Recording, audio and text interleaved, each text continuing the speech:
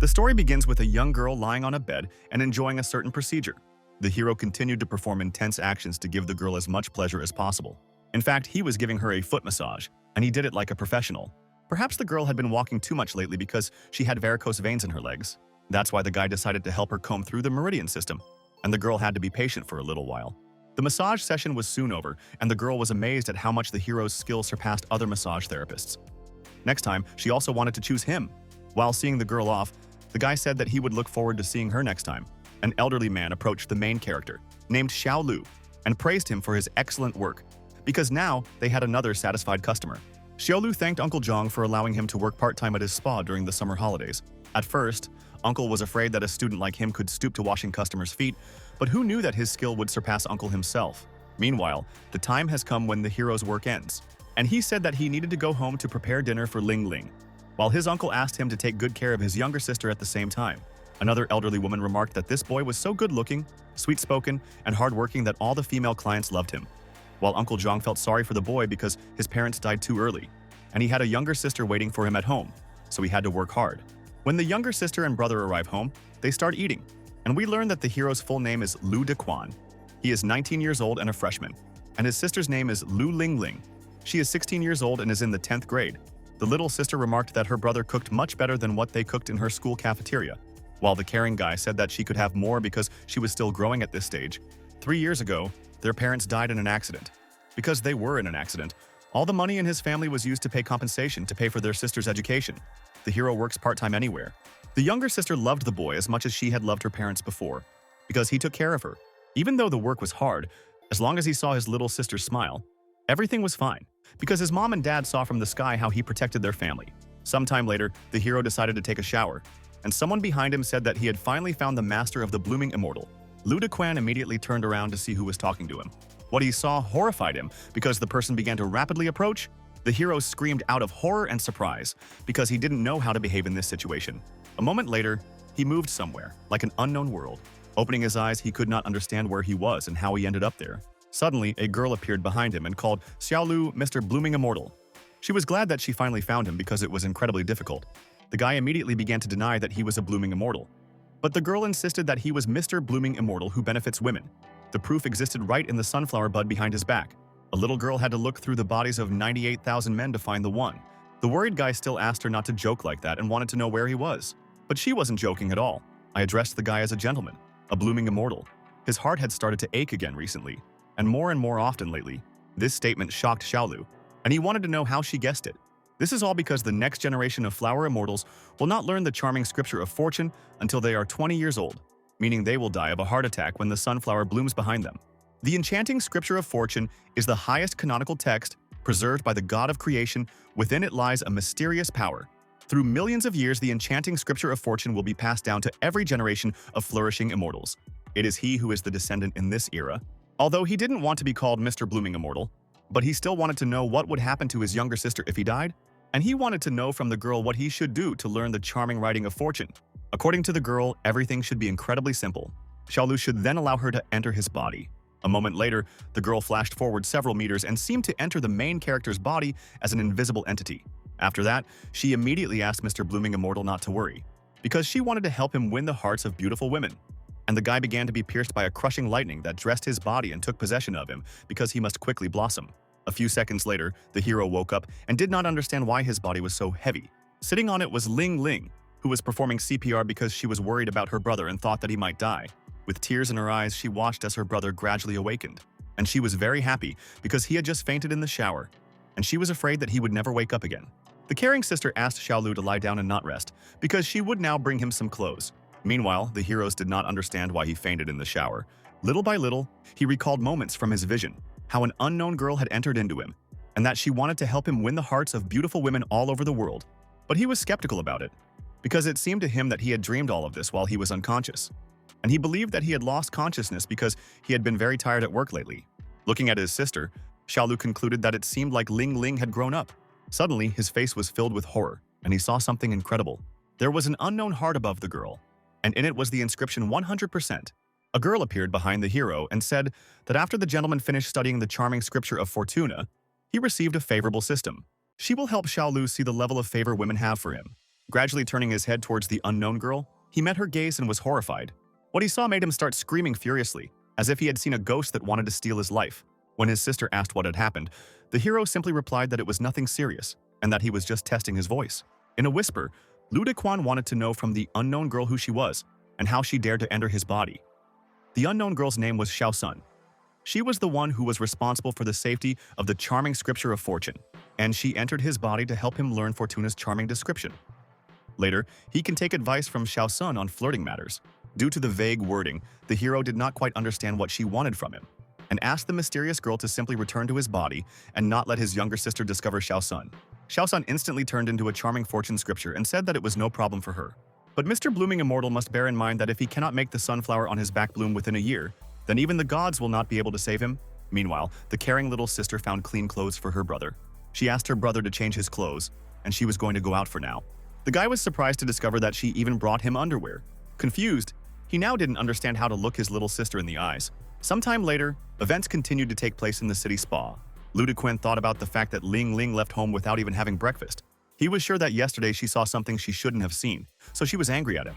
Suddenly, Xiao Sun appeared and explained to Mr. Blooming Immortal that Ling Ling was not angry with him, as evidenced by the fact that her favor towards him had not diminished. At the same time, the hero wanted to understand why his sister had not had breakfast, although this was a favorable system, and it was certainly reliable. But this question still worried him.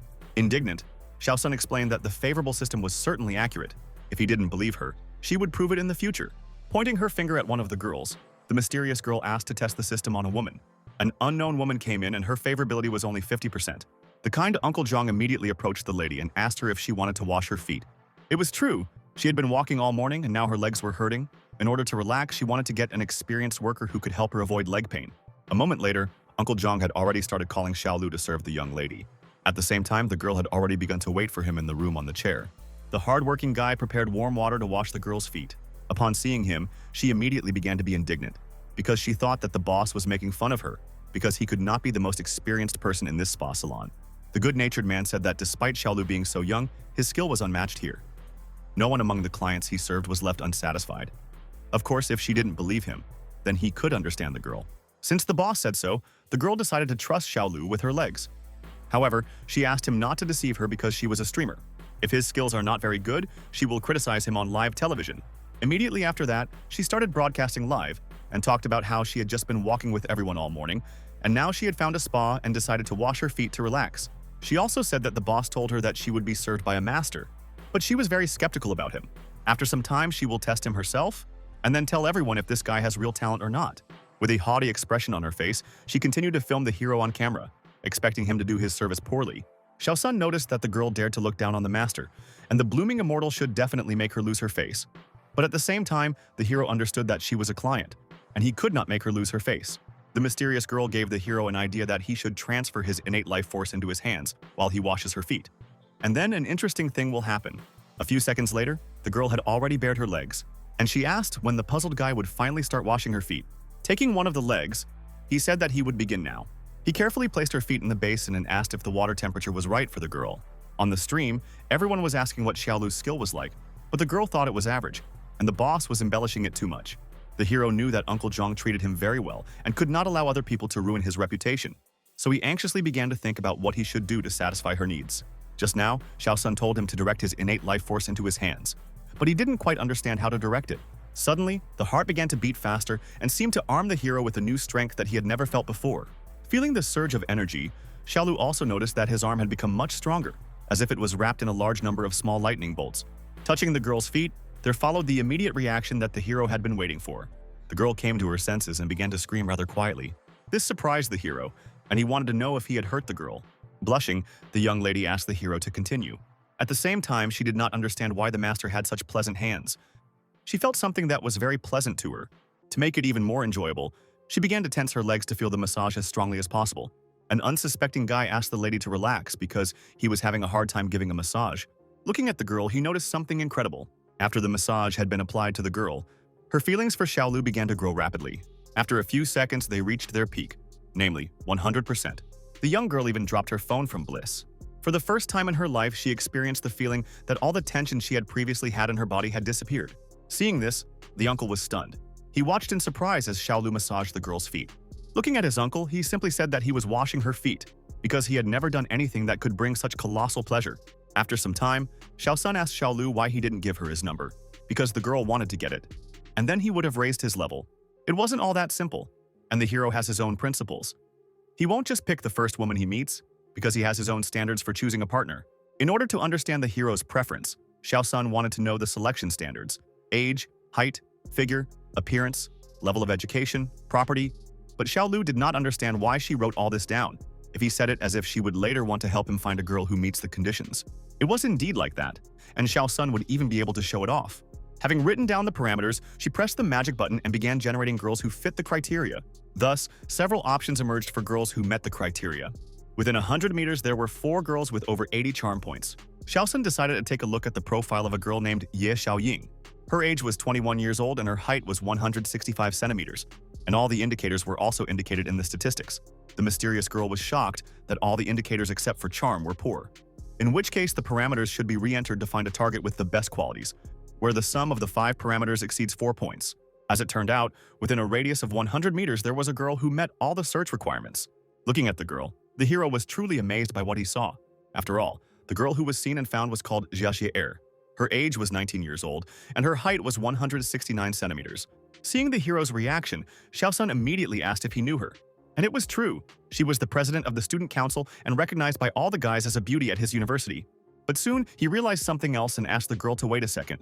After all, Xiao Sun just said that Jiaxie Er was 100 meters away from Xiao Lu. Literally a moment later, they noticed her in a passing car. As soon as the girl turned her head, she did not see anyone standing on the street. Xiao Lu hid fearfully because he couldn't help but hide because of what happened before. It all started with the events that took place a month ago. The hero finally had summer vacation, so now he won't worry about finding a job. He ran joyfully down the corridor, and a girl walked next to him. Soon, their gazes met and they looked at each other with fear. Unfortunately, the guy accidentally bumped into Jiaxie Er and she fell. At the same time, when he was trying to help her get up, he accidentally started touching her in the wrong place, which made him feel embarrassed. Just like the girl herself who was lying on the ground and couldn't even say anything. At that time, he was afraid that he would not be able to explain himself clearly, so he ran away.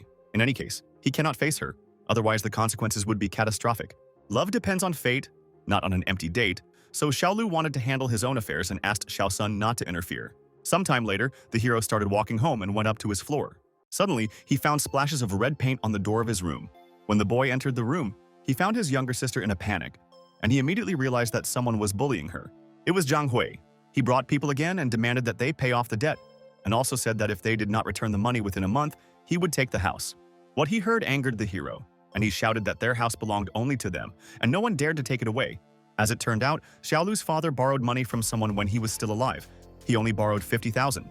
But that person charged high interest rates, and in 3 years, the 50,000 grew to over 1 million. While the hero was thinking that even for robbing a bank he could get less money, suddenly a message came on his phone. The message stated that they were celebrating the birthdays of the employees, the personnel responsible for relieving stress at the Heavenly Horses Center. The owner gave 28 gifts, namely an Audi and 280,000 in cash. He realized with sadness that they all worked in the service sector, but for some reason some of them earned too much. Suddenly, Xiao Sun told the hero that Mr. Blooming Immortal might also be one of them. After all, he can both earn money and cultivate a charming description of fortune, and that's great. This means that the staff responsible for stress relief must make women happy. Realizing this, he realized that with his abilities he could do it. As he stepped outside, he looked at his home and realized that no matter the price he had to pay, he still had to protect his family's home. Sometime later, events continued to take place in the nightclub. The main character stood at the bar and watched the people who were in the nightclub. There were a lot of them, and they all sat in pairs and drank. The hero realized with sadness that all the people here seemed very happy. The security guard knocked on the boss's office door and said that someone had come to file a complaint. Seeing that the boss was a girl, Xiao Lu was shocked and stunned by what he saw. The lady immediately asked the hero why he wanted to work here, and he, in turn, replied that he needed money. This honesty made the woman happy, because in fact it was very easy to make money in this industry, but he had to have equivalent talent. It is for this reason that he must pass the test. The woman also noted that the hero has good facial features. The confused boy waited for information about what test he would have to take. In turn, the woman whispered in his ear that she was sorry that he had no experience at all and was far from brave. But she also wanted to know how he was able to open the hearts of clients to make them happy. As a stress reliever, the most important talent is that he must have a special charm, making women happy. But the boss did not see this potential in Xiao Lu, so she ordered him to leave. Having heard the refusal, The hero thought that he couldn't even take advantage of this chance. After leaving the room, the hero heard someone shouting at Mrs. Lee, asking her not to do this because Leon was not here now. The woman was extremely indignant because the man who was serving her was busy serving another woman. She took out the money and began to demand that the guy come to her. While throwing money, the woman shouted for Leon to come here and drink alcohol with her. One of the guards approached the boss and said that he had already called Leon, but he did not answer.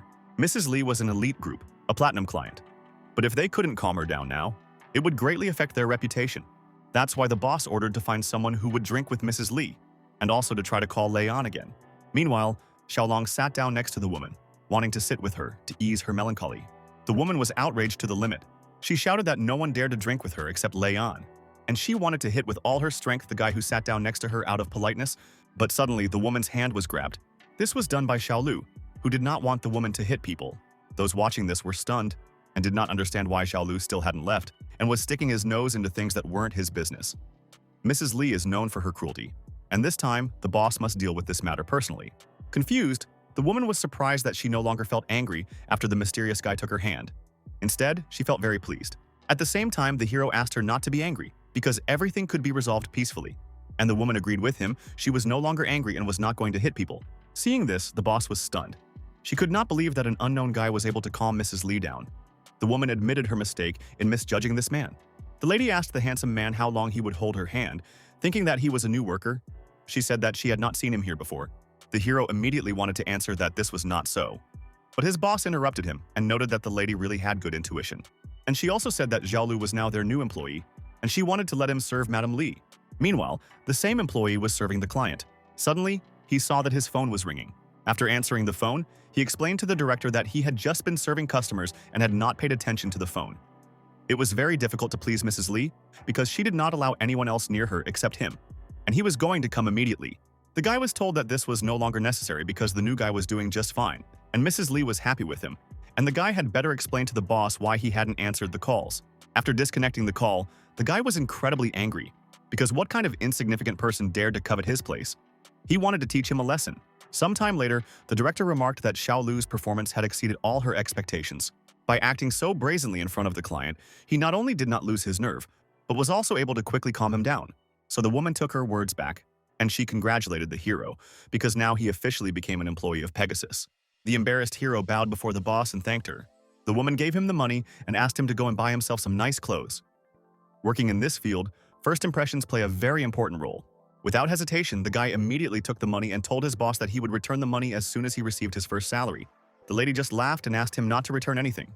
This is the same money that he just received from Mrs. Lee for the service. Today he should just go home, and tomorrow he will start work.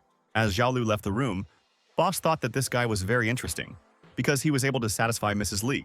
Perhaps he was lucky, or he just had a talent that she couldn't see. Arriving home, the hero immediately began to count money.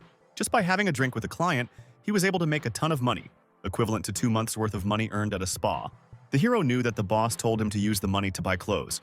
He was going to use 1,000 yuan to buy a suit and put the remaining 9,000 aside. Due to fatigue, the guy was going to bed early and recuperate because he needed to earn 1 million this month to save the house. Meanwhile, events continued to unfold in Pegasus, the stress relief center. A cool sports car pulled up to the center. From her came that very Leon, who was one of the best masters in Pegasus. The director noted that he had finally come, and if the same thing as yesterday happened again, he didn't know how he would be able to explain everything to the boss. But the guy didn't consider it a problem, because for him it was a trifle, because in front of him every client was obedient, like a kitten. And he wanted to know more about the newcomer who replaced him yesterday, serving Mrs. Lee. Seeing him, Leon didn't understand why the missus was so pleased with him, because he looked completely ordinary. Since he helped Leon and take care of Mrs. Lee yesterday, he, as an elder, should reciprocate when Miss Zhao Ying returned, so he asked to recommend Xiaolu. The director immediately realized that Leon wanted to get rid of a competitor, because he asked to recommend Xiaolu to the woman who was a rookie killer. It was clearly similar to the place. Meanwhile, a girl entered the Pegasus establishment. All the guys were in suits and bowed before her, saying, "Welcome." Some of the workers were in the monument because the rookie killer came. This girl, Zhao Ying, she likes to put the newcomers on display and give grades to each of them. Then she publicly announces the results. Later, no one will choose the newcomers who received low scores from her. So everyone calls her a newcomer killer. Walking past all the workers, the girl noticed that a new guy had appeared, and she chose him. While spending time with the girl, she hinted that just drinking was not interesting at all, and they should go out and play. But the guy was also against it because it was not interesting at all outside, and they should play indoors. The impudent girl was outraged by this, because why would a newbie like him not satisfy the client's request and pretend to be a kind person? However, since Mrs. Zhao wanted to play, he naturally decided to fulfill her request. Together they came to the hotel room. The alarmed hero realized that he had come here after all, and he couldn't believe that they would really do this right now. Suddenly, Xiao Sun appeared, who forgot to tell the blooming immortal something. Before the sunflower on his back blooms, he must maintain his virginity, and if this doesn't happen, it will explode. Hearing the terrible hero, he did not know what to do in this situation. Because of this, he started yelling at Xiao Sun because she didn't tell him about it earlier. But the girl had an argument that he didn't even ask. At the same time, the door swung open. The client wanted to know why Xiaolu was still wearing clothes. Thinking over the plan, the hero understood that the only way out was to escape. Even if he was complained about and fired from work, it was still better than dying like this. Xiao Sun turned to the master and said that he could raise her favor level so that she would not put him in an awkward position. And this was indeed the case, because the previous girlfriend was also unhappy with him. But after filling out a blog at a prone level, she even actively wanted to get his phone number. Maybe he could use this trick to solve the problem. All this time, the girl was watching the hero and asked what he was whispering and why he still hadn't undressed. The friendly guy told the miss that he would like to try his massage skills first because he was sure that she would like it. The girl was amazed that the hero knew how to do a massage. He immediately noted that he learned this in one spa salon, and among the clients who tried it, no one was dissatisfied. The girl decided to have a massage, and the hero understood that success or failure now depended on it. First, he decided to massage the girl's shoulders and used his abilities. Miss immediately felt something unusual. It's like a dying man who lacks water in the desert suddenly takes a sip of water and experiences an indescribable feeling of happiness. Because the lady had been sitting for too long, her shoulders were tense, and Xiaolu wanted to relieve the tension with his masterful movements. After his massage, she felt much more comfortable. With each passing second, the level of favorability increased. The girl had the feeling that his hands had magic. No man had ever caused such a feeling in her. She felt more than 100 times more comfortable. And finally, the favorability level reached 100%. The blushing lady was so happy, she felt like every cell was being activated, as if her life force was returning again. Because Xiaolu pressed on the girl's sleepy acupuncture points, she must have fallen asleep. Since he did everything he could, she should just accept her fate. Sometime later, events continued to take place at Shuangde University. Some guys were talking about how the opening ceremony of the new school year had finally happened, and they wanted to try putting a bottle of water on the roof of a car to see if this trick would work. They had already done it 100 times, and this time they would definitely succeed. And it was indeed so. A girl came up and said that she saw how the two guys put a bottle of water on the car. The guy watched the girl with loving eyes and offered to keep them company, but the girl insisted that leaving a bottle of water on the roof was bad.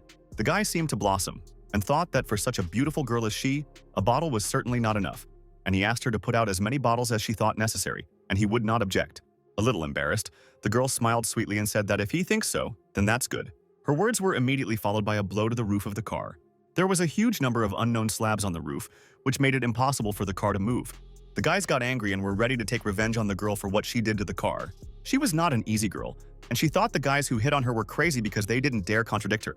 She ordered her security guards to deal with these two guys and their wrecked car and then get them out of sight. As long as she is the student council president, she will absolutely not allow anything to happen that will harm the university. Now she has dealt with the guys at the school gates, next will be the campus. She also realized with annoyance that she had previously been attacked by a guy on the last day of the previous semester. Sometime later, the protagonist came to the doors of the student council. This was truly the last place he wanted to be.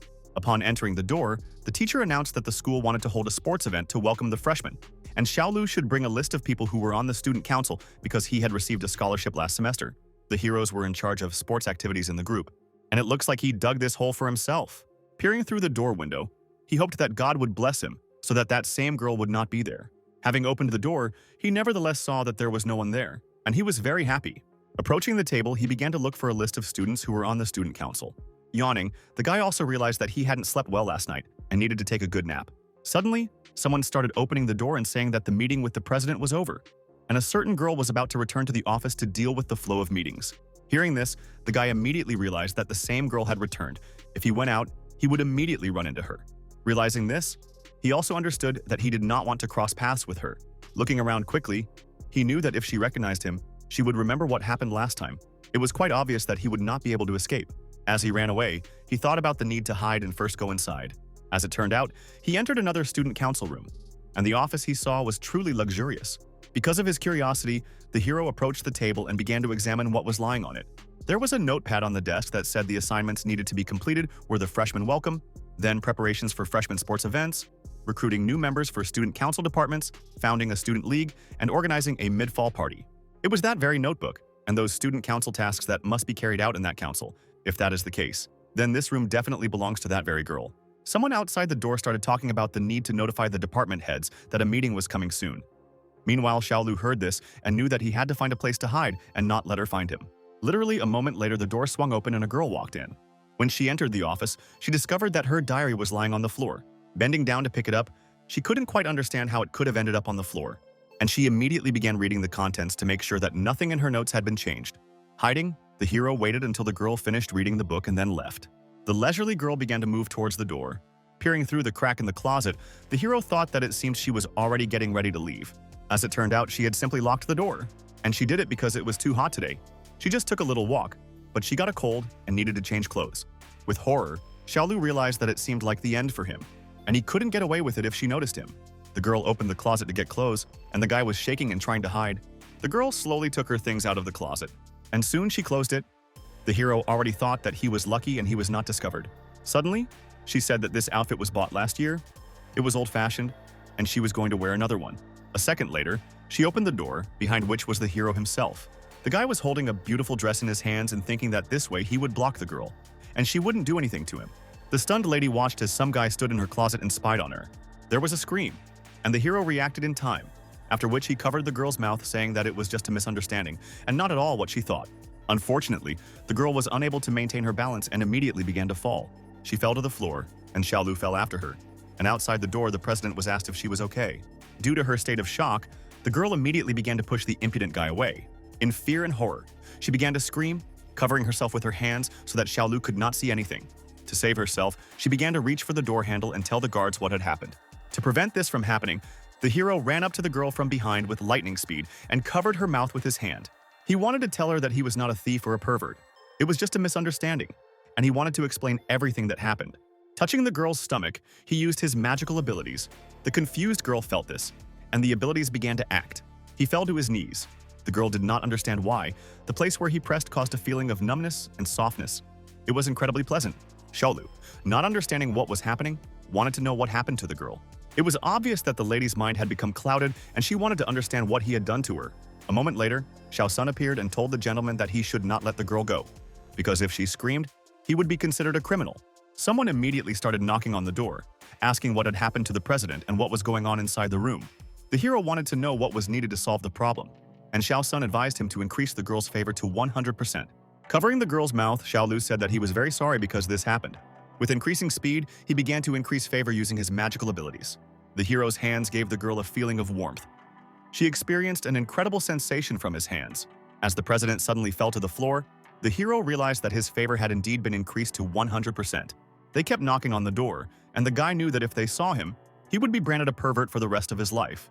Unexpectedly, the girl answered the man behind the door that he shouldn't worry about what happened because she saw a mouse, and now it had run away, and the security needed to continue their work. The stunned guy didn't understand why the president was helping him. But as it turned out, it wasn't that she was helping him, but that she couldn't let others see her in such an outfit. The president started getting dressed. The hero wanted to explain to her.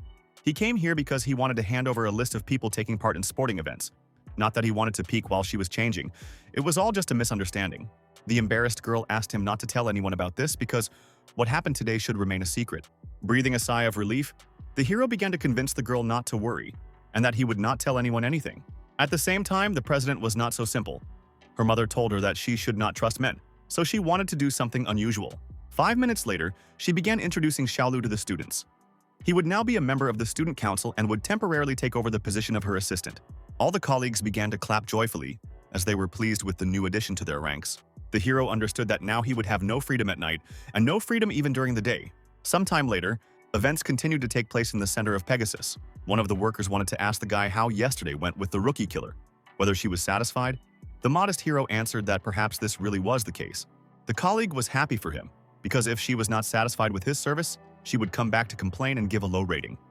Once someone received a rating of 30 points from her, and later that person no longer appeared in this industry.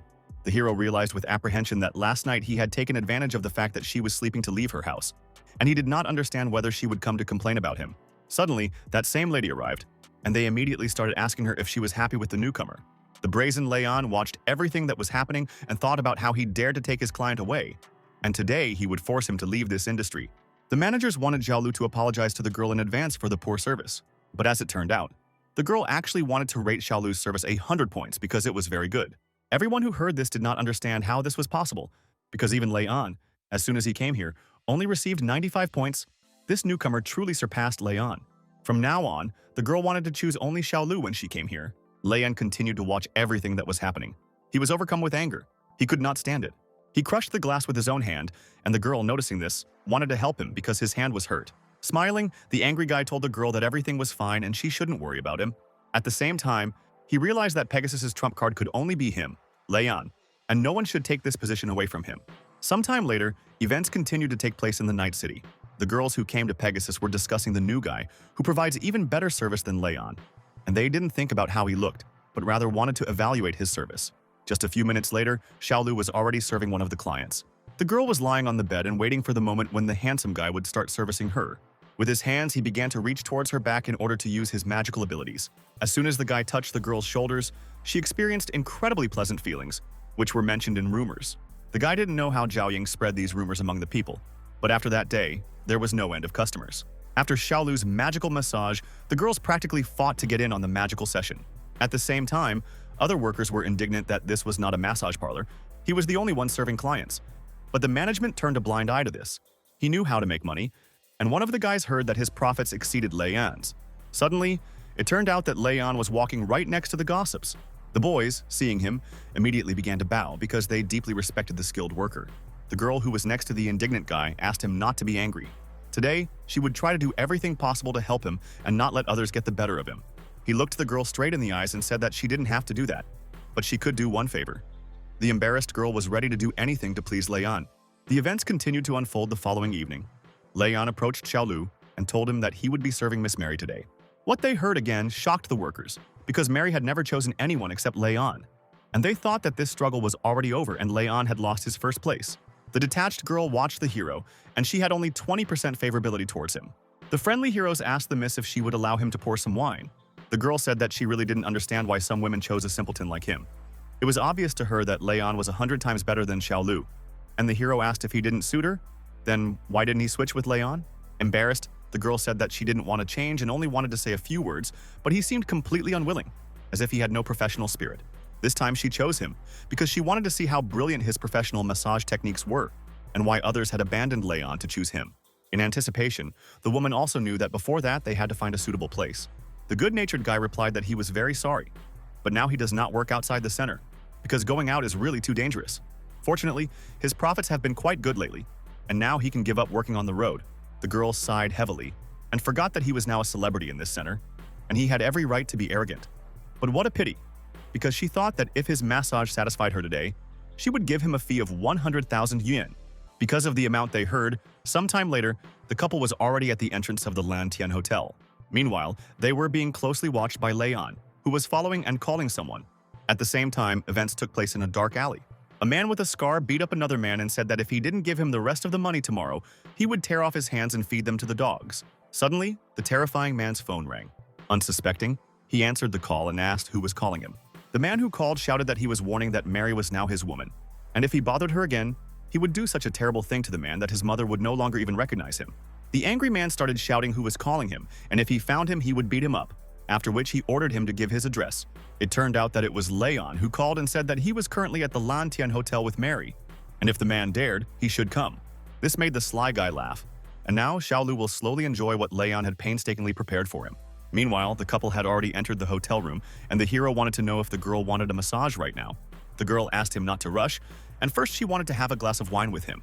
At the same time, she remembered that Leon told her that when the hero fell asleep, she should take off his clothes and then throw him out into the street so that he would be disgraced in front of everyone. He also gave the girl an antidote. If she drank a glass of wine, then nothing would happen. Together they began to drink wine, and the girl thought that since he had offended her lover, she would take revenge on him for it. Sometime later, the girl found herself on the bed and asked the hero to come to her. If he satisfied her, the money would be his. Xiaolu knew that the girl would definitely be satisfied if he used his powers. After literally one touch, the girl began to make unusual sounds. Her body began to tremble and she felt very strange. As it turned out, the hero didn't even touch her and didn't quite understand what had happened. Xiao Sun explained that someone had poisoned the wine they had just drunk, after which Xiao Sun laughed. Because such wine cannot poison the hero, because he cultivates the charming scripture of fortune. As long as the poison has not dissolved in the body, it will not affect Xiaolu. The energy he takes from the charming scripture of fortune is a kind of vital energy, and the source of life is water. In other words, his energy attribute is water. And his massage is so pleasant because his power allows him to interact with the blood in people's bodies, which helps make them satisfied. And it also means that his body uses life energy to neutralize the poison he drank. Surprisingly, Xiaolu had previously thought that the charming scripture of fortune was an unjust cultivation method, and did not expect that it was so surprising. Xiao Sun was immediately indignant, because she did not understand how the charming scripture of fortune could become an unjust cultivation method. The hero immediately realized that now was not the time to argue, and that he needed to help Miss quickly. First of all, he needed to help her get rid of the poison in her body. But he also didn't understand who poisoned her. There was a loud knock. Someone was knocking on the door and shouting for Mary to open the door, because he wanted to know how she dared to cheat behind his back. The man threatened to cut the guy with whom she cheated into pieces. Looking through the peephole, the hero saw that bandits had visited him, and he immediately realized that someone wanted to set him up. One of the bandits was Zhang Hui. As it turns out, Mary is Zhang Hui's woman, and he still owes him money. If he sees this, the guy doesn't know how his fate will turn out, and the bandits might also knock down the door. It is not safe to remain in the room, and the hero has no choice but to climb out through the balcony. Xiao Sun immediately told the hero not to dare jump because it was too dangerous. Since the heroes have the power of water, he should try his skills. The mysterious girl told him that he would not be able to get down even if he used water, and then the guy realized that maybe ice could help him. Using his abilities, he created a block of ice and was able to easily slide down it from the balcony. Suddenly, he found Leon's car downstairs and immediately realized that he had organized all of this. Xiaolu was definitely going to return the favor.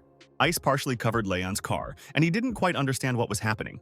Looking in the other direction, he was stunned to see Xiaolu descending on the ice. In order to take revenge, the hero kicked the villain in the face with all his might. The bandits from the balcony noticed the hero as he ran away, but he was not going to wait for them, because he was not a fool. The bandits found Leon, and the lead bandit immediately realized that this brat had called him recently. The worried guy started to get worried and said that it wasn't him, and that he was misunderstood.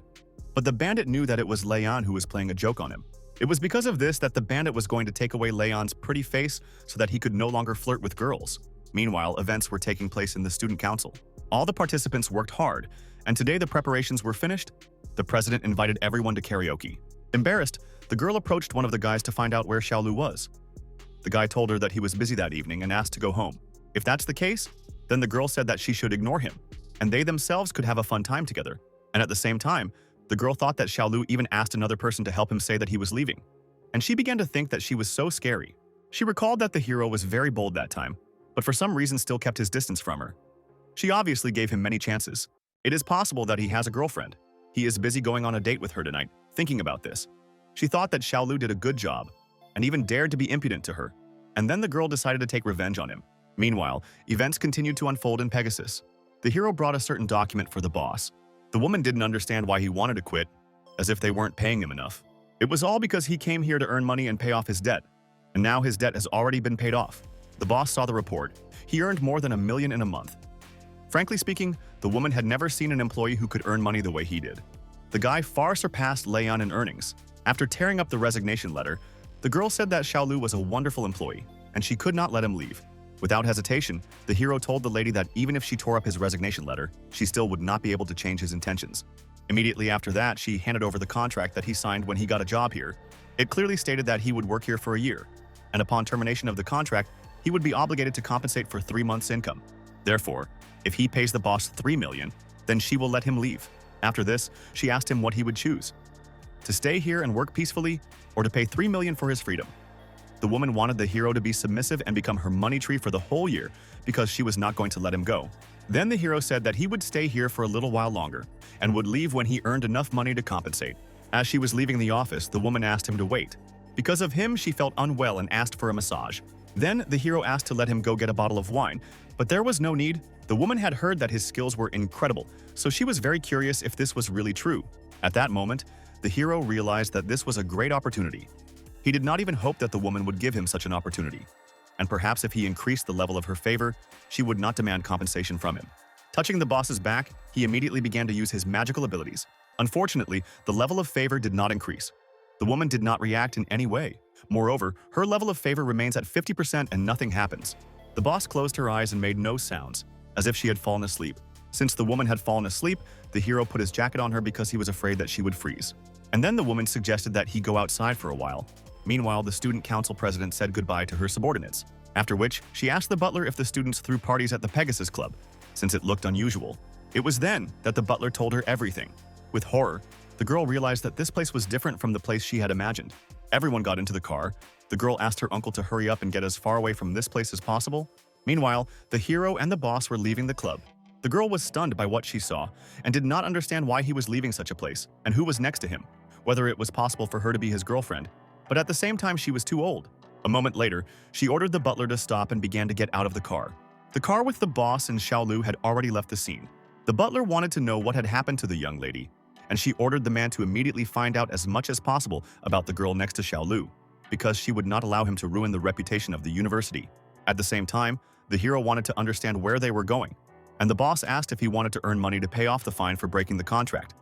That's why she wanted to introduce him to the client, and then the guy wanted to know why the client didn't come to the club himself and why they had to pick him up. Moving quickly around the city, boss said that he would find out everything when they arrived. Meanwhile, they arrived at Qingshan Mental Hospital. As it turns out, the client is neither a doctor nor a nurse. She is a patient. The hero immediately hinted to the lady that this was not good. Without the guardian's permission, they could not work here. This patient is the boss's younger sister, and she is her guardian. Upon entering the psychiatric hospital, a nurse immediately greeted them and asked Miss if she had come to visit her sister. As before, the woman did not communicate with anyone and is aggressive towards men. As long as she doesn't see men, she behaves quietly. And Miss asked the nurse to continue working, and they were going to stay here for a while and then leave. Xiaolu looked at boss and said that he was not a doctor, and that doctors should be the ones to treat her sister. Unfortunately, her sister had spent 5 years in this place, but her current condition had not improved at all. Xiaolu understood this, and believed that even if the doctors couldn't cure it, the girl had brought him here in vain. Ever since her sister became like this, the girl had trouble sleeping. But as soon as Xiaolu gave her a massage, she immediately felt comfortable and fell asleep, so she hoped that he could help her sister sleep normally. That would be enough. The hero decided that he would try his best, but the nurse said that the girl goes crazy when she sees men, and then the lady said that she would stand in front of him and distract her attention, and the guy just needs to do his job. Miss entered the room and said that her sister, named Tintin, had come to visit her. Approaching the girl, she said that she shouldn't worry because she wasn't going to hurt her, and the doctors would definitely cure her. She just needed to be strong and not give up. The caring sister knelt in front of Ting Ting, and meanwhile Xiaolu came closer and closer. Suddenly, the girl seemed to discover something, and there was a clouding in her eyes. The boss immediately hugged her and told her not to be afraid because she was here and would protect her. The sister, in turn, without thinking twice, began to bite to protect herself. The heroes meanwhile approached and began to use their magical abilities on the crazy girl. After using her abilities, Lady began to scream violently and was consumed by dark energy. Xiaosun explained that this was the dark energy of the succubi. Succubi are demonic creatures that feed on the life force of humans and are also the sworn enemies of the immortal flower family. Meanwhile, events continued to unfold in the nightclub. Leon came to an unknown girl, and she asked him about how her colleague not only robbed his client, but also made him like that. The embittered guy wanted the lady to heal his face because he simply had to take revenge. At that very second, she came to him to heal his wound. And immediately after that, they intertwined in a tender kiss. After that ill-fated kiss, Leon fell to the floor unconscious. As she walked out onto the path of the nightclub, the girl thought that the losers who came to her would meet the same end. But at least she had healed Leon's wound, and it seemed that for him, this revenge would be his life's work. At the same time, the girl didn't understand that if there was a person more popular than Leon, she couldn't just let go of such an excellent dish. Meanwhile, Xiaosun asked the master to hurry up, because if the succubus's power continued to influence him for a long time, it would eventually take possession of him, just like this girl. It was then that the hero decided to use his magical abilities with even greater power and intensity. But the dark energy was too strong. It knows that it won't take over Xiaolu, so it returned to this girl's body. The worried sister wanted to ask Xiaolu what had happened to her sister, but it turned out that she had simply fallen asleep. The injury to her shoulder was nothing compared to what Tintin had to endure. In that case, Xiaosun asked the girl to find out what happened to her sister. All this happened earlier because of one man. 5 years ago, when Tintin was going to university, she said that she liked someone. Then the girl was very happy for her. But after some time, she disappeared.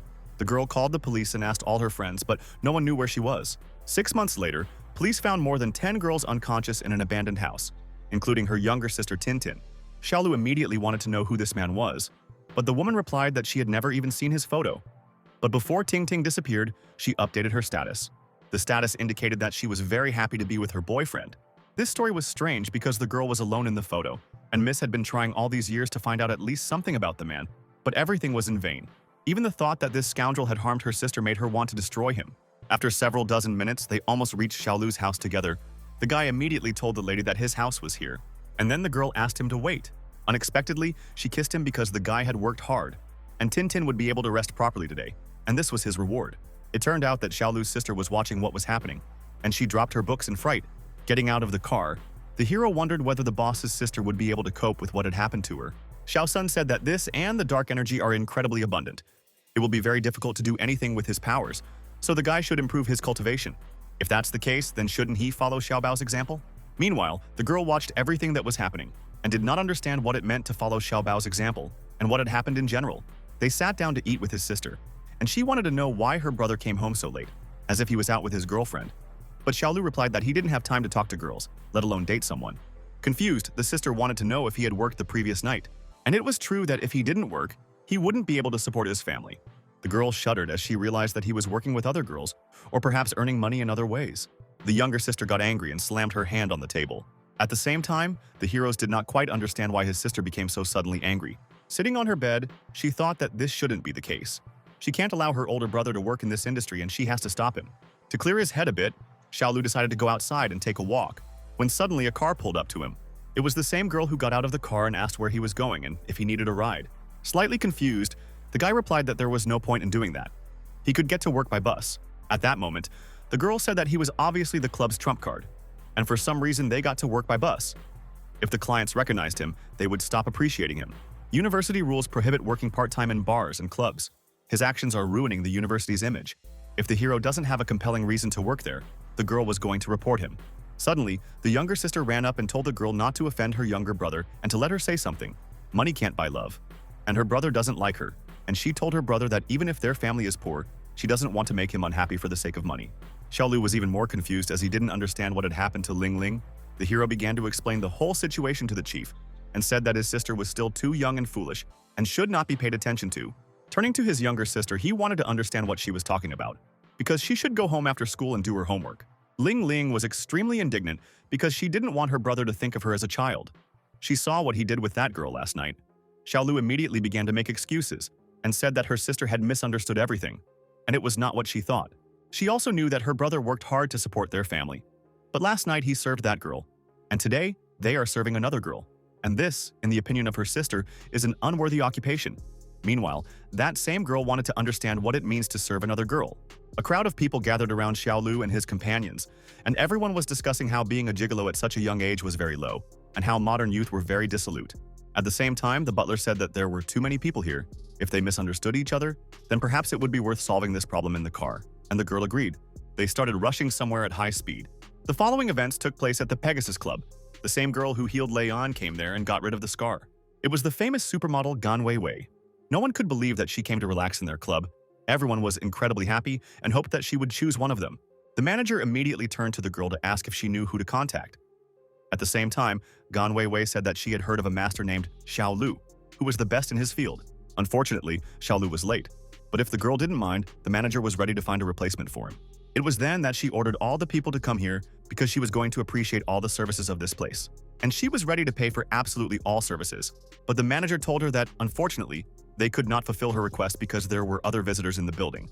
The girls watched her in surprise and were amazed that the supermodel wanted to pay for everything in this club, as if she thought she had enough money for it. In that case, Gan Weiwei decided to use her secret insect puppet, which was created by a dark energy and could control the minds of others. Completely unnoticed, the insect bit one of the girls who was sitting in the establishment. The girls, horrified, did not understand why their mouths were dirty and they had to shut up, after which they began to slap their cheeks with their own hands. The manager approached the girls to ask what had happened to them. Suddenly, he was also bitten from behind by the same insect, and he told Gan Weiwei that he could arrange an all-inclusive service for her. Before eating the main course, she should have tried a couple of appetizers. Meanwhile, Ling Ling was saying that she was very sorry and didn't know that this girl was the student council president and thought that she wanted to be served by her brother. But everything was fine, and the girl did not blame her, because they should blame her older brother. A student gets such a job and it is truly an unworthy job. Out of displeasure, the student club president even stepped on the hero's foot. A little agitated, he continued to sit between the two girls and listen to what they were talking about. The younger sister admitted that, in fact, her brother was doing this to pay off their parents' debt. The man said that if they didn't give him the money, he would take their house. Xiao Lu asked his sister not to worry because he had already paid off their parents' debt. and this place would now always be their home. This news made Ling Ling very happy, and she thought that now her brother would no longer go to this job and should quit as soon as possible. But Xiao Lu admitted that he told his boss last night that he wanted to quit, but he signed a one-year contract before that, so if he quit, he would have to compensate for the damage under the contract. It was then that his sister asked how much compensation would be. Rubbing the back of his head, the hero admitted that it was only 3 million yuan. The sister was stunned by what she heard. She couldn't believe that the hero needed to pay such a large sum. But the student club president said that she received about that amount for all her pocket money per month, and therefore asked them not to worry because she was ready to pay for Xiao Lu. The guy felt awkward and said that he couldn't accept her money. But the girl didn't say that she would just give him the money. It was just an investment in the future because he would work for her from now on. The younger sister also thought that working for Sister Sia was much better than leaving things as they were, and he should agree.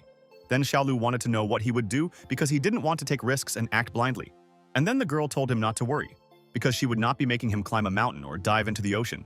He would just make tea, bring water. And the girl also thought about the fact that he could give her a massage. But he didn't say this. She cleared her throat and asked whether he would accept her money or not, because she thought that perhaps he didn't want to quit. The inspired guy was ready to work hard to repay the girl. A little embarrassed, the lady was very glad that the guy she liked agreed. Immediately after this, the rich lady asked her uncle to go towards Pegasus, and they immediately set off there with lightning speed. A few minutes later, events continued to unfold near the Pegasus Club. Looking at this place, the younger sister could not believe that this was the place where the hero worked. She wanted to go inside and look around. The guy smiled and said that there was nothing to see here, that he needed to talk to the boss now and that he would be back as soon as he finished. The girls decided to stay together on the street while he resolved the issue with his boss. Upon entering the club, Xiao Lu couldn't understand why it was so empty and no one was there to greet him. Due to the emptiness in the club, the guy thought that everyone had been let go on leave on the same day, after which he met the director. Looking into the director's eyes, the hero asked where the rest of the employees were. With a blank look, the director replied that all the employees were working in the all-inclusive room, and he should also hurry there because the client was waiting. The hero was against this because he would not be able to serve customers and came to talk to the boss. Without any emotion, the director repeated again that the client was still waiting for him and that he should hurry up and serve her. Suddenly, Xiao Sun appeared and said that something was wrong here. This man was under the influence of the succubus puppet insect. His consciousness was under someone's control. Hearing this, the guy couldn't believe it. Because the boss's sister had also suffered from the succubus, Xiao Sun also didn't quite understand what was going on. There were many succubi in the world, and they all had different abilities. For example, this succubus uses an insect, which means it's definitely a control class soup. The maximum distance of an insect from its owner is 50 meters. Therefore, the succubus is somewhere nearby. Xiao Lu guessed that he was most likely in the all-inclusive room now and wanted to know what he should do in this situation. Xiao Sun guessed that the succubus didn't know who he was yet, and if that was the case, she wouldn't use the puppet in front of him. Perhaps this was their chance to make their first move. The determined hero, upon hearing Xiao Sun's words, immediately realized that he had to fight the succubus, even though he had never studied martial arts. Xiao Sun smiled and said that he was underestimating himself. As he cultivated, his strength, reaction, and agility were becoming better and better, surpassing the abilities of an ordinary person. In addition, Fortune's charming scripture was the bane of all succubi. No matter whether it was by chance or not, they would definitely win.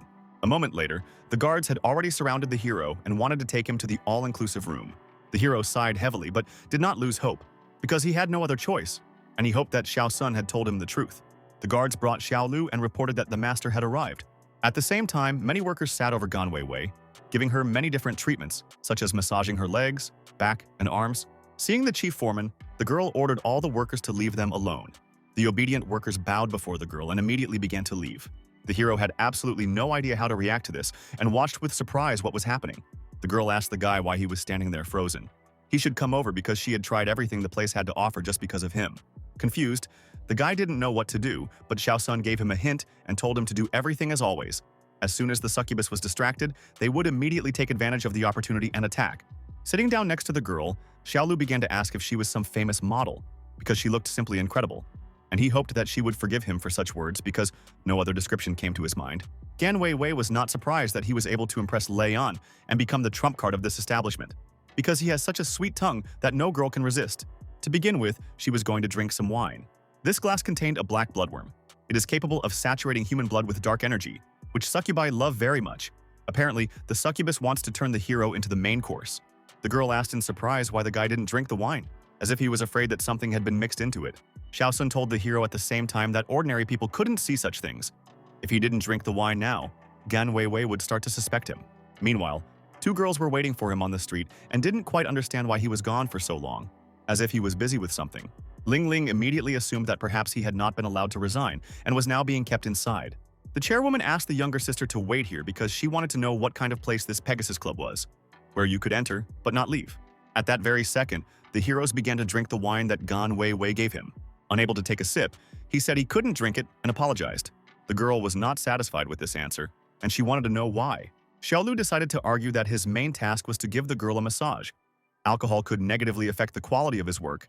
He is not perfect in this matter, so first the massage and then the drink. He wasn't entirely sure that such a lie would convince her, and in the worst case, all that remained was to disobey. The delighted girl was confused, but asked that as soon as he finished the massage, he not forget to have a drink with her. She also asked him, while he was working, not to forget to use force and not to be afraid to cause pain because she loved strong men. The mysterious girl knew that this was the master's chance.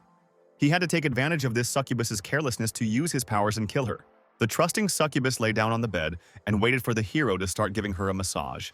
Suddenly, in the reflection of the glass, she saw that the hero was using his magical abilities and approaching her from behind. Immediately after that, she began to turn around to prevent Xiaolu from getting any closer to her. "Get on your feet." The girl wanted to understand who this guy really was. Suddenly, Xiao Sun appeared and shouted for the succubus to open his eyes wider and see that this gentleman is an honorable immortal. Flourishing, wise, kind, and gallant. The immortal Bloom family is the succubus's worst enemy, and Gan Wei Wei admitted that she had been too careless. In order to protect herself, the girl abruptly turned the table over and began to hide behind it. After that, she started to run away abruptly. Succubi who specialize in control are very bad in close combat, and you shouldn't give her the opportunity to escape. As she approached the door, the girl turned around to see if the guy was running after her. At that very second, the hero manages to touch the impudent succubus and use his magical powers. From literally one touch, the succubus fell to the ground and was literally helpless. Because of this attack, Gan Wei Wei was seriously injured. One more blow, and she would definitely die. The protagonist was preparing to deliver the next crushing blow to destroy the impudent succubus, and was gradually approaching. Suddenly, the head of the student council appeared, who wanted to know what the guy was doing, and how he could beat a girl, and whether he was still a man. The confused guy wanted to know why the president came here. At the same time, the caring girl tried to help the wounded lady and wanted to call an ambulance in order to save her. Xiaolu didn't expect this and immediately shouted at her not to approach her because the succubus was dangerous. The insidious succubus grabbed the student club president by the neck and lifted him off the ground. Looking straight into the eyes of the demon, the hero asked not to drag innocent people into this. If she lets her go, then so be it. He will let the succubus go. What she heard made Gan Wei Wei happy and she took action. With her strength, she threw the helpless girl straight into Xiaolu's arms. Suddenly, the student club president found himself holding a knife in his hands. Fortunately, Xiaolu noticed this and stopped the lady in time. With all his strength, he threw the knife in the other direction, having first taken it from the girl. The knife crashed into the wall, although it could have pierced the main character himself. The angry guy wanted to know what was going on here. The student club president's eyes were also red, and his gaze was completely empty. Unfortunately, the girl was also bitten by a puppet tick, and is now under the control of a succubus. Thus, the hero realized that if Gan Wei Wei did not keep his word, then she should not even hope to leave here alive. Laughing, the succubus angrily asked him not to rush and not to forget about his friend. After all, she would now advise keeping herself in hand. Otherwise, she was not sure that this girl would not harm herself. With horror, the hero began to think through his next plan of action. Soon, the student club president began to take Gan Wei Wei away, saying that they needed to get out of here. Leaving the club, the hero was met by his younger sister. The puzzled guy immediately asked his sister where Shake-er was. In confusion, the sister said that she had just brought out some beauty, after which they got into the car and drove away. The expression on her sister's face was so strange. Ling Ling tried to call her, but she did not react at all, as if they had quarreled when they were inside. With a heavy sigh, the guy sadly admitted that nothing like that had happened in the club. A moment later, a new message arrived on the hero's mobile phone. It stated that if he wanted to save Shake-er, he needed to come to the Kai Huan Hotel, room 21. As Xiaolu ran away in a hurry, he shouted at his sister to run home and that he needed to take care of something. Ling Ling immediately realized that her elder brother was hiding something from her, and she was incredibly angry at him. Sometime later, events continued to take place at the Kai Huan Hotel. Your hero entered the elevator and pressed number 21 to save Shake-er. Xiao Sun warned Xiaolu that this was definitely a trap, and that he was now walking straight into an open mousetrap.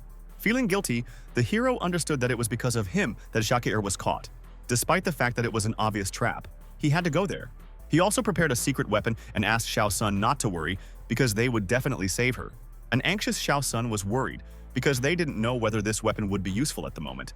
If it suddenly turned out to be ineffective, then no one would know what to do. Zhao Lu at the same time understood that if this happened, they would need to come up with another plan. Every problem has several solutions.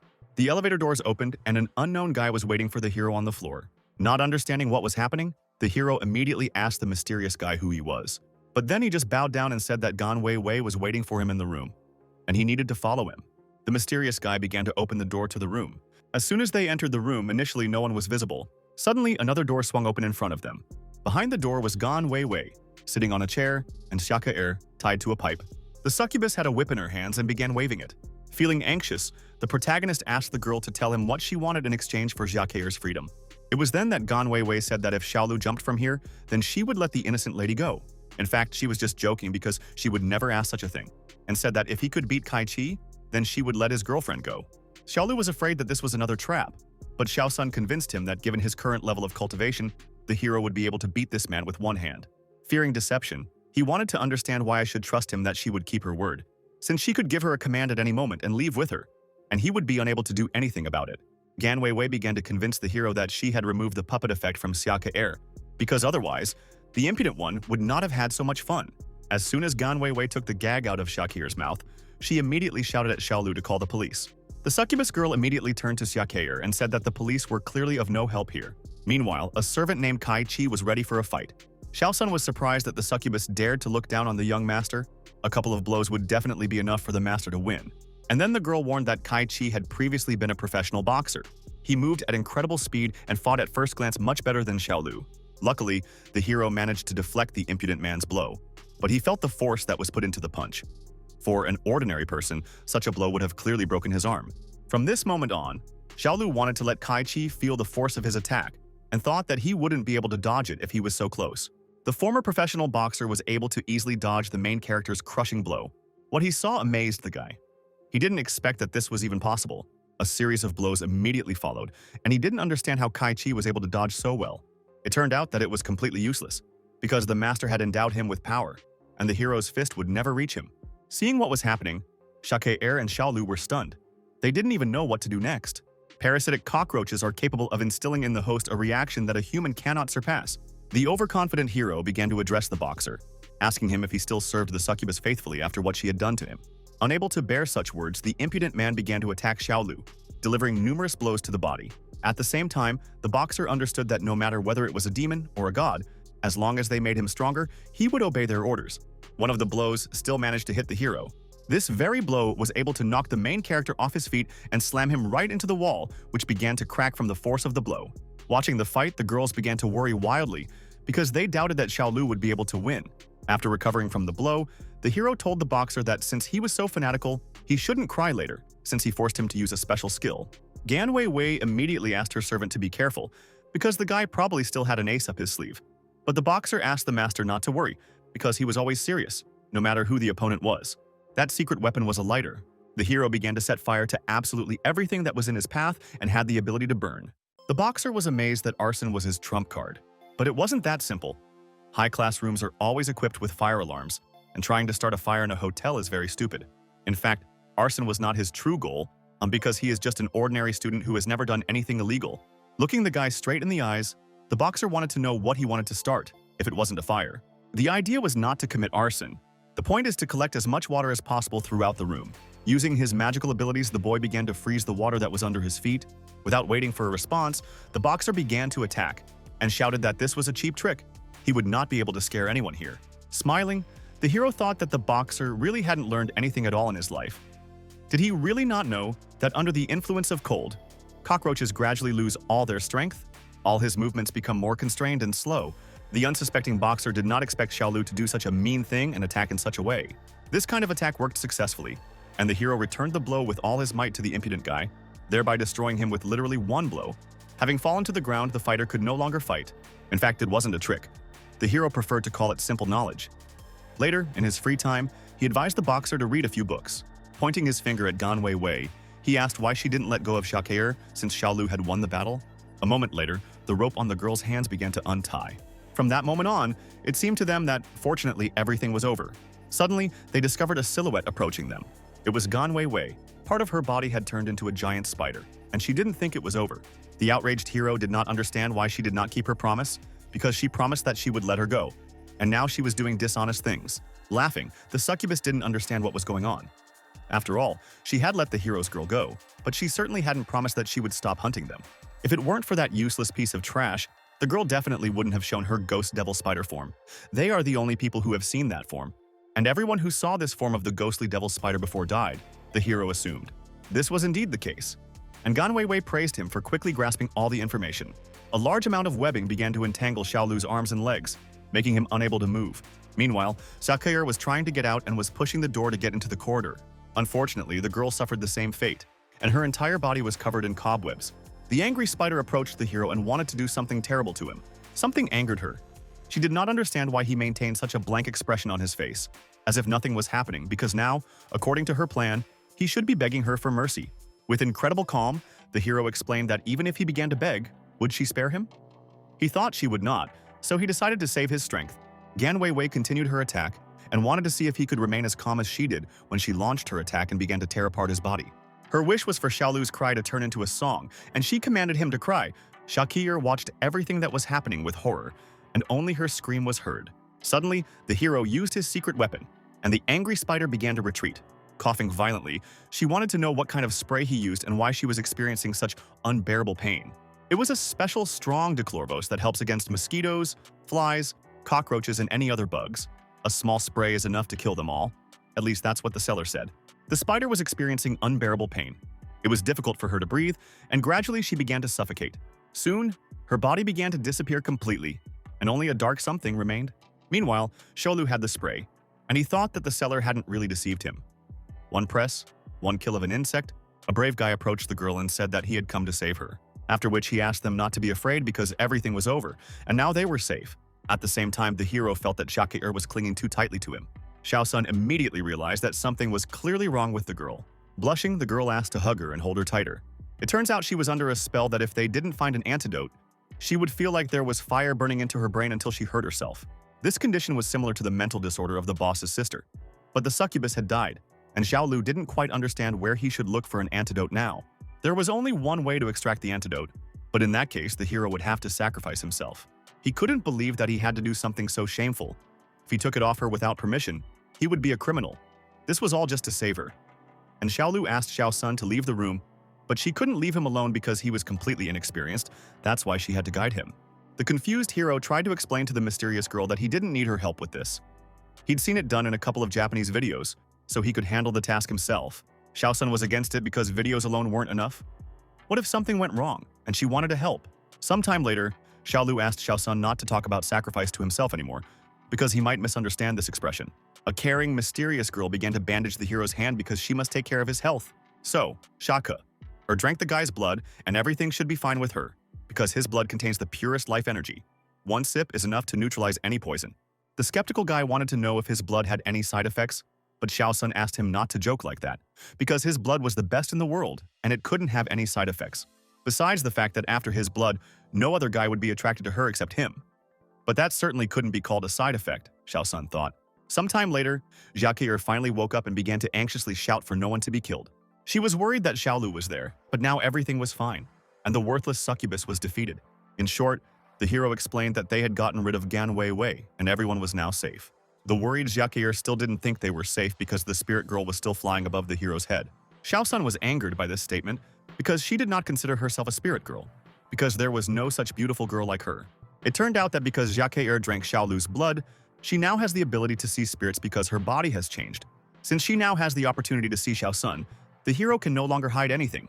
A few minutes later, after telling the whole story, he apologized to the girl for dragging her into all this, and for the succubus grabbing her because of him, Shaka. Her thought that if Xiaolu hadn't told her all this and she hadn't seen it with her own eyes, she would never have believed that there was an evil creature like this succubus in this world. Fortunately, the hero dealt with the succubus, and this should not happen again. Xiao Sun reminded him at the same time that this was not the only succubus in this world, and that in the future, other succubi would appear and attack him. The indignant hero began to say that this succubus was enough for him, and he did not want to meet anyone like that in the future. All this is because the blooming immortals are the worst enemies of the succubi. This is a punishment for the forbidden love between heaven and earth. Even if both sides do not seek a meeting, they will still sometimes bump into each other.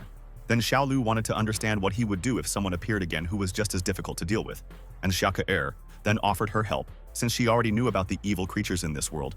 She couldn't just ignore it. Turning around abruptly, the guy said that he was very grateful for her kindness. But she was an ordinary person, and it would be too dangerous for her. The girl claimed that she was not afraid of danger, but the hero insisted that no meant no. Xiao Sun decided to stop their argument and said that ordinary people couldn't resist succubi. But if Miss Xia followed cultivation, she could make her extraordinary. Without hesitation, Shakir agreed. Stepping aside, Xiaolu was indignant because he didn't understand what Shakir could cultivate. He didn't want her to love many men because he shouldn't drag her down this dark path. It wasn't that simple, and Xiao Sun had another book. It was called The Heart Sutra of the Beautiful Maiden, a method for innocent maidens to cultivate. This book was created by the flourishing immortals a long time ago. Embarrassed by awkwardness, the hero smiled because he had initially misunderstood his companion. But soon, he still found a problem. And it was not in the cultivation method, but in the fact that they should not drag the innocent into their problems. Meanwhile, Xiao Sun had already handed over the book, and Shakir thanked the master because she was going to work hard to wipe out all the succubi from the face of the earth. With a heavy sigh, the hero realized that, in any case, it would be very difficult to deal with the succubi alone. All this time, someone was watching the heroes and thinking that mortal enemies, an affair of damned love, were just fairy tales to deceive people, and the unknown person did not believe it. Sometime later, Xiaolu and Ling Ling were eating at home. The younger sister asked her brother not to sit on the phone while he was at the table. The brave hero warned her at the same time that he was almost finished. As it turned out, he had been corresponding with Xia Ke and telling her about Qigong. It was too long to explain. So today after class, he wanted to teach the girl this. The girl began to blackmail him that it would take too long to wait, and Xiaolu agreed to go. Because the hero had important business at the university, he needed to leave early, as he told his sister. The girl didn't understand what had happened, that he hadn't even finished his breakfast, and his brother was acting stranger and stranger. A few dozen minutes later, Lin Lin was walking down the street with her classmate, and the girl noticed that her friend was somehow sad. It's all because of her older brother. In the past, he never hid anything from her, but now, as if he was holding something back, in the morning at breakfast, he spent the whole time on the phone and didn't even finish eating. The friend thought that his brother finally had a girlfriend, and she thought that it was passionate love between the two of them. Ling Ling's younger sister never expected to hear this, and the answer left her shocked. The friend believed that her older brother, after all, was a university student, and it was normal for him to have a girlfriend. But the younger sister was afraid that some bad woman could seduce her brother, in which case the girl should pass her test. Suddenly, they heard a loud bang. One of the boys who studied at their school began to be bullied. Ling Ling immediately realized that it was Wu Fei from the class, and for some reason she was bullying the guy. Her friend asked the girl not to interfere. This girl who was hitting him was Zhao Yanan. From the 12th grade, she got along with a bad crowd outside of school, and they should not get involved in this situation. Indignant, Zhao Yanan asked Wu Fei how he dared not pay for a month's protection. And then she ordered the guys to show him what the consequences are if you don't pay money on time. A moment later, Ling Ling started shouting to the police that there was a fight going on. The hooligans started to run away, and Zhao Yanan shouted after them that if the boy didn't pay by the end of class, he should get ready because he would go home naked. Ling Ling's friend thought it was very brave of her to think of tricking the hooligans by pretending that the police were nearby. But she knew that those who think bad things think as if they are guilty. So as soon as they hear about the police, they will run away with their tails between their legs. Having recognized the guy, the girl approached him and asked if he was okay and if he was hurt. The embarrassed guy stood rooted to the spot and had absolutely no idea what to answer her. The girl at the same time said that he was a boy and should be braver if they continued to bully him. Then he should tell the teachers. And Ling Ling was going to prove that he was right. Sometime later, they found themselves in class, and Wu Fei was watching Ling Ling closely. As it turned out, he was painting a portrait of his beloved, namely Ling Ling. Suddenly, someone started snatching the drawing. The rude man started asking the loser what he was drawing there. He shouted to the whole class that he didn't think that Wu Fei could secretly draw the beauty queen of their class, and the guy should look in the mirror, because an ugly toad can't dream of swan meat. The lessons were over, and Wu Fei was sitting alone in the classroom. Someone behind him threw a piece of paper at the guy to get his attention. It was Zhao Yanan who wanted to know where her money was. The confused boy felt that he was very pathetic, and his heart wanted to explode. Wu Fei began to cry, and he believed that the girl should feel this feeling and pain in double proportion. The rude girl thought that the guy was trying to curse her and began to swing her hand to hit him. Suddenly, her hand was wrapped in green lightning. That same hand did not obey its owner at all and froze in the air. The gloating Wu Fei believed that since girls like to beat someone so hard, they should beat themselves. With the help of his incredible magical abilities, he forced the girl to beat herself with her own hands. Today, he is her master, and Zhao Yanan will do whatever he orders. He was wearing a ring together, which accumulates power emanating from the bearer's malice. When the ring is filled with malice, the bearer gains the power to control other people. The effects dissipate when the bearer's malice towards opponents dries up. With all his strength, he grabbed the girl by the face and pressed her to himself, because he wanted her to help him vent all his anger. Sometime later, Wu Fei arrived at his home, and he thought that the ring together is truly incredible. It's just a pity that the power extends only to those on whom he wants to take revenge. There were many photos of his beloved Ling Ling on his computer, and he thought that if things were different, he could force Ling Ling to become his girlfriend. The next day, Ling Ling's friends told her about Zhao Yanan, who suddenly volunteered to clean the toilet, and didn't even forget the men's ones. The teacher approached the girl to ask what happened.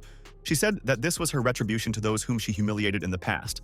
And Ling Ling thought that Zhao Yanan apparently realized that her behavior was wrong. In any case, this was good news. The delighted girl turned around to look at Wu Fei, after which she kindly approached him and told him that Zhao Yanan had changed and would no longer bother him. And now he should gather up his courage. The girl sincerely believed that he could do it. The cheerful guy said that he would do everything in his power. Suddenly, another bully approached him and asked the loser since when he had been so close to the class queen, and he wanted to remind Wu Fei that only he had the right to flirt with her, and people like him should stay away from her. The ring of vengeance began to gain even greater power again, and a moment later, that same hooligan took off his pants and threw them out the window. And then he started running around the classroom in just his underwear, shouting that he was a pervert. A few minutes later, the police arrived and wanted to detain him, but he asked them not to interfere because he was a pervert. Looking at the ring, Wu Fei thought that those who bullied him would receive 100 times more humiliation in return. Looking at the girl, he also told her not to worry because he was not a loser who could be humiliated and he would be able to protect her. The friends were discussing how every time a woman in the cafeteria cooks a dish with meat, there's no meat in it. And Ling Ling just said that it helps her lose weight. Wu Fei's gaze immediately turned to that very woman. A moment later, the same woman approached the students and said that she had not put in enough meat, asking them to allow her to correct the situation.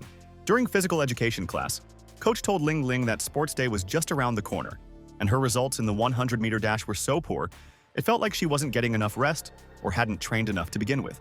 To rectify the situation, Wu Fei once again used his magic ring of revenge, and immediately the coach started crying and shouting that it was only 100 meters and he couldn't even run it in 10 seconds. He was really useless and he really had no right to teach them. While running away from Ling Ling, the coach continued to shout that he would go and write a resignation letter. At this very time, Wu Fei continued to observe the situation and stayed close by, because he didn't want to let anyone humiliate Ling Ling. Class finally ended, and Ling Ling's gaze turned to the side. It was all because Xiaolu, her beloved brother, came to see her. The happy little sister wanted to know why he came to her today. At this very moment, someone started taking pictures of Ling Ling and Xiaolu with a mobile phone. It was Wu Fei, who didn't understand why this guy was so close to Ling Ling and was going to give him hell. Using his magic ring, he used up its maximum charge. The hero's gaze turned to the side because something caught his attention. Xiao Sun also noticed that she could smell the scent of a succubus nearby. Meanwhile, Ling Ling reminded her brother that the girls from her school were still underage. If he tried to do anything to them, the police would arrest him. The caring brother pinched his sister on the cheek and said that he had no intention of doing anything to her classmates. And I also wanted to ask my sister if anything strange had happened at school today. As she began to remember, the girl realized that something strange had happened this morning. The last thing that happened was in physical education. The teacher burst into tears and wanted to quit. The girl didn't know what came over him, and Xiao Sun immediately realized that the succubus controlled the minds of all these people, and he was still hiding somewhere in the school. Ling Ling was scared and clung to her brother's arms. She was afraid that she might one day stop being herself and start doing strange things. But as long as Xiaolu was by her side, no one dared to harm her. At this moment, the feud between Xiaolu and Wu Fei erupted over the desire to protect Ling Ling. 3 days later, Ling Ling took part in the sports festival that was held at their school. In order to identify the succubus hiding in the school, Xiaolu and Xiaolu pretended to be students and took advantage of the chaos of the festival to infiltrate the school. Meanwhile, Xiaolu told the president that she really shouldn't have gone with him, but the girl insisted that it was all for Ling Ling's safety. Besides, this is her old school, and she can't ignore the fact that there is a succubus hiding somewhere here, and the guy shouldn't worry. After cultivating, she can fight with him and won't be a burden. Meanwhile, Xiaolu was thinking that the outfit she was wearing was very tight, and had she really gained so much weight in a year that she no longer fit into the uniform? A moment later, someone started talking to the girl and called her a beauty, after which he asked what class she was from. One of the senior students had never seen her before, so he wanted to meet her. The indignant girl ordered the impudent guy to get out of her sight and not bother her anymore. The impudent boy continued to pester him and said that a rose has thorns, and that no one in this school has the right to talk to him like that, because it was not for nothing that they called him a tyrant. Without any hesitation, the girl grabbed the impudent fellow and threw him head down on the floor with all her strength. After wiping her hands, Jacquier clarified that the nickname Turtle was more suitable for him. Some students noticed that a fight had broken out and that some girl was beating up a guy. The high school student started crying and said that the girl and boy tried to take his money, and when he refused, they started beating him. Due to the slander, Jacquier immediately applied a painful hold on the guy's head, and Xiaolu noticed that if she continued to press on his arm, she would break it. The girl would like this, because such freaks as he spoil the prestige of the school. Meanwhile, the hero noticed his sister quickly approaching, and he asked the girl to leave quickly, because his sister should not notice them. The physical education teacher immediately approached them and asked the two students to go with him to the teacher's lounge. In order to prevent a problem with dire consequences from breaking out, Xia Ke-er and Xiao Lu went to the office with the physical education teacher, and they also thought that if they ran away, they would waste another day searching for succubi in vain. If the teacher started digging, he would find out who they were. Because there's a sports festival going on at the school, there won't be anyone else in the teacher's room, so they should quickly deal with the teacher and then continue looking for traces of the succubus. After opening the door to the teacher's room, the girl and the boy were stunned by what they saw. There were a lot of hooligans waiting for them in the office, and Zhao Yanan even had a knife. Xia Ke-er immediately scolded them because they behaved like bandits even when they were in the teacher's room. The impudent Zhao Yanan spat in the girl's direction and said that she didn't dare interfere in my business because she hated such beauties that guys lined up to get their attention, because they were the most arrogant. At the same time, Xia Ke-er hated girls like her, because girls who don't like to study push themselves to sin. They have the smallest brains. The hooligan wanted to see the girl in love, whether she could be just as arrogant if she was left with a few scars. The girl was shocked that the bully in the teacher's office was able to pull out a knife, as if she had completely lost her mind. As it turned out, the physical education teacher was in cahoots with them, because the students were not listening at all, and they needed to be taught a lesson, and not just the two of them, who were making a fuss and should stand still, because he wanted to show why you need to listen to teachers. Meanwhile, Wu Fei himself was watching everything that was happening and was directing the entire process. He gloated and was pleased that the show was just beginning. Returning to the past, the events took place shortly before. Earlier, Xiaolu almost discovered Wu Fei, but he hid and realized that this guy was not like everyone else. He sensed his strength, so he would have to change his plan for revenge. That's why, after a little beating, he decided to use the wheel together and show him what the consequences of stealing his goddess could be. Suddenly, Xiao Sun appeared and warned the heroes that she felt the aura of a succubus on these guys. Their minds were under control. The brave guy shielded the girl with him and asked her to stand behind him to let him deal with them. The girl also shone with her courage and asked to leave them with her, and at the same time to check how her cultivation was going. Xiao Sun also confirmed that the mistress has the strength of 10 people. These are just ordinary people who are under the control of the succubus. They are not her opponents anyway. With a deft movement of her hand, Xia Ke-er pulled the knife out of Zhao Yanan's hands. Looking angrily at the girl, Lady also shouted that her mother should have told her as a child that girls should not play with knives. The brazen hooligan ordered her friends not to stand there like a pillar of iron, but to also attack the girl. The hooligans immediately began to attack the girl, but she was able to easily dodge each of their blows.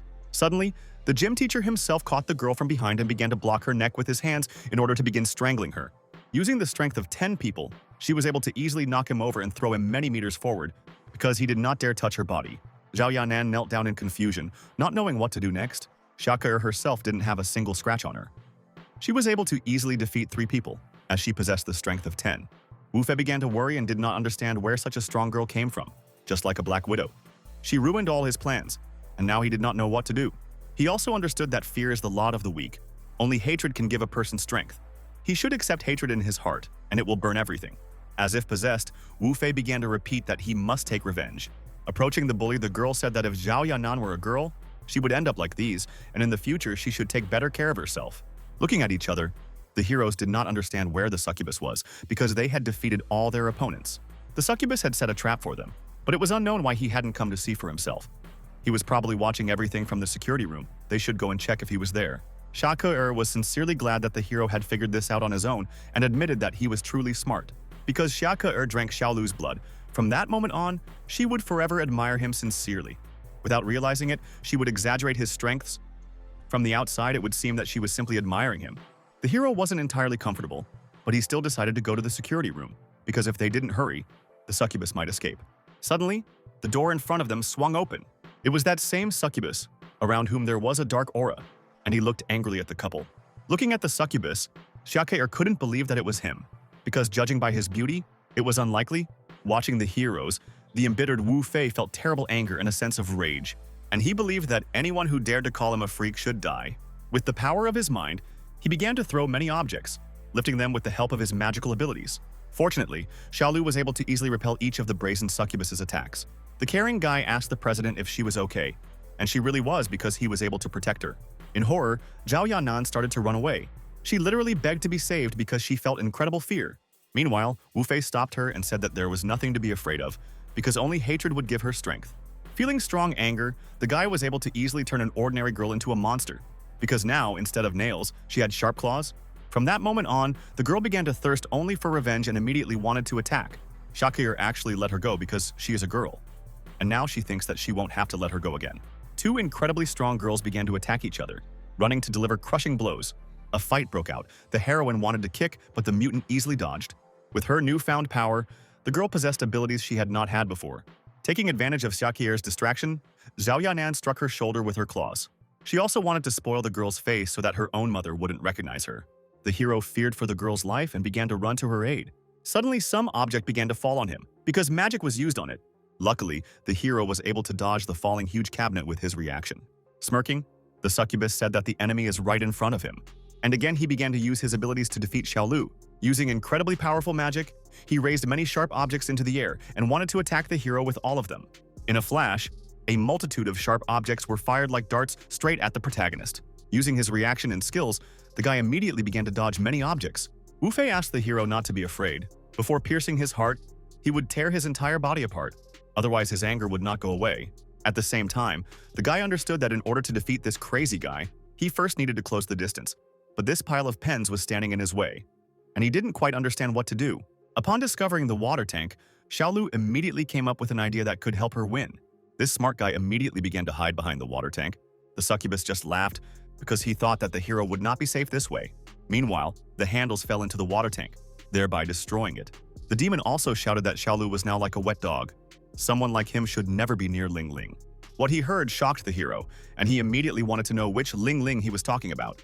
Throwing up his hands, the succubus said that he was talking about his goddess, Lu Lingling, and would not allow other guys to approach her because she was his girlfriend. Feeling very angry, Xiaolu couldn't stand it and started to attack.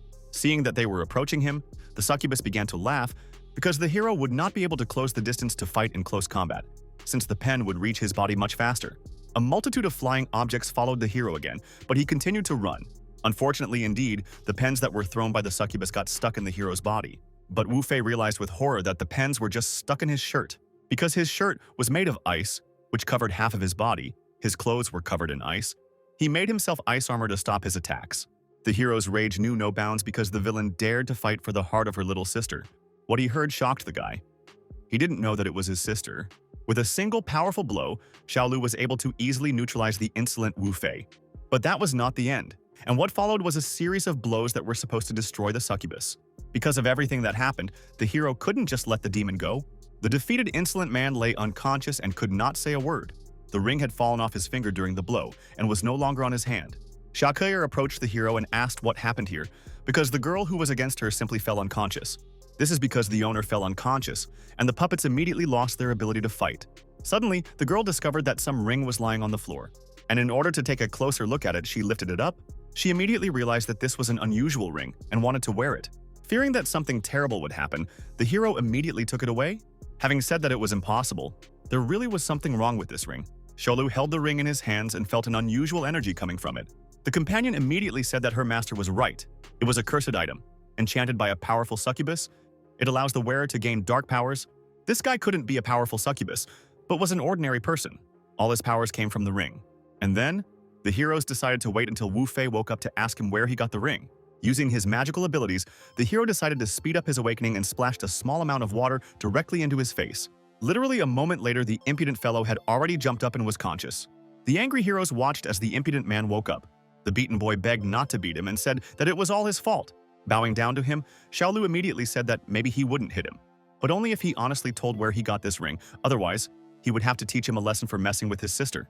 The frightened guy even wet his pants out of fear. By coincidence, he wet himself, and if he lies to them, the hero will freeze this water. Embarrassed, the guy covered himself and said that he would tell absolutely everything, and there was no need to do this. As it turned out, he received the ring a week ago. Earlier, he was walking down the street and thinking that if he didn't pay for protection tomorrow, he would be beaten again. But he didn't understand where he would get the money. The merchant sitting opposite him turned to Wu Fei and told him to come over and look at his goods. That same merchant noticed that his things only fell into the hands of special people, and he saw that the guy was special. The boy became interested and wanted to understand what it meant to be special or not special. The seller spoke as if he was selling books with the secrets of martial arts, but it was just an ordinary ring. The merchant noticed that the student had a keen eye. Fortunately, this ring of revenge suited him perfectly. It will help him take revenge on anyone he wishes.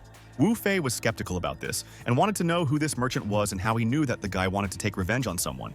The mysterious man said that it did not matter who he was. All that mattered was that by putting on this ring, he would gain the power of revenge. The guy looked at the ring with surprise and wondered if he could really gain the power of revenge by wearing this ring. Suddenly, the merchant seemed to have vanished, and Wu Fei couldn't understand how this happened because he was right in front of him just now. Then he realized that he could use the ring together to control people. At first he thought that Xiaolu was Ling Ling's boyfriend, so he wanted to harm her with this ring, although he didn't know that he was her brother. Because of this, he asked for forgiveness. After listening to the guy's story, Shaka realized that he really wasn't lying. But then it was unknown why the succubus gave him the ring. Xiao Sun noted that the actions of strong succubi are difficult to explain. With so much information, it's too early to build a theory. Such dark things are dangerous. They cannot be allowed to remain in the hands of people with evil intentions. And the hero wanted to know if it was possible to somehow destroy the ring. Xiao Sun told him that the power of the blooming immortals is the direct opposite of the succubus. He just needs to try to pour his power into this ring. A moment later, the hero began to use his magical abilities to destroy the ill-fated ring. As the ring was being destroyed, Wu Fei began to experience incredible pain. As it turns out, after the ring is destroyed, the owner will lose everything that happened to her while she was wearing the ring. To sum it up, they needed to minimize the risks to Ling Ling, so they needed to leave here early before anyone came. Events continued to unfold outside the building. Some mysterious lady was watching what was happening and thought that everything was becoming more and more interesting. Knocks on the door followed immediately. It was Ling Ling, whom the lady called. She approached the girl because she saw her profile. Her current guardian is her brother. After the death of her parents, he did not take care of her all the time. The woman noted that he was indeed a good brother. But despite this, the document said that he was a university student. Most likely, he now had a considerable burden on his shoulders. Starting to get nervous, his sister realized that because of her, he really had to go through a lot to pay off his debts. He even got such a disgusting part-time job, and he also owed Sister Xia a lot of money. The woman had a part-time job that would suit her brother. The pay was very good, although she wasn't sure that he would be interested in it. When Lin Lin came home, she told her brother that he had been offered the job of a tutor. All that is required of him is to go in the evenings and teach one student. This will not affect his grades in any way, and the payment is 10,000 yuan a month. The hero didn't understand why Mrs. Wang would recommend him as a tutor, but his sister believed that she was simply very kind and knew about their situation, so she was trying to help. But the guy also understood that he had never worked as a tutor before, and also, the sister knew that he had never worked in such vulgar places and still very quickly became their trump card. He agreed to that disgusting job, but refuses a decent one. The caring brother finally agreed. He wanted to try to become a tutor, but first he needed to find books from high school. Lin Lin wanted that as soon as she entered university, she would definitely find herself a part-time job, because she did not want him to continue to have such a hard time. Having called his sister a fool, he explained to the hero that it was not hard for him at all, and if she was really worried about him, then he needed to study hard and not worry about money. Sometime later, Miss Wang arrived and told the hero that there was no point in putting off work for later. He should get in, because she was going to take him to his student. The sister was incredibly happy that the hero agreed to her proposal. The woman was delighted that the brother and sister were so attached to each other. After getting into the car, Xiaolu said that Ling Ling had told him that the woman had taken care of her during school, and now she had offered him a job. He didn't even know how to thank her. The woman thought that if he accepted this job, it would be the best gratitude. After all, the student's personality itself is a little unusual. It was Lin Bao. She had previously won the Ideal Idol competition. The hero had seen her on TV. The number of votes exceeded the second place by 2 times. She was a kind of star of her generation, and Lin Lin was her fan. Hearing this, the woman was delighted because she realized that she had not made a mistake in choosing a tutor. He had not even begun to teach her, but already understood her so well and would definitely be a good teacher. A few minutes later, they were already standing near the student's door. They stood together with the woman and waited for the girl to open the door. The girl, expecting nothing, opened the door and looked in surprise at the company that had come to her. And soon she was very happy because her aunt had come. The woman considered her very grown-up, but she still behaved like a child, and now she would have a new teacher. The girl immediately greeted the new teacher. As it turned out, Lin Bao can't go to school because of her work, and the woman is too busy, and therefore she needed a reliable person who could become her tutor, which is why the guy needs to take care of her. The good-natured woman wanted to leave so as not to disturb the girl's studies and asked her to study hard and try hard. Milady was also delighted and said goodbye to her aunt. Realizing that Lin Bao was already 18 years old, the hero wanted to conduct a test for the 12th grade to check her level. And then the girl wanted to ask the teacher something. Namely, I wanted to know if he was experienced in his field. At the same time, Xiao Sun appeared and noticed that this girl was active and, what's more, beautiful.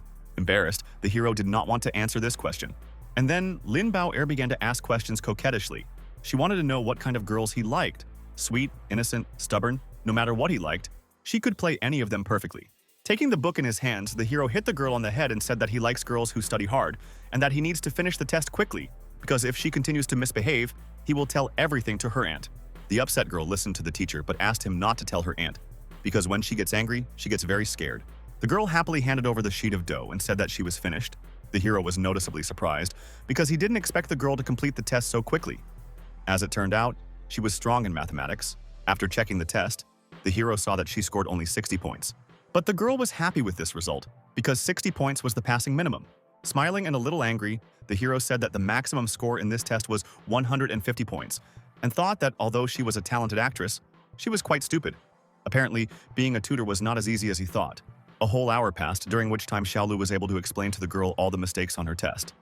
They were finished for today, and tomorrow they would be able to get other subjects. Lin Bao'er was against the guy leaving and asked him to stay a little longer because she had a PlayStation 4 and she wanted to play with her teacher. It was already late, and if the hero did not hurry, his little sister would worry. The girl should also finish playing and go to bed early. The student asked in surprise if the hero really had a younger sister. The hero explained that she was her age and a high school student, and was also her fan. So since he was her tutor, he would definitely put all his efforts into her education because he didn't want his sister's idol to fail the university entrance exams. As it turned out, this was all a test, and the girl apologized to the teacher for the jokes because if he had not passed this test, he would have been in trouble because she had a stun gun. Smiling, the hero immediately realized that if this girl was talking, then apparently he had passed her. That was indeed the case, and besides, she was quite interested in Xiaolu.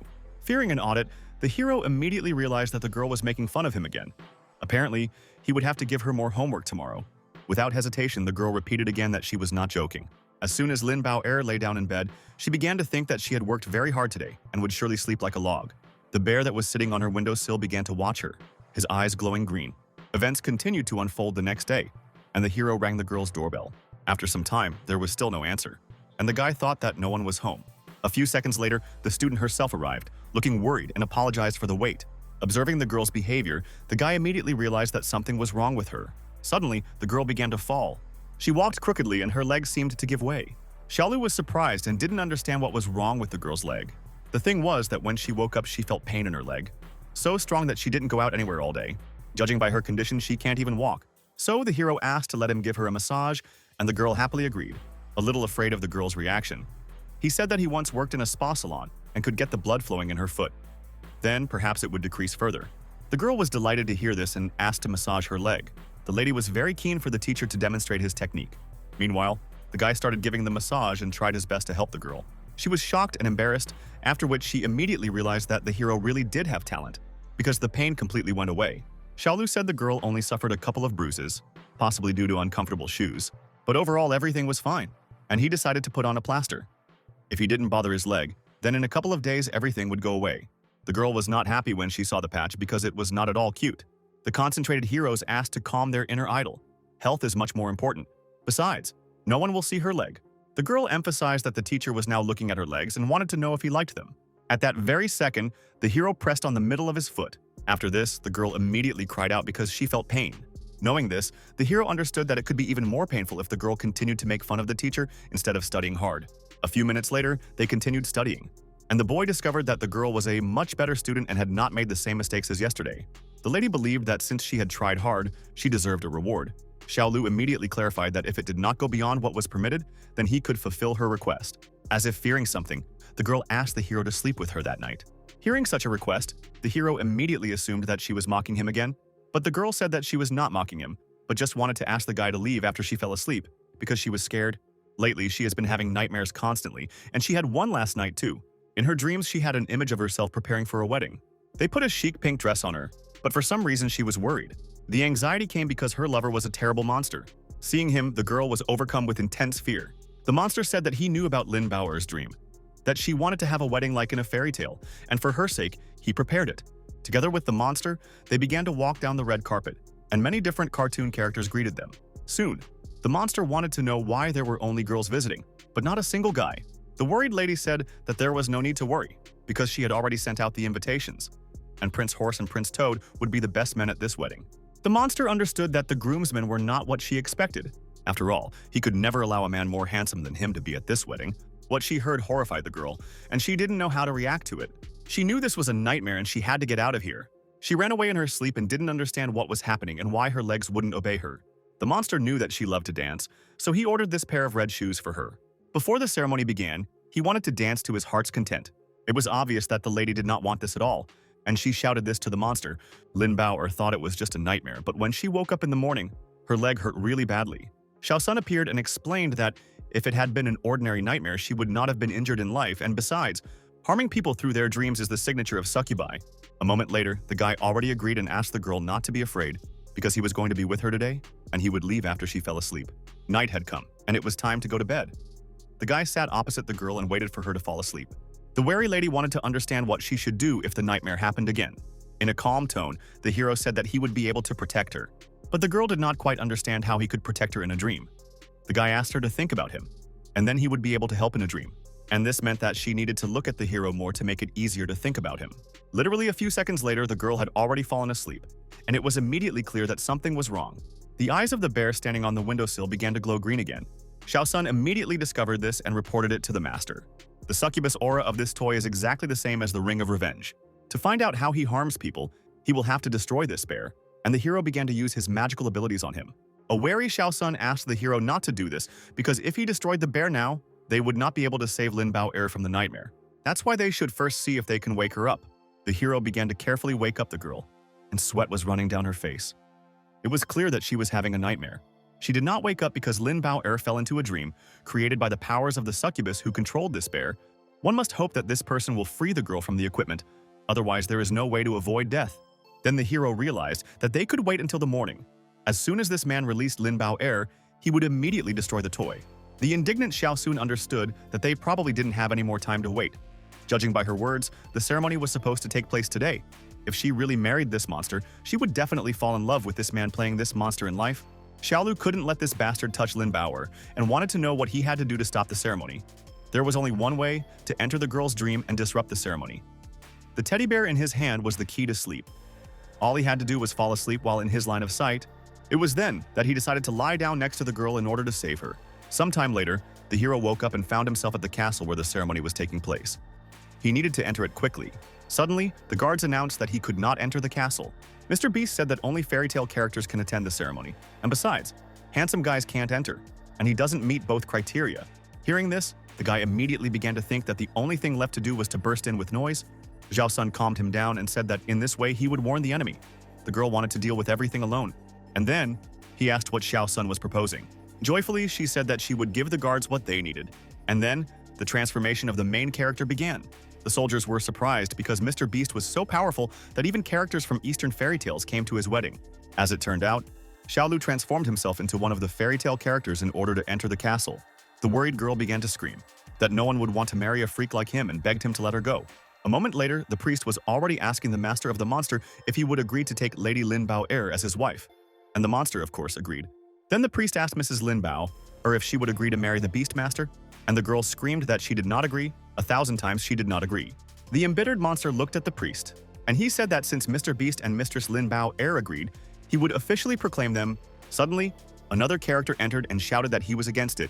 He was against this engagement because it was obvious that Lin Bao wanted to refuse. The soldiers became angry because they did not understand how a monkey who came from the east dared to disrupt the master's wedding. But Lin Bao recognized the monkey as her teacher and wanted to understand why he was here. The brave guy said that he told her earlier that he could protect her. This made the monster even more angry. He couldn't believe what the girl said about the teacher because there could never be someone like him next to her. But the girl explained that he was a tutor hired by the aunt, and he comes to her house every evening. Mr. Monster realized that this creature dared to be alone with Lin Bao while he was not looking, and he could not forgive this. He would never forgive it. And then Xiaolu realized that he would probably have to solve everything the hard way. The horrifying monster asked no one to interfere because since the heroes had decided to oppose him, then a duel would have to be arranged, and it would decide whether the wedding would take place or not. One of the monster's servants began to tie the girl's hands. The monster also clarified that if the hero wins, he will free Lin Bao, and if he wins, the ceremony will continue and the monster will destroy Xiaolu. Xiao Sun explained that injuries received during sleep would affect the real world, and if he killed in the dream, then in real life the hero would also be dead. But if he defeated him in the dream, then in real life he would be able to defeat his enemies. With incredible determination, the hero nevertheless accepted the challenge to a duel. Mr. Monster ordered one of the soldiers to give the sword to the duelist. Having received the new weapon, Xiaolu was ready to fight with full determination. The opponent also clarified that his enemy should not worry, because in a sword fight he is always honest and there will be no tricks. The priest proclaimed, "Since both sides have officially agreed, the duel can begin." The terrible monster immediately rushed to attack and jumped several meters up and attacked Xiaolu. Their blades crossed, and the duel was officially begun. After many blows, the monster dropped his sword and could no longer fight. Pointing his sword at his opponent, the protagonist announced that the enemy had lost. Lin Bao watched the scene with joy and was pleased that her teacher had defeated this vile monster. The gloating beast asked whether the hero really thought he could defeat him. Xiaolu immediately realized that in order to win this duel, he needed to break his opponent's arms and see what kind of magic he was capable of. With his bare hand, the monster was able to break the sword into much smaller pieces. The hero's horror did not understand how this was possible. As it turned out, the monster forgot to mention that these clothes are protected by magic. Swords and spears are not able to pierce it. It is obvious that the guy will not win in this duel. Seeing this, Lin Bao exclaimed that the monster was a cheater because this was a completely unequal duel. This was the world of an evil monster, and it was up to him to decide what was fair and what was not. He had already given him a duel, which was already noble. Ordinary people rarely get the chance to fight with God. The scoundrel's insolent remarks were immediately followed by a blow right to his jaw. After all, if the monster is so afraid of a blow, then why don't they wear a helmet? But lies don't go far. A bastard like him will definitely need a helmet. A moment later, the embittered monster woke up and said that he was the creator and owner of everything in this world. And they attacked him, which meant they attacked God. He came to his senses in a flash and was ready to fight again. Using his magical powers, the monster summoned a giant fireball, and as an apology, his guest would have to die. Immediately, a giant fireball began to fly straight towards Xiaolu. Luckily, the guy had excellent reflexes and was able to easily avoid the blow. But he also couldn't foresee that the fireballs would follow him. Seeing the glasses of wine, the hero came up with a new plan. As he approached the glasses of wine, an immediate explosion followed, throwing the hero several meters to the side. There was smoke everywhere, and it was impossible to see what actually happened to the guy. The stunned girl cried out to find out where her teacher was. The monster continued to look at the girl with anger and said that it was useless to scream. Her teacher had already been burned to ashes. As it turned out, the monster was wrong, and the brave guy was able to easily create several ice spills in order to protect himself from the fireballs. And all this happened because the hero wanted with all his might to protect the innocent girl. The lady was incredibly happy that her teacher was alive, and the monster underestimated the guy because his fire would melt the ice shields in a matter of seconds, and then his time would come to die. Xiao Sun also confirmed to the master that his enemy was right. He would not be able to hold out for long, although the heroes did not want to admit it. In this world, the monster could not be defeated. Fearing for the master's life, the companion was worried, because even if he admitted that he had lost, he still would not let him go. The brave man asked the girl not to worry because he had come up with something, but he couldn't handle it on his own yet, so he needed help. Quickly outlining the plan, he explained that this was the only way he could think of to win, so it was necessary to act immediately. Meanwhile, Xiao Sun walked up behind the horse prince and spoke to him. She told him that she had heard that the 7 dwarfs were going to take the drunk Snow White home, and the horse became angry because he knew that these dwarfs had been planning something bad for a long time. They were getting her drunk in front of his eyes, and he needed to deal with them quickly. Now free, Lin Bao began to run to her teacher because she wanted to die with him rather than marry a monster. Then Xiao Sun turned to the girl and offered to help her teacher in battle. But Lin Bao explained that she did not know how to fight. Although she can't fight, it won't be difficult for a star like her to do a little acting. Without hesitation, the hero's companion explained their plan to the girl. At the same time, the frog prince sat on the floor and listened to everything they talked about. Meanwhile, the hero fought bravely with the disgusting monster. But unfortunately, the monster's strength in this world was superior, so the fireball was able to break the ice shield and hit the guy. The exhausted boy received a crushing blow and fell to the ground, after which he lay motionless. The girl saw how her teacher was defeated and begged to let him go. But the unwavering monster did not want to let go of anyone who tried to take away his beloved, because she belonged only to him. At the same time, the lady explained that today was their lucky day, and she wanted the wedding to be wonderful. The monster could not believe that his beloved agreed to marry him. The girl, in turn, admitted that the gentleman was strong and powerful. She liked it, but his current argument really scared her. The love-struck monster asked the lady not to worry, because he could easily turn into a handsome man and show it right now. Well then, there will be no feelings left from their ceremony, because a wedding should be like a fairy tale. Imitating feelings, the girl asked the monster to close his eyes because he was looking at her in such a way and it was frightening. The naive monster closed his eyes and said that he was ready. A moment later, he opened his eyes but discovered something unexpected. Before his eyes was the frog prince, who was visibly nervous. Stunned by what he saw, the monster could not believe his eyes. He could not understand how his beloved could do such a thing. The embittered Lin Bao ordered him not to even hope, as he could only dream of kissing her. Meanwhile, Xiaolu began to rise from the floor, and the monster insisted that he was the god of this world. Everything was under his control, and the girl would be his. At that moment, the heroes said that the monster had previously said that he had created all the rules of this world. But if that was the case, then he should understand how this world works. and therefore should know what would happen if you kissed the Toad Prince. A mage with unlimited powers and a kiss capable of dispelling any magic came together, and it was unknown which would be stronger.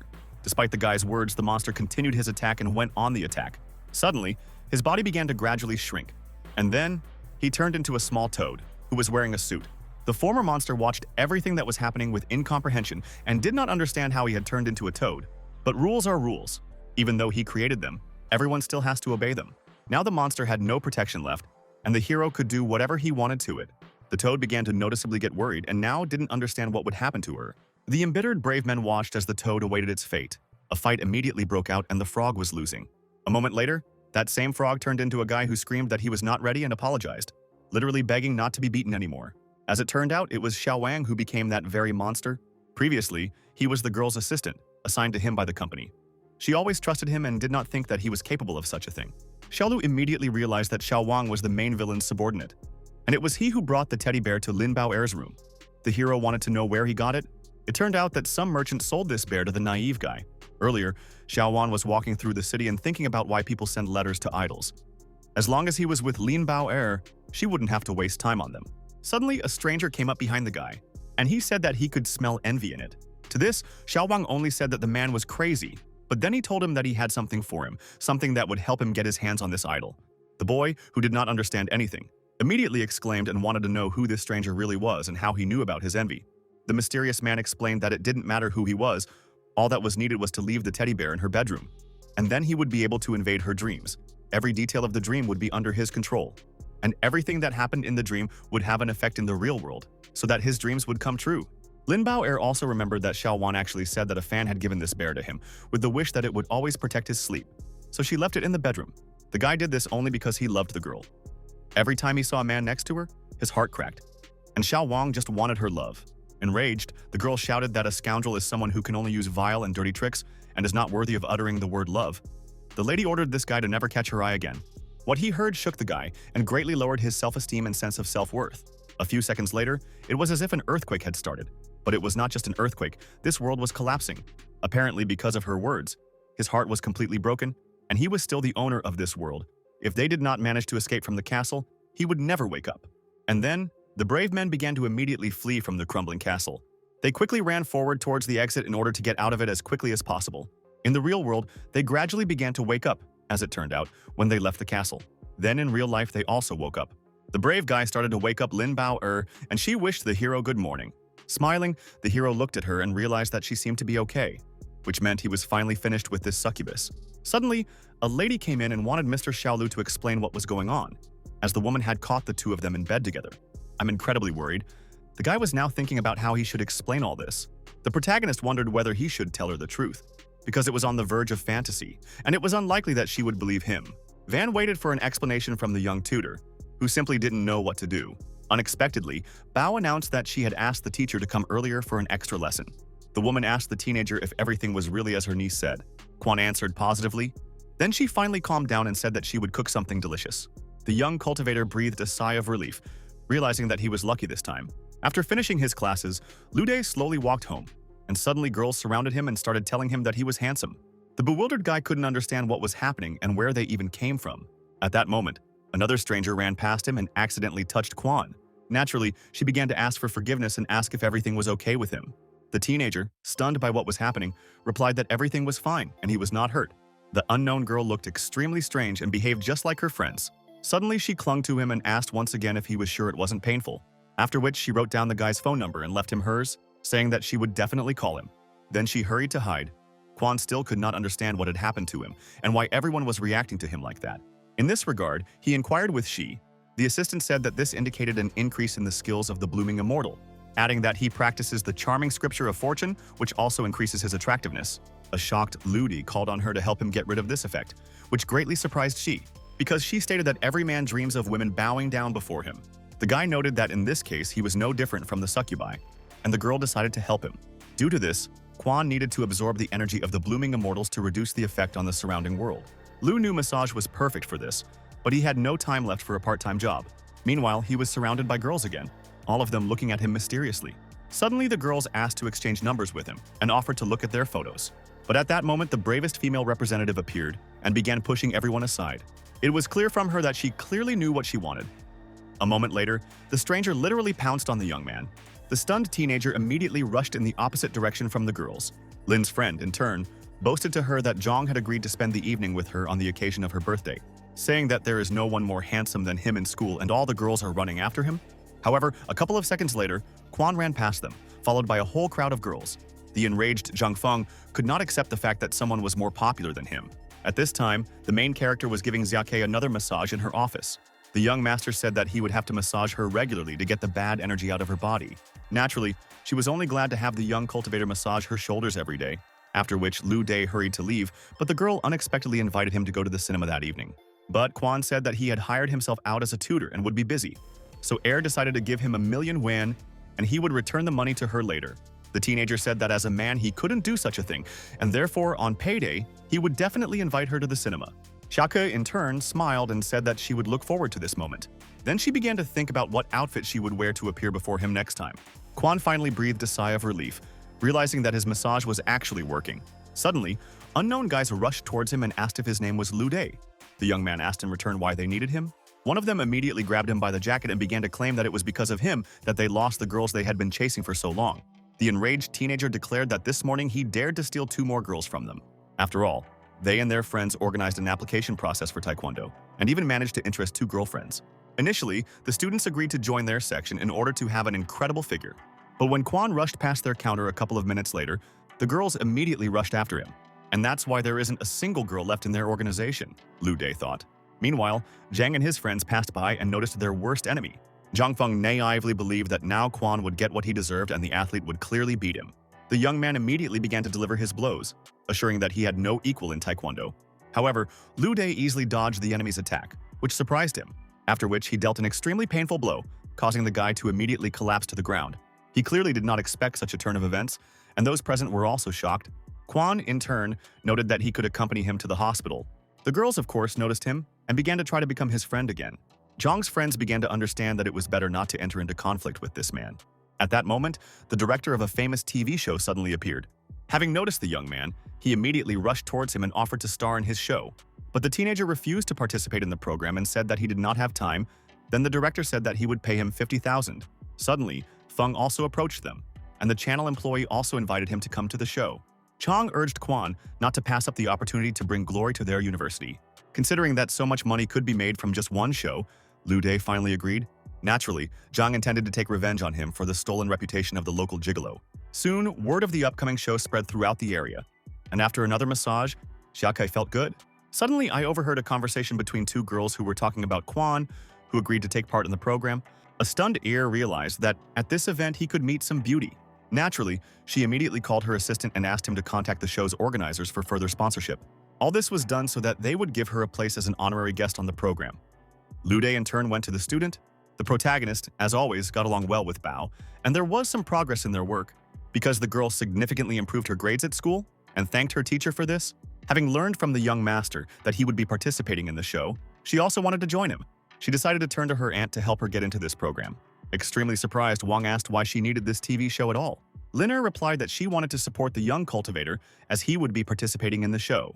Auntie agreed to help her, and Bao suddenly asked why she was working as an ordinary teacher with such talents.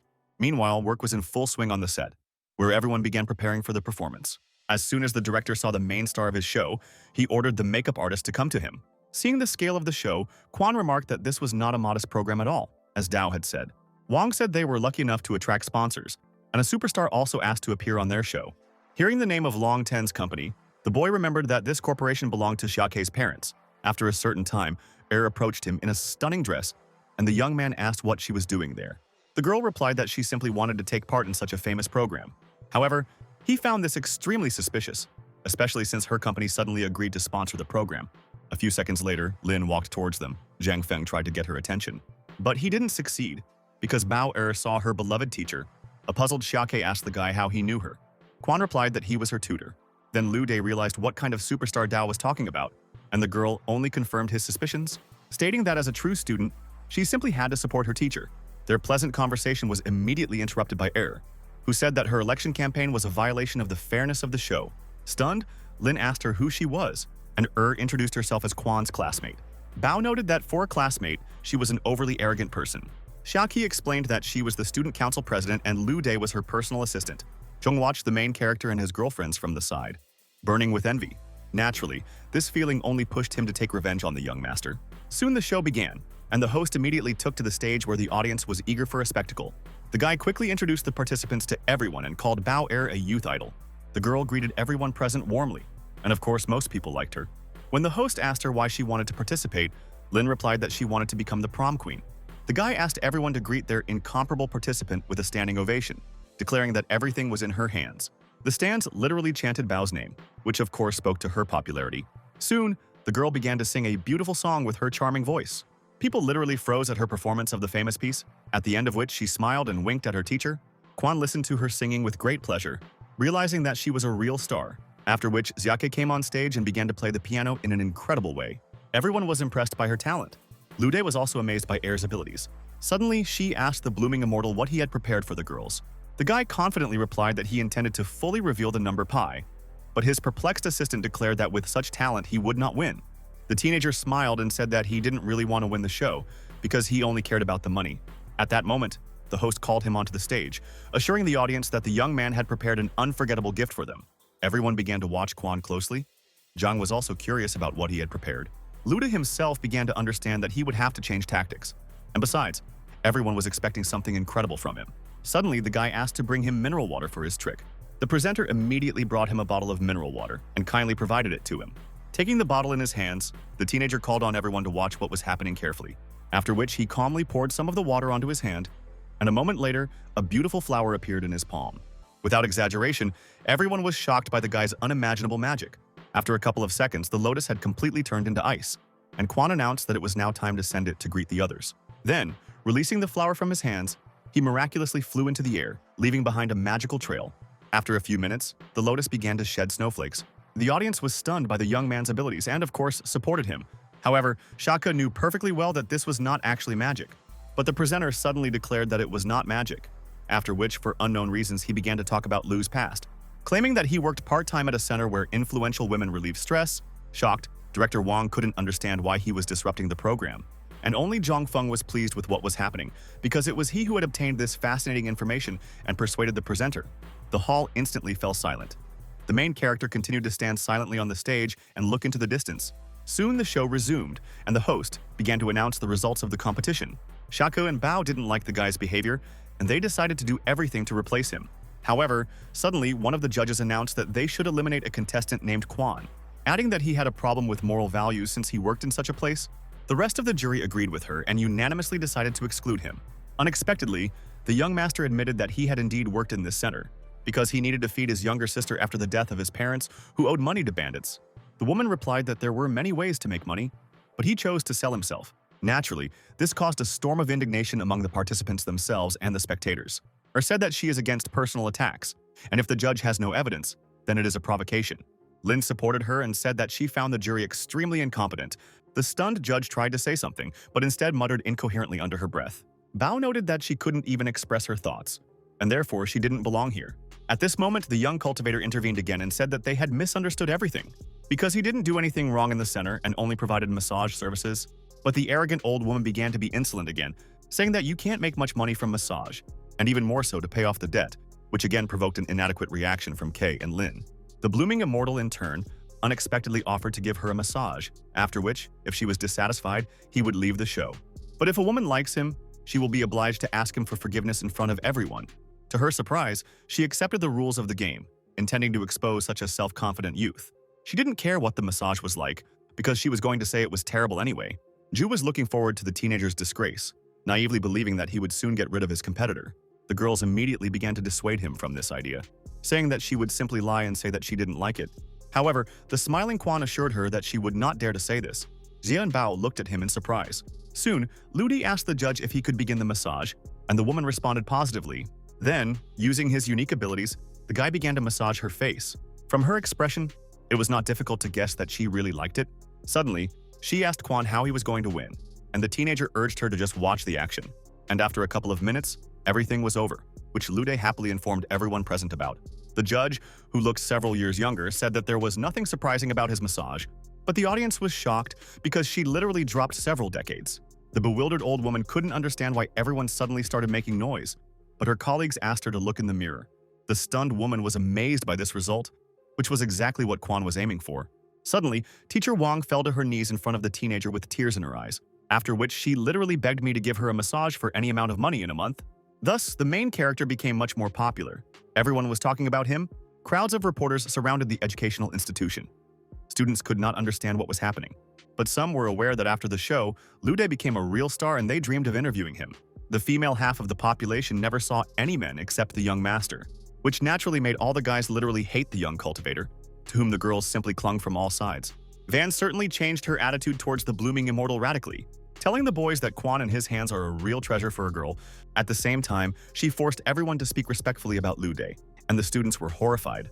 Even when the guy was at his desk in class, the passage to the auditorium was blocked by a crowd of girls. The teenagers simply could not move freely around the university grounds.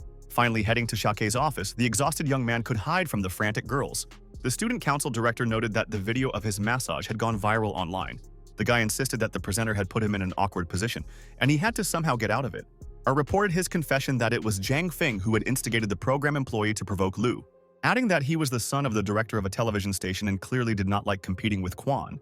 Then the young man decided that it would be better for the director to leave so that his popularity would fade. But Xiako declared that no one could stop him anymore, and she also sent the presenter to the east as a correspondent. However, he said that he would not be able to study peacefully and take part in the program at the same time. Said that in that case, he needed to take a day off and go on an internship at a large company. Of course, she volunteered to help him with this, believing that such an assistant would definitely please her father. Zhang Feng, meanwhile, was indignant that the young master had managed to get out of it again. Suddenly, the girl who was with him screamed that there was some person in the room. Turning around, a frightened Zhang saw an unknown guy and asked who she was. The stranger with a snake on his shoulder reached for the chain around his neck and asked him in return whether this was really that dark object. He also began to ask him about his father, after which he completely tore the chain from his neck. Feng immediately lost his appearance. Having turned into an extremely unattractive youth, Zhang began to ask for the chain to be returned to him.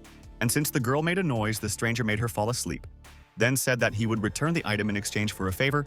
At this time, the second episode of the famous show on the Sea Island began. Where Lin could not miss the opportunity to pose for the photographer, Kwan also fixed his gaze on the young lady, understanding why everyone liked her.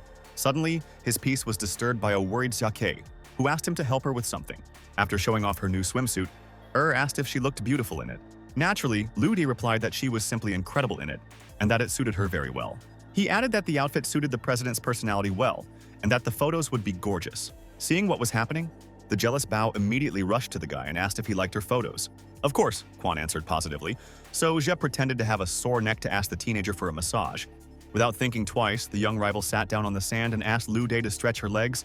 At this moment, Director Dao suddenly called absolutely all the participants to him, where he announced that they would have to split into 5 pairs to go to the mountains. And in order to find out who got what, everyone started drawing lots to distribute everything as fairly as possible. Lin drew the number 5 ball, and Shake drew the number 1. After which, of course, they became curious about what kind of ball Kwan had, and the guy showed the number 5. In this regard, Bao was delighted, realizing that this time Xia would not interfere with them. Changfeng was surprised to find himself paired with K.Er, who continued to stare at Lu Dai. Pretending to be a gentleman, Zhang offered to help her carry her bag, but the angry girl demanded that he not touch her. She also stated that if Feng was still planning to take revenge on Kwan, then he would not live. Of course, he had not abandoned this idea. After a certain time, Lin complained to the protagonist about being tired and suggested that he take a rest. Having sat down on a stump, the girl gathered to catch her breath and drank some water. At the same time, she asked why the young master was not sweating, since they had been walking for about half an hour. The young cultivator replied that he practices a lot, but Bao noted that she was also trained, after which she began to look around, asking if there were any animals here. The blooming immortal said that only snakes could be here, and the girl immediately pressed herself against Lu. The teenager smiled and urged her not to worry about it, assuring her that he would definitely protect Lin. He added that with the help of trackers, they would rustle in the bushes and thereby scare away all the snakes. After catching his breath a little, Kwan urged her to set off again on the journey to the top of the mountain. However, Bauer asked him not to rush, because she had not yet rested.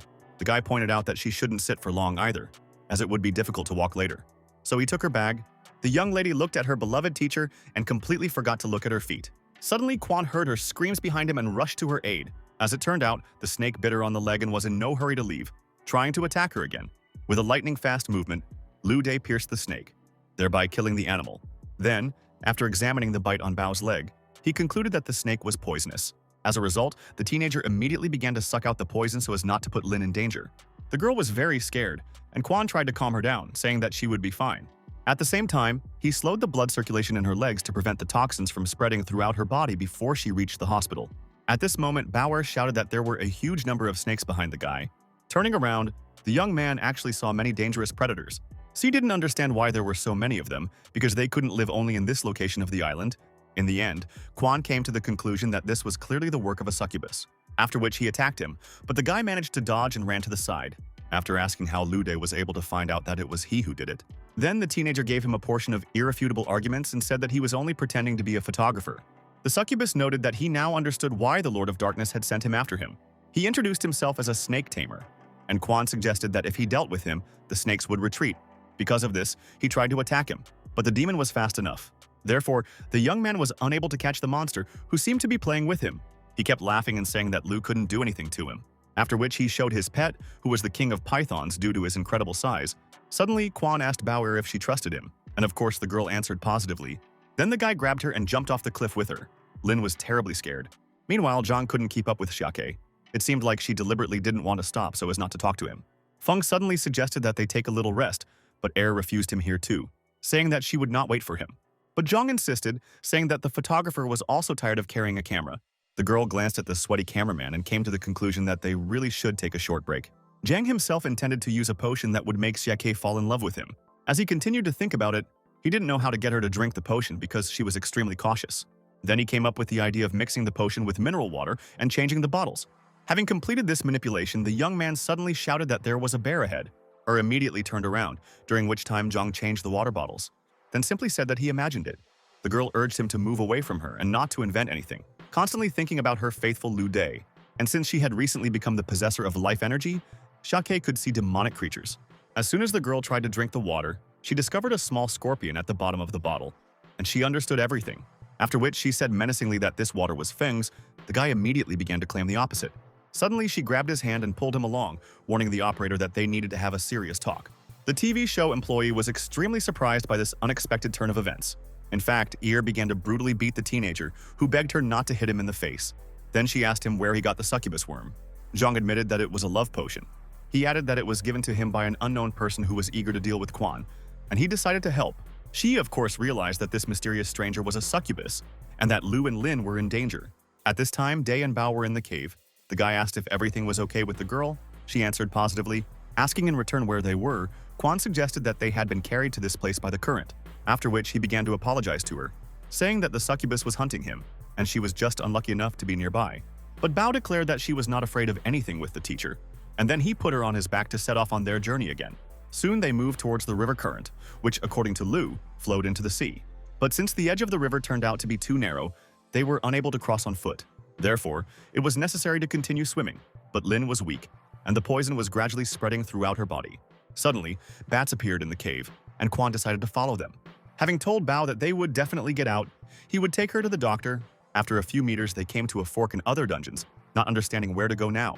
At that moment, the young man heard the rush of the sea, which became the only clue in this labyrinth. However, as they moved forward, the protagonist sadly noted that it was a dead end. After wandering for a long time through the underground corridors, the young master was unable to find a way out.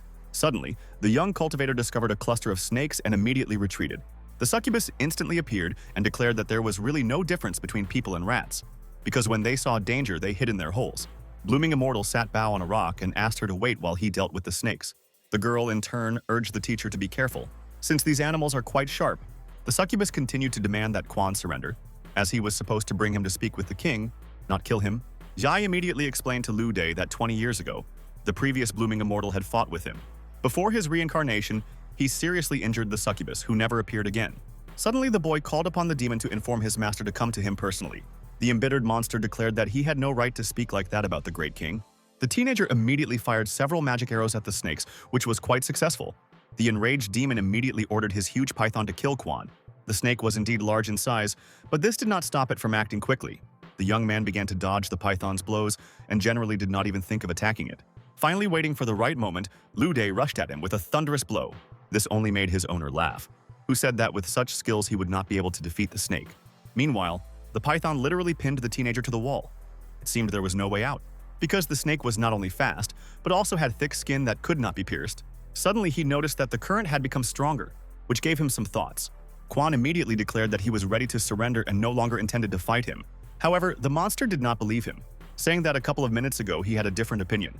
The wounded Lu replied that he must deliver it to his ruler and must not kill it. Finally, the succubus fell for his trick and told the guy to come to him right away.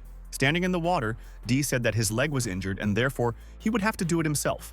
The demon was not stupid and realized that the guy was trying to deceive, waiting for the moment when the water would rise to escape. In connection with this, the monster once again ordered the python to grab the teenager, who, in turn, expected such an outcome and was already ready to strike a surprise blow. The snake slowly approached its victim, the succubus naively believing that victory was his. But Kwon first used seawater to create ice arrows to pierce the python's skin, and when he got as close as possible to Lu Day, the youth launched ice attacks at him. The arrows pierced the snake's body, and the demon was shocked by such an unexpected turn of events. One of the ice spheres also hit the monster, which even the main character did not expect. Thus, having dealt with the succubus and his snakes, the young master rushed to Bao. However, she was nowhere to be found, and the stunned young cultivator could not understand where she had gone. Diving into the water, the worried blooming immortal began to search for the wounded Lin, and after a couple of minutes he finally found the girl, who was unconscious and sinking to the bottom. Kwon immediately grabbed Bao and dragged her up, hoping that he would be able to save her in time. At the same time, he realized that a lot of water was pouring out of the hole, which meant that the sea was somewhere nearby. However, lifting the girl to the surface and getting out of the water was not so easy. But the teenager sincerely believed that he would definitely save the young lady, and they would get to the doctor in time. Meanwhile, an extremely worried Siake told the project director about everything. Afterwards, they started looking for Lu and Lin together, and a stunned Wang suggested calling the police, but Air said that by the time they arrived, something irreparable could happen. At that moment, her assistants called her in a helicopter. The girl picked up the phone and was immediately told that Day had pulled the drowned Bao ashore. All this time, the guy tried in vain to bring the girl to her senses, but she did not come to her senses. The young man refused to believe that it was too late and that he could not save Lin, so he continued to extract water from her lungs by massaging them. Sai said sadly that she most likely died, since she was underwater for several minutes. Suddenly, Kwon bit his palm, causing it to bleed. He tried to give Bao a drink of his blood, which contained vital energy, but his assistant assured him that it would not help. However, Lu Day simply ignored Xi and continued to fight for her life, literally saying that she couldn't die because he had made a promise to bring her home. But Lin never came to her senses, and eventually the guy despaired and took her in his arms. But after a couple of minutes, she finally woke up, and the stunned Kwon immediately began to talk to her. At the same time, he noticed her red eyes and realized that the succubus had entered her body. At this moment, Bao unexpectedly kissed him, which Lu Day did not expect at all. Shako witnessed what was happening and went to help them. She was shocked by what she saw. The protagonist immediately pushed Lin away from himself and asked why she did it. However, Bao was simply uncontrollable, and once again rushed towards the young master. Without thinking twice, stabbed her in the back, thereby plunging her into a deep sleep again, telling the young cultivator that she couldn't bear to watch Lin attack him, because she had turned into a monster that was clearly controlled by a demonic being. Soon the doctors took her to the hospital, and Dao announced a short break in the program. Feng's father was also arrested by the police because he was caught taking a bribe, and Yang was also suspected of abuse of power. The blooming immortal, in turn, decided to leave school and went to work for Xiake, who kindly sent him the address where exactly he needed to go. Once there, the guy began to look around and noticed two tall buildings. This was the main office of the Long Teng Company. Kwon even began to worry a little. As soon as Lu Di entered the hall, he saw a huge number of people who had come for an interview. They all looked quite serious because only a few would be able to get such a job. He understood perfectly well that everyone wanted to get an internship at such a famous corporation, where they paid a lot of money. The teenager subsequently sat down next to another guy who was literally shaking with excitement. In this regard, Kwon decided to encourage him and said that there were many vacancies here, and he would definitely succeed.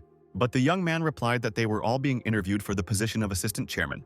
Lu sighed heavily, realizing how serious everything was here, and that he would have to earn a place in the company. The stranger noted that he only had a master's degree and most likely wouldn't be hired. A stunned Kwon began to realize that he didn't even have a bachelor's degree, and it would be difficult to get a job at Longtang. Then he decided that Xiake had simply made a mistake and sent him to the wrong interview. And when he was about to call her to clarify all the details, he was suddenly called away. The frightened guy walked into the office and started saying that it was a mistake and that he was not suitable for the role of assistant to the chairman. After handing over his meager resume, he added that he did not have the appropriate education and was just a student. But the employee assured him that if they vouched for him, then everything would work out. And besides, the chairman likes young and energetic people. However, the honest Kwon continued to insist that he did not have the necessary skills for the position. The manager noted that he would have time to learn more about this work and everything would be fine. Then he said that he would definitely be called back for a second interview soon. Since they needed such people, it all seemed rather strange, since such corporations would not have hired someone without work experience. As soon as he left the office, the manager began to think about how he could convince the others that this guy was right for them. After all, he had an extremely ridiculous resume. And then he decided to rework it for approval, and no one would check it anymore. Meanwhile, people one after another ran out of the director's office in upset feelings. The extremely surprised assistant noted that this was already the 9th person this month, but just said that she could not answer a single question, and also asked to give her 3 days to review the documents in order to prepare. She said that not everyone is as smart as she is, especially since they didn't graduate from Cambridge and didn't get a PhD in economics. Then the headmistress once again asked her not to get married and to continue working. However, Yi said that she did not want to be as independent as the lady, adding that when she finds her man, she will definitely feel the same. But Bean was sure that no man could interest her more than work. At this time, Wang finished with the protagonist's resume and hurried to present it to the chairwoman. However, he suddenly ran into a problem and decided to take a short break. Xiao, in turn, went to the manager to find out the results of the interview. But he wasn't at his workplace, so she personally decided to look through the resumes of potential employees. After seeing young Master Quan's documents, she concluded that he was ideal for the position. In connection with this, she immediately took the young cultivator's resume to the headmistress. But Yang was unhappy with the fact that he was a man. But the girl assured him that he was not only smart, but also extremely attractive. Ultimately, she agreed to accept the teenager, which she informed her assistant about. After a certain amount of time, the blooming immortal crossed the threshold of the chairman's office. Hearing her surname, Luda guessed that she was K.Er.'s sister. The young headmistress, Long Teng, pointed out that he should first pass a test. Perplexed, Quan asked what exactly he needed to do. Sina said that he had half an hour to look over the documents and then answer a few questions. Xiao, in turn, stated that there were too many of them and therefore this time would not be enough to get acquainted. However, Bin said that if Lu was really as good as his resume said, then he could do it. The stunned guy couldn't understand what she was even talking about, because he only had a high school diploma. Jan pointed out that if he wasn't capable of it, then he shouldn't waste her time, but the young man agreed. At the same time, the headmistress was extremely negative towards the guy and did not even hide it. In fact, it was not a problem for him to remember so much information since he had studied the enchanting scripture of fortune. And after a few minutes, the teenager folded up all the papers, declaring that he was ready to answer all the questions. Shocked by such abilities, Xiao didn't expect him to cope so quickly. Without thinking twice, Xia demanded that he tell her the contents of the 3rd paragraph on page 20. Much to her surprise, Quan reproduced all the text in the documents exactly.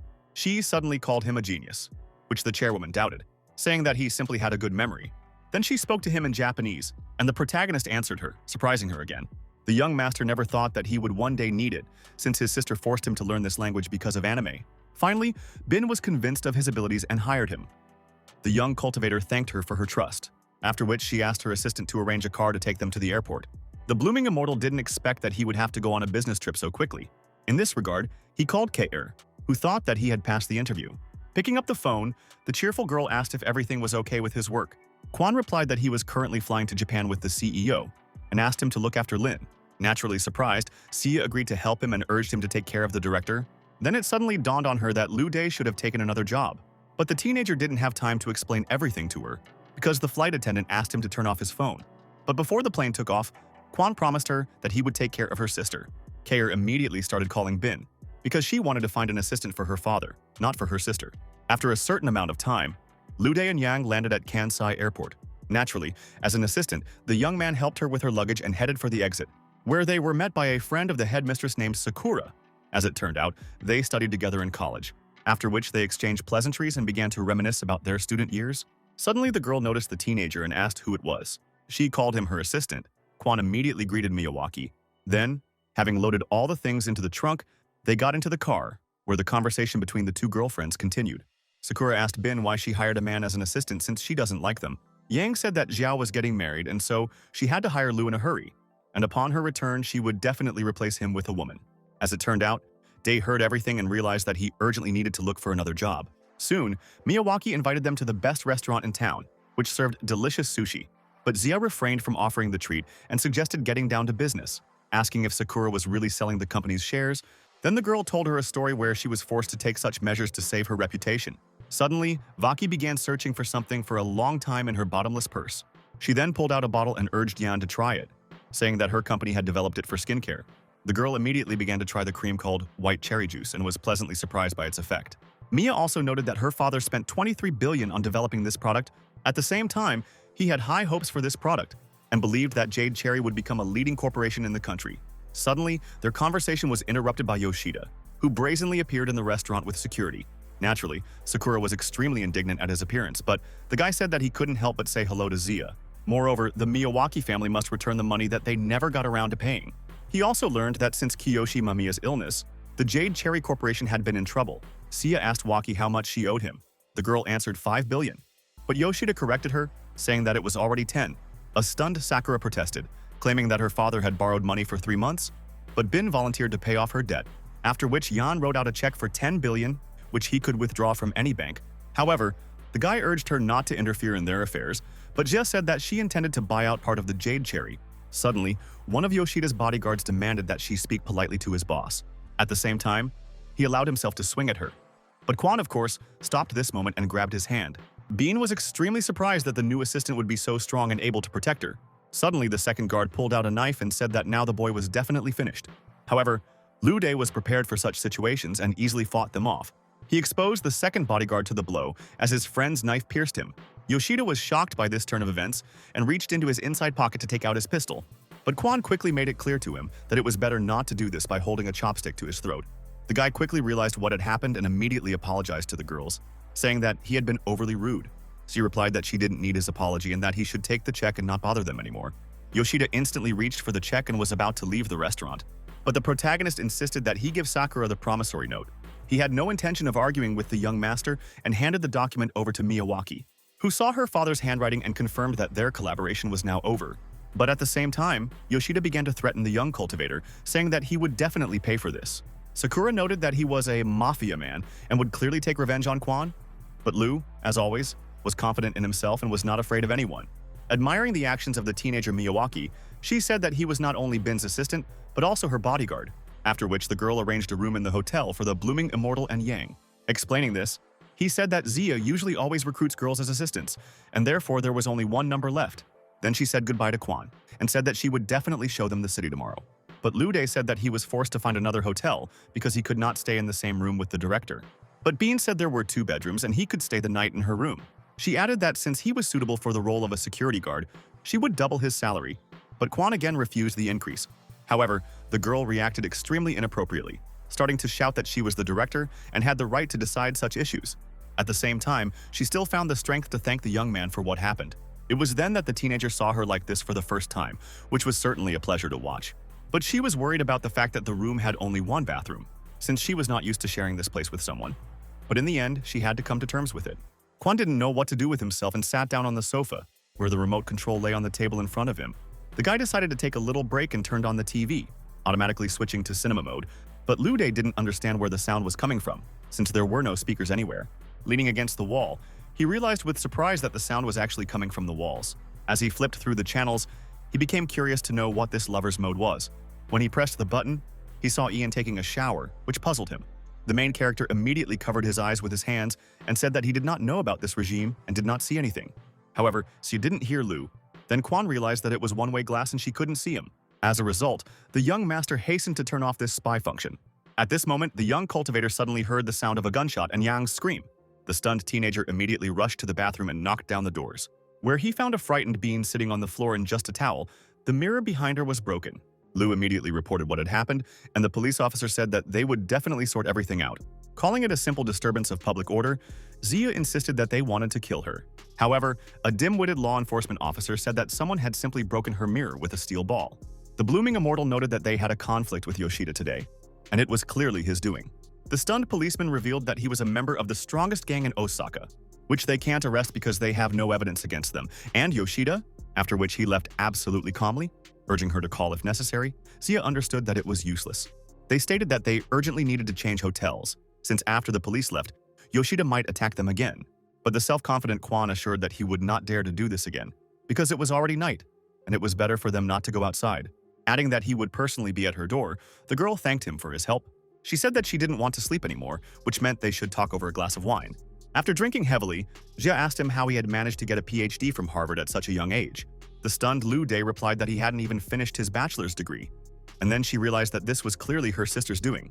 The young man immediately asked the headmistress not to punish his younger sister and refused payment for the trip. Extremely surprised, Bin asked if he knew his salary and whether he definitely didn't want any extra pay. Kwon, as always, answered honestly that he was not a qualified specialist. She started shouting again, saying that by doing so he was accusing her of poor staffing. A perplexed Lu Dae couldn't understand how she managed to turn everything to her advantage, after which she said that if the guy's work satisfied her, she would think about promoting him. Unexpectedly, the young man offered to give her a massage, which surprised Jan greatly. He said that if he really was an expert in this, he could try to relax her.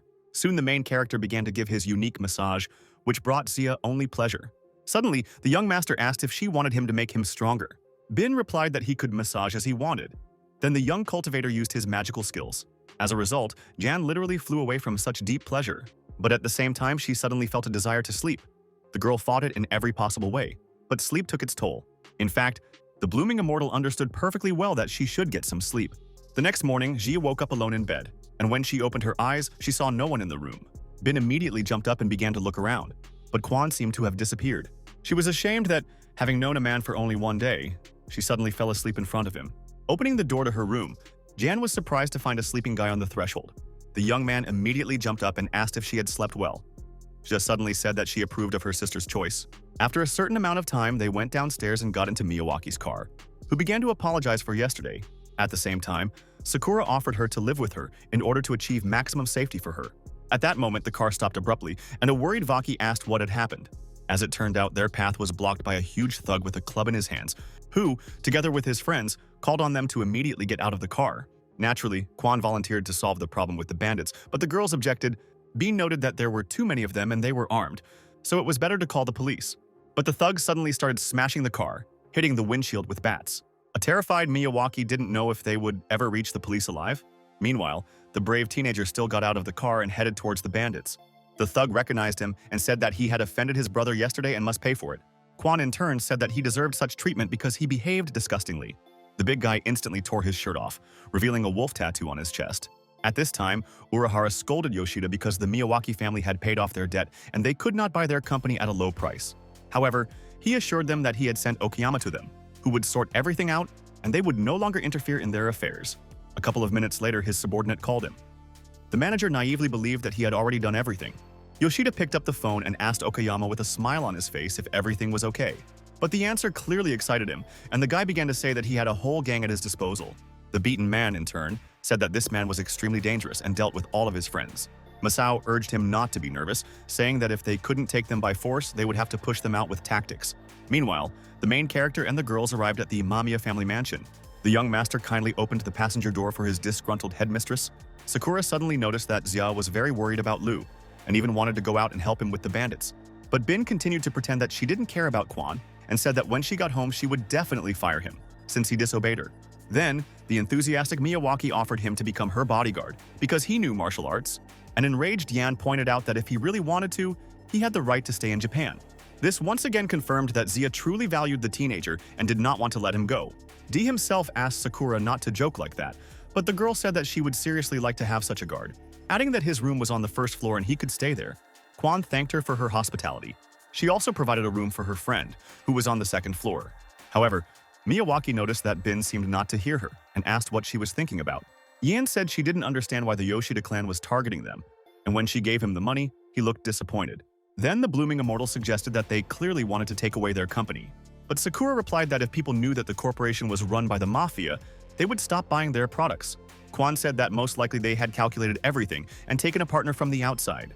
This version was indeed logical, since Jade Cherry cosmetics are in high demand on the market. In this regard, she asked her friend how much time was left for the launch of White Juice. Mia replied that it would be released in a month. Yan urged her not to think about money and to immediately start mass production of this product. It was also necessary to advertise it in all corners of the country so that everyone knew the manufacturer. A few days later, an angry woman walked into the Jade Cherry shop, who, having entered the establishment, began to quarrel with the employees of the retail store. Taking off her mask, she declared that it was the after effects of their lotion and her face was covered in red spots. Some people started filming everything on video, which was clearly organized by the Yoshida clan. Soon, news appeared on the internet that these products were of poor quality. People began to avoid this brand, claiming that they had a new leader, who thinks only about profit and does not think at all about quality, which led to such consequences. Every day the rumors spread more and more, and the number of clients gradually decreased. Sakura was depressed and didn't know what to do to restore the company's reputation. The main character also reported that their model refused to advertise the company's products. Miyawaki sadly said that the internet was full of fake news, and people of course believed it. And naturally, it was impossible to present the forum owners with charges, since they could accuse them of violating freedom of speech. Adding that whoever devised this cunning plan was clearly an experienced businessman, suddenly they saw an advertisement on TV for a product called Flower Spirit from Yoshime. The stunned young master noted that this lotion was very similar to the Jade Cherry Cream. Sakura said that Urahara was the owner of this company, and he wanted to buy their corporation, but her father refused. She began to believe that Masao was collaborating with Yoshida, and if they launched their product, everyone would accuse them of plagiarism. So they had to refuse to release white juice. Whoever arranged all this was an extremely cunning person. The girls simply didn't know how to get out of this situation, and the young cultivator began to think, and after a certain amount of time, the blooming immortal declared that he had a way to solve this problem. Urahara, in turn, celebrated the event with Yoshida at a nightclub. Masao noted that Kiyoshi had truly created a masterpiece that would elevate them above the rest. After all, their product was prepared using exactly this formula, so there was nothing to worry about. Unexpectedly, Urahara asked his friend what the situation was like in the Mamiya family. A smiling Yoshida replied that Miyawaki had been upset all day. Masao naively believed that victory was in their pocket, and that now a new life would begin for them. Soon, Quan was dressed up as an employee of one of the local Jade Cherry shops. In fact, he was able to convince the girls that he could solve the issue of his lost reputation. The extremely inquisitive Sakura asked the teenager what he had come up with. The guy said that the main problem lies in people's lack of trust in their brand, and he intends to fix this. She asked Lu to how he could make people believe that their products were still of good quality. The young man replied that for this he would need Miyawaki's help, and of course she agreed. Then Quan asked to be made a consultant in one of her shops. The next day, the teenager came to the store and spent some time there, but there were no customers. Seeing the unknown girl, the main character immediately headed towards her. Approaching the young lady, the young master asked her to spare him just a few minutes, after which he suggested that she try a new body lotion called White Cherry Juice.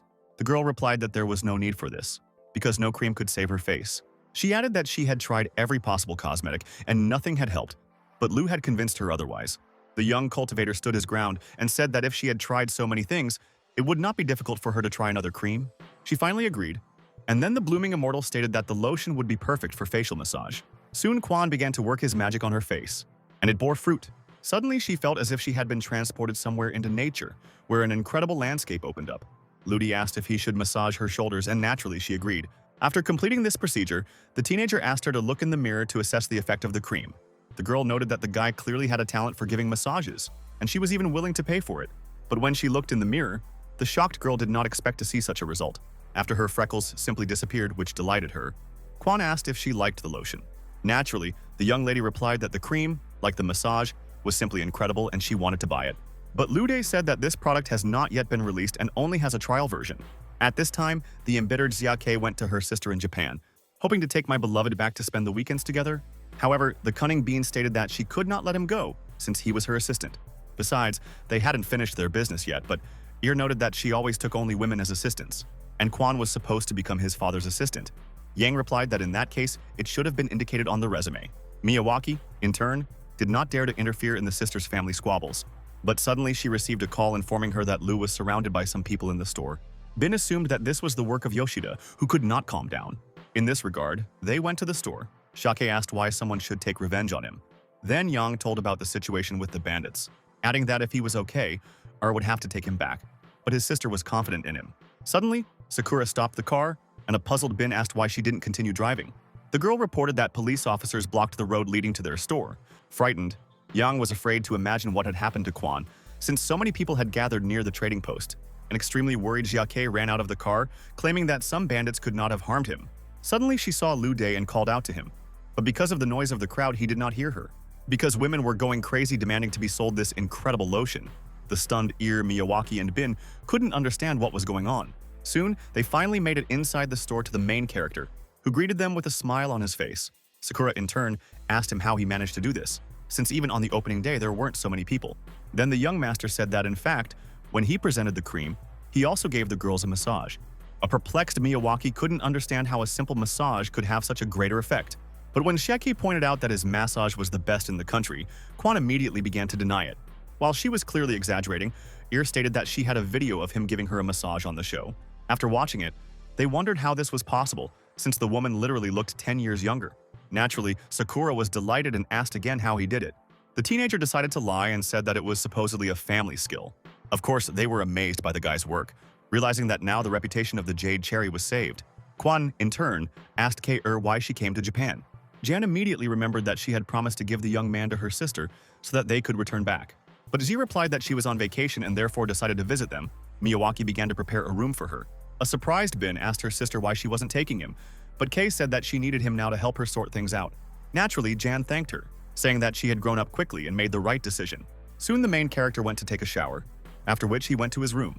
At the same time, the young master was in a good mood, although tired after a hard day. Suddenly, K.Er opened the bathroom door, and the guy immediately announced that he was leaving now.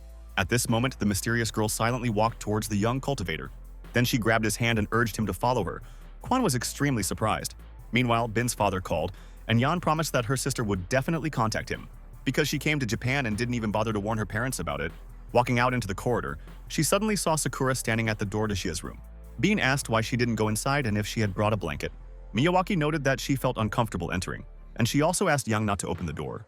The perplexed young lady couldn't understand what she was talking about and why she felt uncomfortable entering K.Er's room. Suddenly, she heard her sister's voice outside the door, which shocked her. Entering the room, she demanded that the young people stop this immediately.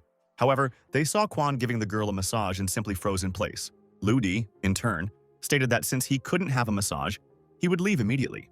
However, she didn't see any problem with this and encouraged the guy to stay with her. Then the teenager once again began this procedure, which brought incredible pleasure to Kay. Naturally, Bin was outraged by her sister's behavior and literally boiled with anger, or said that this was pure bliss, and that Kwon had incredible talent. Miyawaki asked her if the young man was really that good at this. C replied that he had no equal and that she could try it if she wanted, and Yang was furious.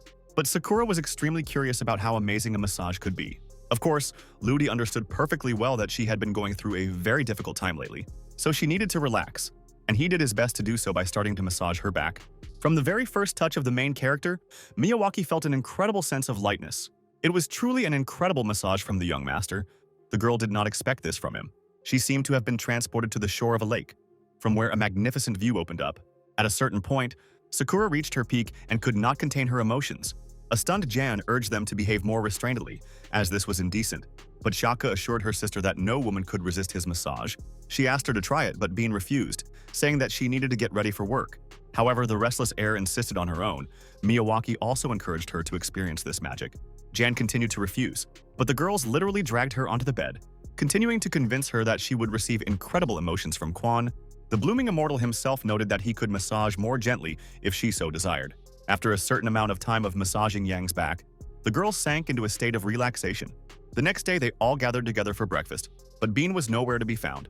Lude volunteered to call her to the table and went to search through the long corridors of the house. Miyawaki found this extremely strange because Yang had never slept for so long. The teenager knocked on her door and asked her to come down and join them for breakfast. A moment later, the disgruntled girl opened the door and asked him to come into the room. Kwon noticed her mood, thinking that she didn't like the massage yesterday. Suddenly, an embittered Bean immediately pounced on him with accusations, saying that he should not have staged this circus.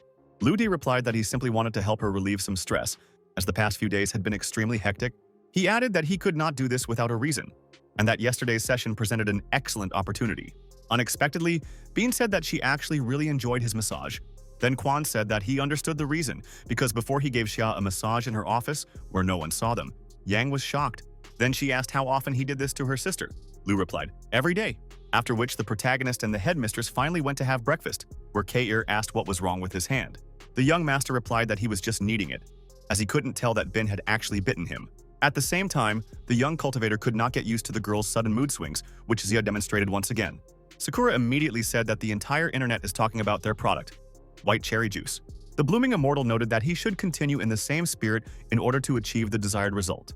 But K.Er said that he had already tried hard enough and now he could be let go. However, Yang said that the success of their product lies not in the product itself, but in the Kwon massage. And in this way, they can make people think that their lotion makes them look much younger. A stunned Miyawaki suggested that people would soon figure it out and the consequences would be irreversible. Ludi also realized that he shouldn't have made such a fuss yesterday because he couldn't have imagined what it would lead to. But she suddenly appeared and said he needed to convince people of the product's rejuvenating effect. To do this, he simply needed to add a drop of his blood to the cream, since pure energy flows through it. A saddened Bin began to realize that they would soon have to explain themselves to their clients. But the self-confident Kwon declared that he could make their lotion with a rejuvenating effect. Jan immediately jumped up from her seat and asked if he would definitely be able to do it. Naturally, he assured that he would make about 50 creams with similar properties. The girl reacted very strangely to his statement, and the guy thought about it, not understanding whether this was not enough because otherwise he would have to sacrifice too much blood. But in reality, Bin was more than pleased with this statement and called on Sakura to hold a press conference. Soon the event took place, and Jan began convincing women that white cherry juice was the best cosmetic in the world. Suddenly, a gentleman named Nakayama appeared among them and began to claim the opposite. Bean, in turn, asked him to be more specific and asked why he had formed such an opinion. He then responded that their video from the internet was clearly edited and a lie. Suddenly, the girl suggested that he try the effect of the lotion on himself. The surprised Nakayama asked if the cream was also suitable for men. Jan responded positively, adding that this is a unique product and there are no analogs. Finally, he agreed to try the lotion and began to smear it on his face. And just a couple of minutes later, Nakayama looked 10 years younger, and everyone was simply shocked by this result. The guy looked in the mirror and was also perplexed, not understanding how this was possible. Naturally, everyone wanted to know the price of this cream. Bin said that one box costs 1 billion yen. Everyone froze in shock as the cost of the lotion was incredibly high. Yen herself said that they will produce about 50 copies a year, so the price is appropriate. But soon they intend to launch their product series worldwide. Meanwhile, an enraged Yoshida began to beat his protege, who had not reported such an important detail. At the same time, he ordered him to obtain the recipe for this unique cream by any means necessary. Kei, Bin, and Miyawaki were busy with countless calls from people wanting to buy this lotion. Lu, in turn, made coffee for everyone. At that moment, Sakura received a call from Mr. Takahashi, but she refused to sell him the cream. A stunned Jan jumped up and asked if this was really the same once influential man. Vaki replied that it was indeed him. They could not understand why he could not sell people what they wanted. An enthusiastic Bean noted that Takahashi was no longer the same businessman since Foxen had bought out his company, adding that she would rather sell the remaining cream at a friendly price to someone who would help develop their corporation for just 1 billion yen. Since she released a premium edition online that sold over 2 billion, Kwon was shocked. The puzzled protagonist noted that it was twice the original price. Suddenly, Shake told her sister that 10 of the top shopping malls were inviting them to move in with them. After quickly calculating everything, Bin stated that they would soon open about 1,000 branches across the country and earn 500 billion. The stunned young master asked how this was even possible. Meanwhile, the emperor himself called them and wanted to order a premium edition of the lotion. Naturally, they couldn't refuse him. Thus, the situation changed dramatically, and after recalculating the profit, Yan stated that they would earn 600 billion in a year. The blooming immortal, in turn, went to his room, where he began to cultivate. Sai gave him a glass of water and remarked that he had helped their company so much and they hadn't even promoted him. But Kwon said he didn't really do it for the money, and he didn't donate much blood. But the assistant said that his blood was extremely precious, and it would not be so easy to return it, especially since it would require a considerable number of girls. The young cultivator replied that he had no intention of taking away the girl's yin energy to make up for the lack of yang. After all, he considered himself a decent person, but she said that if Lu deviated from her principle, she would have less work. Suddenly, Miyawaki knocked on his door and asked if the teenager was busy. Of course, Kwon asked her to come in, saying that he was not at all busy and was ready to help her. At the same time, the extremely polite Sakura apologized for disturbing him. But Day noted that he was just doing an exercise and nothing bad had happened, asking what was the matter. Suddenly, the girl fell on her knees in front of him, and the stunned guy asked her to get up immediately. But Miyawaki said his recipe had given her corporation a newfound reputation in the market. The young man helped her up and pointed out that it was his job. But Sakura wanted to ask Lu for one favor. Kwon said that he would do everything possible if she stopped bowing to him. Finally moving to the sofa, the protagonist asked what she wanted from him. Miyawaki suddenly took him by the hands and asked him to help her father. The guy was surprised. At the same time, the young master urged her to specify the problem and explain what had happened. The girl burst into tears and said that her father had had a stroke and had been in the hospital for a month. The doctor's prognosis was disappointing, and the old man might never wake up again, but Day said he was not a doctor. However, Sakura said that he was a miracle worker who knew martial arts and a unique massage technique. The young cultivator thought for a moment, trying to figure out what he could do in this situation. Miyawaki continued to beg him to help her father, saying that he clearly had a way to do it. Then, the blooming immortal suggested that stimulating his life force might help him come out of his coma. In this regard, Lu promised to make every effort to cure her father, but he could not give any guarantees. But she noted that initially, it was necessary to light a candle and pray to Buddha so that Day would help. Suddenly, Sakura took out a package and announced that she had 2 gifts for him, after which she handed the unknown scroll to the teenager. Kwon asked what it was. Miyawaki said this was a document transferring 30% of her company's shares to Lu Day, since he had helped develop the Jade Cherry. The dumbfounded boy replied that he could not accept such a gift. But Sakura pointed out that if he didn't do it, she would be on her knees for eternity. The girl then immediately knelt down, and Kwon again asked Waki to stand up, declaring that he would accept her gift, after which she suddenly blushed with embarrassment and started talking about the second gift. At that moment, Miyawaki lay down on the bed and said that this was the only way she could thank him. Shocked, Lu did not expect such a turn of events and simply froze in place. Naturally, like a true gentleman, the main character refused such a gift, but persistent Sakura asked if the young master didn't like her. Of course, he began to convince her otherwise. Adding that friends couldn't do that, Miyawaki seemed unstoppable. As a result, she kissed the teenager, and at the same time she admitted that she liked him, because she had never met such a good man in her life. But the young cultivator was unwavering in his decision and continued to reassure her. A moment later, Bean knocked on his door and said they needed to talk. The blooming immortal said that he would come out to her now, but Yan asked to visit him. Kwon immediately asked Miyawaki to crawl under the bed so that they wouldn't get into trouble. Finally opening the door, Lu Day stated that it was a mess, and he decided to clean up a bit. Suddenly, Bin's expression changed dramatically and she urged him not to move. The puzzled guy asked what was going on. Jan immediately straightened his tie, saying that he should always look decent. Walking into the room, she sat down in a chair and said with a smile on her face that Kwon had done well. After all, he added a secret ingredient to their cream, and now the company is growing rapidly. Therefore, she came to the conclusion that he should be rewarded and submitted an agreement to transfer part of the company's shares. But the teenager replied that the corporation was not paying him a high salary, and he was forced to refuse. However, the stubborn girl insisted that Lu Day sign the agreement and receive 20% of the shares. Kwon again stated that he had enough money and did not need it. A very surprised Bin said that he would need funds for a wedding in the future. But the guy said that he was not going to marry the princess, so he had no need for that kind of money. At that moment, Yan lost control of the pen, and it rolled right under the bed.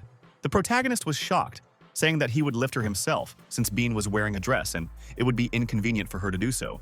The headmistress caught herself thinking that Lu was very attentive and good-looking, but it wouldn't hurt for him to be more goal-oriented. Finally, he reached for the pen that Sakura handed him and asked him to sign the contract quickly. In connection with this, the young master immediately informed Yan that he was ready to sign the agreement, which is what the young cultivator ultimately did in order to quickly send her away. A pleased Bin immediately jumped up from her seat and smiling said that the topic of business was closed. However, for some unknown reason, she was in no hurry to leave, which the blooming immortal carefully hinted to her about. But Zia said that they were done with business, but she had one more important thing to do, and she asked him to lock the door. Dumbfounded, Kwon turned the lock and froze in place, not understanding what was happening. Yan smiled and urged him to come to her. The guy slowly moved towards her, after which Lu Day declared that she had already rewarded him well and he did not need anything from her. A very surprised Bean said she just wanted to ask him to give her a massage. The young man breathed a sigh of relief and naturally agreed to relax his boss. Suddenly, Jan said that she had been very tired lately and that she needed this, but the teenager urged her to go to her room. The girl immediately objected. She stated that Sakura and K-er lived next door to her and it would be extremely inconvenient, adding that it is best if no one is around so that she can calmly enjoy the procedure. Kwon had no idea how to get out of this situation. Realizing that poor Miyawaki was under the bed, he had no choice but to agree to massage her shoulders, especially since Yan had already laid down on the bed. Suddenly, she began to speak cryptically about his unique massage skills, which she would miss. After all, if he gets a girlfriend, she clearly won't allow him to give massages to other beauties. Kwon noted that because he was busy with his sister, he didn't even think about girls. A puzzled Bean asked if he really needed her approval to get a girlfriend, after which Jan began to methodically ask him about what kind of girls he liked. Based on this, she found out that he was even considering an older option, and suddenly asked him to give her a full massage. The puzzled protagonist asked what she meant when she spoke of a full-fledged massage. The surprised headmistress asked him a counter-question. Does he really not want this? Then the young master said that for this she would better change into massage clothes. Seeing the young cultivator's pajamas, Yan decided to put them on, which could easily replace a massage robe. The blooming immortal understood that at this rate he would not be able to get rid of her.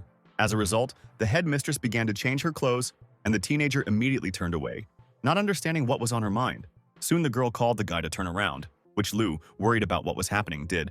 Seeing his boss in his t-shirt, Kwon was surprised, and Bin asked if she looked strange.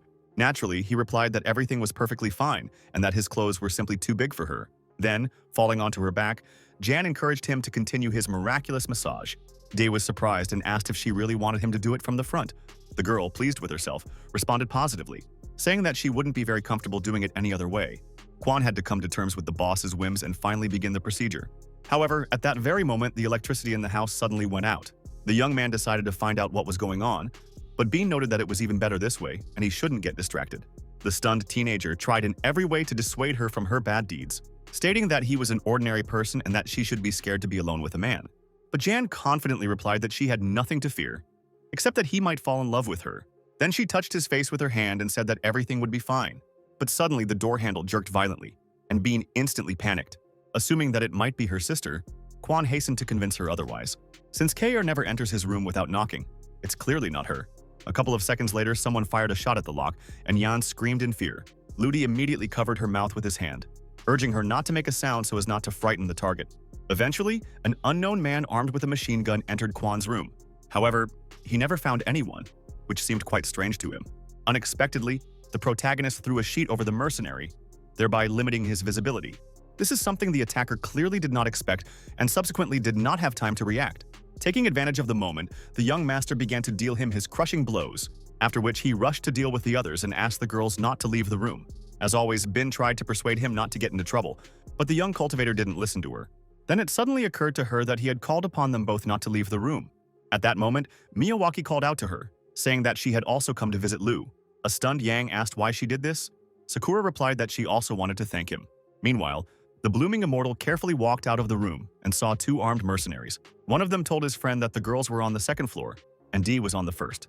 Suddenly, they discovered Kwon and immediately began to open fire on him. However, the extremely dexterous and nimble teenager managed to react and disappear around the corner. Then he ran into another room, which they also began to fire at. Without thinking twice, Lu Day attacked one of them with his magical skills. Thus, the ice arrows rushed into the bandit's body, and he fell unconscious to the floor.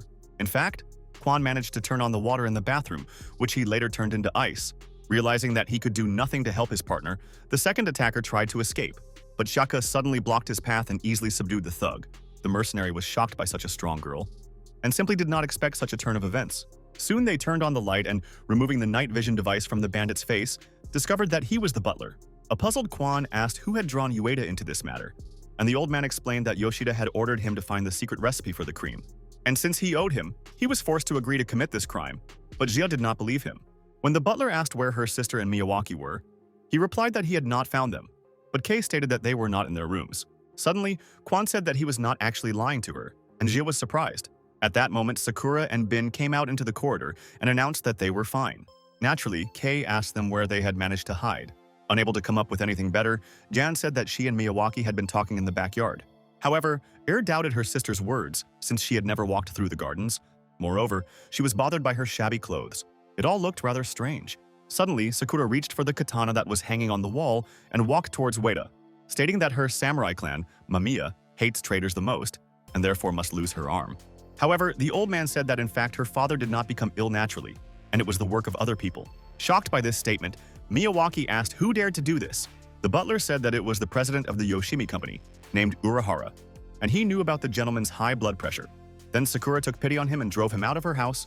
Ueda immediately rushed to the exit, after which Waki burst into tears, but Bin assured them that they would definitely take revenge on Masao and Yoshida. The protagonist noted that he would personally make every effort to deal with them. Ueda, in turn, told Yoshida what had happened, who was furious. At the same time, the old man asked him for some money to leave the country and hide. But the enraged bandit shot him, realizing that he had probably given them all up and wanted to wash his hands of the matter. Urahara stated that he had better leave the city, as the police and the Mamiya clan would come for him. A frightened Yoshida immediately headed to his car, where he was surrounded by unknown people. The bewildered guy began to threaten them, saying that he was an extremely difficult person.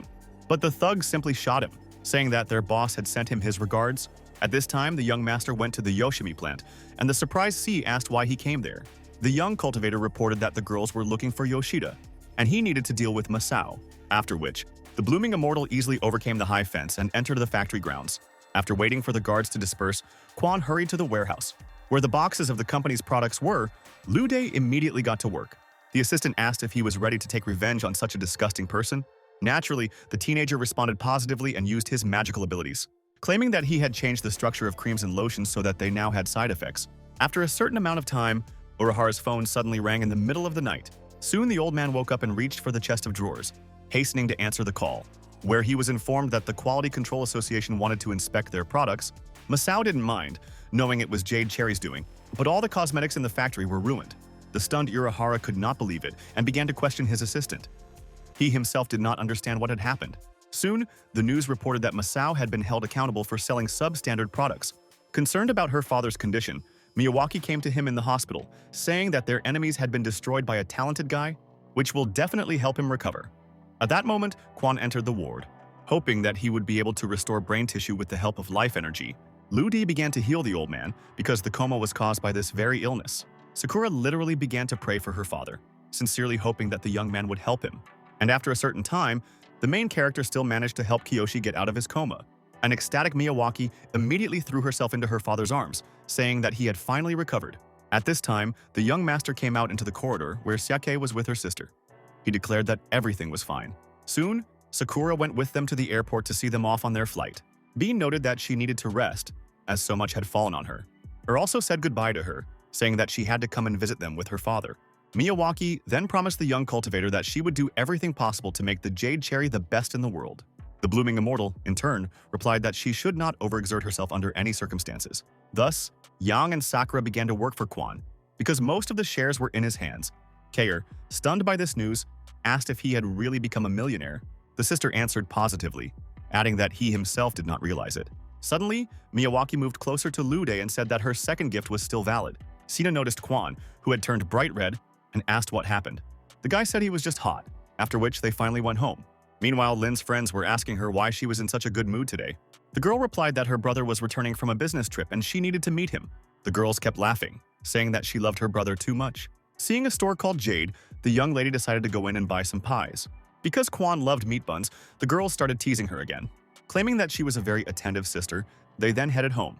While standing in a long line at the store, Zhang Feng suddenly drove up to her in his car, recognizing her as the sister of his worst enemy, Lu Dei. He planned something terrible.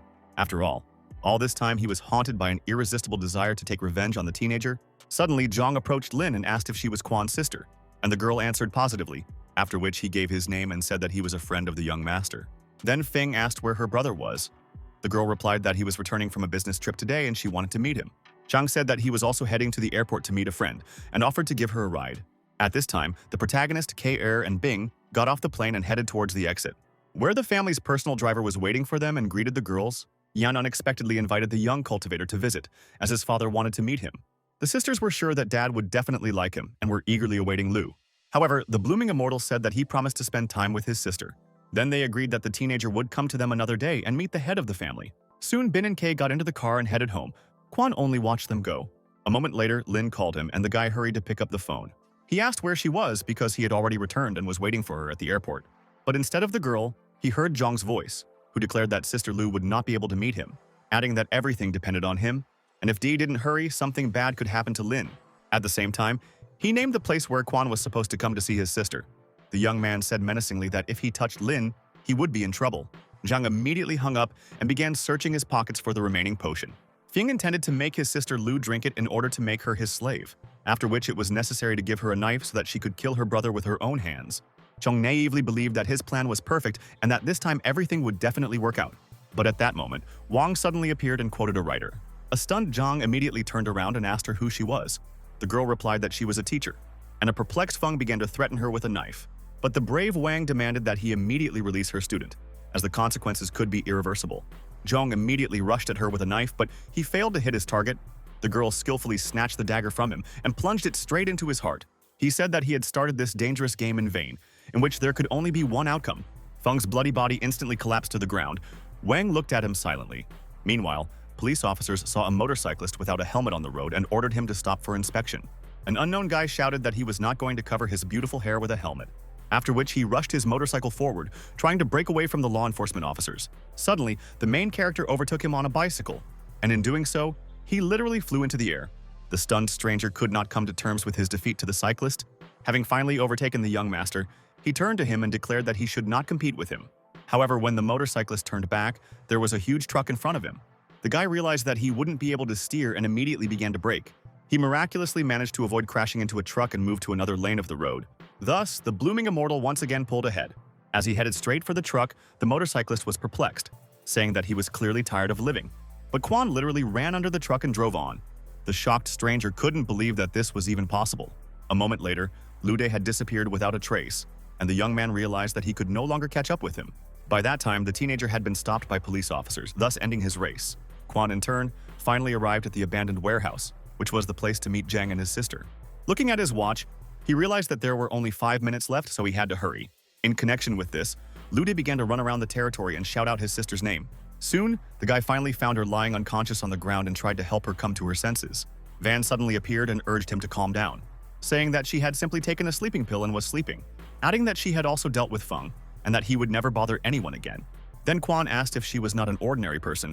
The teacher smiled and said, just like him. Sai noted that he should be careful around her, as she had the aura of a succubus. But Wang continued to insist that she had no ill intentions against him or his sister. The assistant urged the owner not to believe her, as these creatures are extremely cunning. The teacher pointed out that she was actually a werewolf, and that she and Lu were on the same side. Sai stated that there are people who feed on the blood of succubi, and they are called werewolves. Suddenly, Quan remembered Bao, who had behaved similarly on the island. Wang confirmed that Lin is the best werewolf in existence. The stunned teenager asked what she meant when she talked about the best werewolf. The teacher explained that those who are fed the blood of a succubus from childhood are the best and show their powers after 18 years. The perplexed protagonist again asked why demons would go through such trials. Wang replied that monsters live longer than humans, but still age, and only werewolves like Bao can restore their youth. Therefore, they have to wait 18 years to obtain the highest quality blood and rejuvenate themselves. 15 years ago, she took Lin and escaped from the demon, but now her power had awakened, and only Day could save her. The shocked young master asked how he could help her. After a short pause, Wang urged the young cultivator to make Bao his woman. The stunned, blooming immortal declared that now was not the time for such jokes. However, the saddened girl said that this was indeed true, and that this was the only way to make her happy. But the most important thing is that only a virgin werewolf is of interest to succubi, so Quan should hurry. The teenager replied that if the demon attacked her, he would definitely protect the girl, just as he did Van, his sister. The joyful teacher immediately said that in that case she would organize a romantic month for them. But Ludi pointed out that he didn't mean that at all, and simply wanted her to live with him for her own safety. At that moment, Lin suddenly moved, and the guy realized that he should hurry to return home with her. Wang noted that Quan had no idea who she wanted to fight, as the succubus was extremely powerful, but the young man said that they still wouldn't leave him alone, and he wanted to help Bao. The teacher said that people like him don't understand the chaos that goes on in the hearts of girls, adding that many interesting things could happen during their time together. Soon, Quan went to buy a new, fairly spacious house with several rooms. After inspecting the apartment, the teenager was more than satisfied, so he decided to buy it. The realtor also showed him the spacious balcony and other charms of the mansion, after which he kindly asked to pay the price of the house, which amounted to $50 million. The young man noted that this was a fair price and agreed to sign all the necessary documents. But the shocked sister asked him not to do this, because even if he had that kind of money, it was clearly his last. However, the guy assured that he had recently gone on a business trip and earned a lot of money. Then Lin assumed that Lu had returned to his old job, but naturally he denied everything. Kier stated that her brother is actually the director of a cosmetics company and has much more money. The delighted little sister asked her again if this was really true, and if Day was so successful. She confirmed her words, saying that now they can afford whatever they want. At that moment, the workers brought a piano into the room, and Kay noted that it was a gift for Lin. The girl immediately rushed to the instrument and was pleasantly surprised by its quality. In the end, Quan was satisfied with his choice of estate. At the same time, he said that for some reasons another person would live with them. At this time, a radiant Lin entered their living room and remarked that this house was simply incredible. The protagonist hastened to explain that Bao was the target of the supreme succubus, and he was forced to protect her. But Zia was furious. Upon seeing the girl, Lin enthusiastically said that she was her most devoted fan. The young master stated that Lin would live with them, as he had promised Miss Wang that he would give her some extra lessons. Upon seeing the piano, Bao immediately rushed towards the instrument, saying that the girl had good taste. Sister Quan replied that it was a gift from K.R., so Lin handed her the package. He said that he also wanted to give her a gift, which turned out to be signed CDs of her favorite band's albums. Naturally, Lin began to thank her, even though the piano was clearly more expensive. Suddenly, Jia said that since they had 5 rooms, one more person could move in with them. Lu asked who she was talking about. Of course, the girl meant herself, assuring him that she would not let him go so easily. At the same time, they continued to incinerate each other with their hateful gaze, as always. Kay, in turn, decided to celebrate the housewarming and said that she wanted to cook something delicious. But the blooming immortal replied that he couldn't let her take care of the kitchen. Her objected, because she was also a good cook.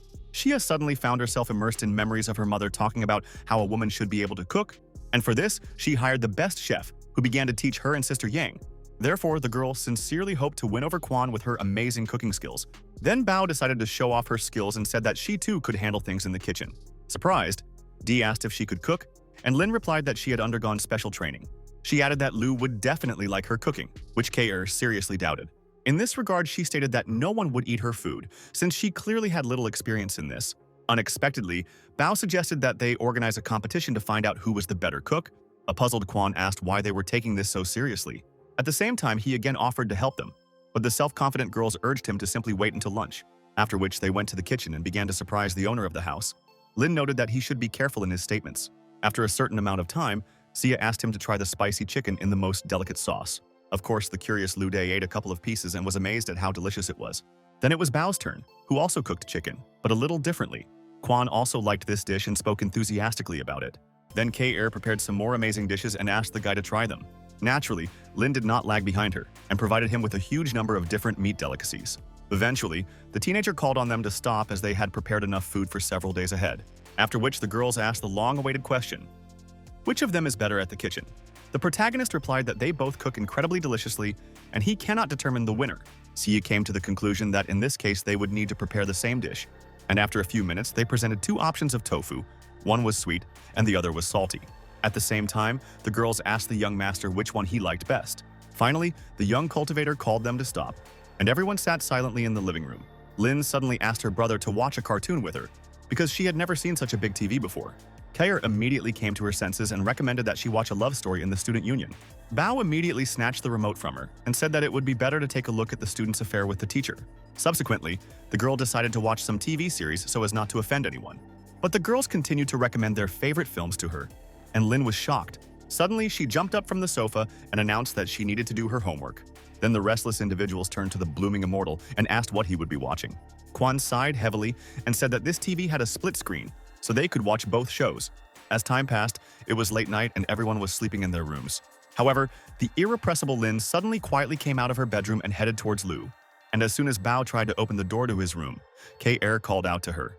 The girl pretended to be lost, but Zia understood everything, saying that she shouldn't do that. Finally, Lin admitted that she really loved her teacher D, adding that she also did not sleep at such a late hour, as she herself wanted to disturb Kwon.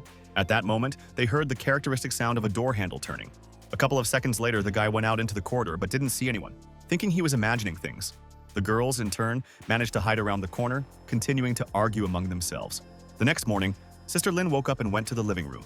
Where the sleepy Bao and K-Er were already, the young lady immediately greeted them. However, seeing their condition, she wondered what was happening to them. At breakfast, they continued to quarrel, and suddenly Lin asked Kwon to influence the situation. Ludi couldn't understand why they had such a bad relationship, but even his sister understood the reason. A couple of minutes later, a brilliant idea came to him and he announced that he knew how to fix it. Soon they arrived at the amusement park where everyone was having fun. The main character said that here they obviously should get along with each other. However, she stated that she was no longer a child and had no intention of staying here. Taking advantage of the moment, Bao took the young master by the arm and urged him to go together. Kayer also grabbed the young cultivator, saying that sometimes it was okay to go out and have some fun. The guys around him were sincerely envious of him, because the teenager had acquired two girls. Then they came to the conclusion that it was necessary to restore justice. Meanwhile, the girls continued to irritate the blooming immortal. A stunned Kwon called on them to finally calm down and stop arguing. Suddenly, the stranger invited them to go to a scary house, saying that if they didn't like it, he would return the money. At least here, the girls came to a general consensus and decided to go to the haunted house. Ludi was pleased with what was happening, as he was very tired of the restless people. Kier noted that the building was in ruins, and it was no wonder there were no visitors. Kwon said that if there were a lot of people here, this house would not be so scary. Unexpectedly, Lin said that she was actually afraid of ghosts and hoped for the teacher's protection. She noted that it was not too late to refuse, but the girl did not want to do this. The guy who invited them naively believed that they had already fallen into his trap and now they would not be able to escape. After a couple of minutes, they finally entered a dark room where there were many frightening scarecrows. Kay walked up to one of them and said they looked pretty realistic. Kwon also touched the exhibit and said that they had quite elastic skin and most likely used silicone. Frightened, Bao moved timidly towards the ghost and looked at it for a long time. Suddenly, she informed Lu Dae that she smelled blood on one of them, adding that it was clearly smeared with something to make it look more horrific. But Jia was sure that the owner of the house simply wasted money, because everything was done poorly. At the same time, she believed that it would be better to put makeup on people so that they would scare tourists. After a certain amount of time, they approached a device covered with a cloth. Suddenly, a terrifying voice called upon them to throw off the sheet to see a completely different version of themselves. Kay declared that it was clearly a distorting mirror, but Bao believed that it was simply some kind of terrible picture, after which they asked Kwon who was right and whether it was worth opening the painting. Naturally, Lu Dae replied that they had paid the money and should take a look. Having started arguing among themselves again, the girls agreed that whoever was right would stay in the park with the teacher. They literally dreamed of riding the Ferris wheel with the main character. Finally, having thrown off the sheet, they discovered underneath a mirror in which they were reflected as animals. Soja turned into a little dog and declared that she was right, but Lin, in the form of a cat, objected, noting that it was clearly computer graphics. As a result, they once again came into conflict, which Quan was already quite tired of. At this, the young ladies began to laugh at each other, saying that they had turned into animals. Bao replied that at least she became a cat, unlike her, since K-er was a dog. At first they found it funny, but then they started to panic, because this transformation was truly frightening. The young master, in turn, turned into a child and behaved accordingly, which naturally also raised questions. But they couldn't understand what it was connected with. At that moment, the guy who invited them came up to them and asked if they now believed that this was the scariest house. Of course, they demanded that he immediately turn them back into humans. The young man said that in fact it was a magic mirror that turned them into animals, and then they became ghosts. Grabbing the scissors, he began to think about how to transform them and what could be done with them. One thing was clear. He was going to disfigure the young cultivator and his girlfriends in every possible way. But Bo, in the form of a cat, suddenly attacked him, declaring that she would not allow harm to come to the teacher. Kier also pounced on him and began to bite his leg, saying that she would kill him. But since they were tiny, the teenager easily scattered them to the sides. The worried blooming immortal took them in his arms and told them that he should not harm the animals. The guy laughed and replied that he really was a bad person and was now going to offend him too. However, at this time, the house suddenly began to collapse, and the stunned thug could not understand what was happening. Seeing a bulldozer in the hole left by the house, he asked why they were demolishing the building. The puzzled tractor driver said that he was ordered to demolish the house and that all questions should be directed to the director. The shocked guy immediately looked around and discovered that the child was missing.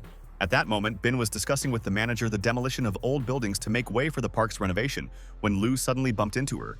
The assistant was indignant, and the child immediately asked the girl for forgiveness. Sia, of course, recognized her sister and began to bark. Yang herself noticed that this child looked very much like Quan. Having lifted the main character in her arms, she asked where his parents were, but instead he said that his uncle was abusing them and the animals. A puzzled Bean asked the manager who he was, and the assistant said he was the owner of the haunted house, after which he attacked Chen with accusations because he had scared the child, and also knew about the demolition of the building in advance. Lao, in turn, begged him not to demolish it, but Zia's assistant replied that he had not paid rent for 3 months. Yan promised the young master, in the form of a child, to definitely find his parents. Chen was furious at this decision and could not accept the demolition of his ghost house. After a certain amount of time, Bin's people reported to her that they had not been able to find the boy's parents. Quan, in turn, played carefree with his toys and was happy, since his development was at the level of a 7-year-old child. Yan stroked the young cultivator's head and remarked that he was an extremely smart child. However, she was haunted by his incredible resemblance to Lu Dai, as if he were his younger brother. But she knew that he only had a sister, so Bin asked if he knew a man named Quan. The blooming immortal grabbed his hair and said that he could not remember what was causing his headache. He added that he was actually stupid because he didn't know his own name, but he remembered the multiplication table and some poems, after which he began to tell her one of them, which simply shocked her. Yang stated that he was not stupid at all, and until his parents were found, she would call him Quan. Then the girl unexpectedly invited him to take a bath, and she volunteered to help. The stunned K-er and Lin immediately began to object to her, which resulted in loud barking and meowing. Bean, in turn, assumed that they were hungry, so she poured out some food for them, after which she picked up the baby and carried him to the bathroom. Bao and Zia were in shock. Meanwhile, John helped the child take off his jacket, saying that it was necessary in order to wash himself, but suddenly he urged her to take a bath as well, and Bean happily agreed. The stunned cat and dog began to understand that their sister must not know the truth. Lao, in turn, continued to take everyone to the haunted house, but the older people refused to go there. Naturally, Chen was furious, declaring that this house was truly terrible. Suddenly, an unknown man appeared in front of him and said that this would not scare anyone now, adding that he actually came to help him, since the young man knows a thing or two about fear. Going inside, he asked if Lao was happy with this miraculous mirror. Of course, Chen replied that with him, he helps people experience true horror. But one girl ordered to demolish his most terrible house in the world, and he wants to take revenge on her. He also couldn't understand why the last 3 visitors turned into animals, and the guy with them simply became smaller. After all, usually people turned into real monsters and were under his control. In doing so, Lao intended to turn Bin into the most terrifying monster in his haunted house. By then it was night, and Jan put the protagonist to bed, promising to find his parents tomorrow. Suddenly, the young master asked her to keep him company, as he was afraid of monsters. The girl noted that at his age she was also afraid of various ghosts. In this regard, she agreed to stay with the young cultivator so that he would not be afraid. Enraged, K-er immediately began to bark, because she didn't like what was happening. But Bao confidently said that it was better not to make noise so that they wouldn't be thrown out into the street.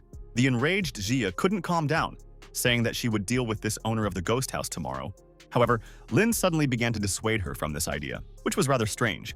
Perplexed, Kay asked why they shouldn't do this, and Bao replied that it was because he came to them himself. Looking out the window, they saw the same man from the haunted house, who released a huge number of his horrible puppets from his truck. Approaching the main gate, the boy asked to call the eldest miss, but the butler refused to do so. He said that it was too late, and that he should contact her tomorrow. But the young man said that she had demolished his haunted house and must answer for it, so he intends to turn her mansion into a new haunted house. Suddenly, one of the monsters turned into a bat and flew around his back, after which he immediately bit the butler in the neck area, and he immediately turned into a zombie, who voluntarily opened the gate, and the demons headed to the Xiaobing estate. At the same time, they brought with them that very magic mirror, which Kay and Bao had noticed. Her immediately began to wake up her sister, but it was all to no avail.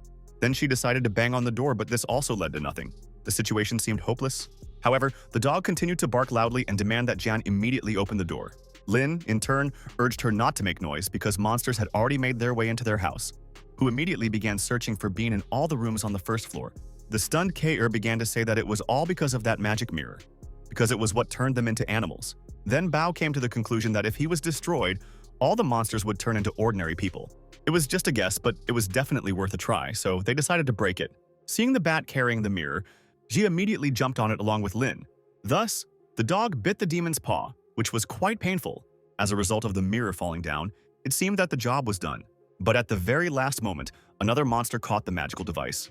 Then he grabbed the cat and dog, and the guy said that they almost ruined his plan. At that moment, a puzzled Bin was suddenly awakened by a noise in the living room. Seeing the demons, she fell to the floor in fear and backed away, not understanding what was happening. A smug Lao approached her and declared that he had been looking for her for a very long time and had finally found her. After telling how she demolished his house, Chen noted that now he and his friends had nowhere to go. But Jan said that this was all in order to build an even bigger house, and the young man thought about it. Then he replied that she should have thought about this earlier, but now he had decided to turn her estate into a haunted house, adding that he really wants to make her a demon so that she will submit to him. At that moment, one of his zombified subordinates tied the girl's hands. Shocked by what was happening, Bean demanded that he let her go immediately. Kayer also began to be stubborn, calling for her loved ones not to be touched, but it was all in vain. Suddenly, Quan jumped out of the room and said that they were all bad because they were bullying their sister and the animals. Lao immediately grabbed the baby and noted that now everyone was finally assembled and they could get down to business. Throwing Ludi aside, Chen ordered the mutated demon to watch over him, after which he told Yang that she should not be afraid of these monsters because soon she would join them. A moment later, he pulled the cloth off the mirror and Bean saw her reflection. After a couple of seconds, she suddenly turned into a snake-like creature, which terrified her. A joyful Lao said that he had not expected such a turn of events and wanted to examine her. However, Chen did not take into account the fact that one should never look the Gorgon snake in the eyes. As a result, he instantly turned into a stone statue, which he naturally did not expect. An enthusiastic Kayer said that her sister would now show everyone how to turn them into monsters. In this regard, Jan drew attention to her, and then the dog hurried out of her field of vision. Bin, in turn, continued to turn all the demons into a pile of stones. Bao and Saya tried to hide to avoid becoming victims of the Gorgon's terrifying power. The girl seemed unstoppable, and she did not stop destroying monsters. The cat noticed that Kay's sister was much more dangerous than the owner of the ghost house, and Air called on her to save Lu Day. The animal, who was being chased by one of these zombified monsters, immediately pounced on him. However, they were unable to cause him any significant damage, so they also rushed away from him. But the Gorgon suddenly appeared and came to their aid, turning him into another statue. Suddenly, Quan called out to her and asked her to stop as she might be overdoing it.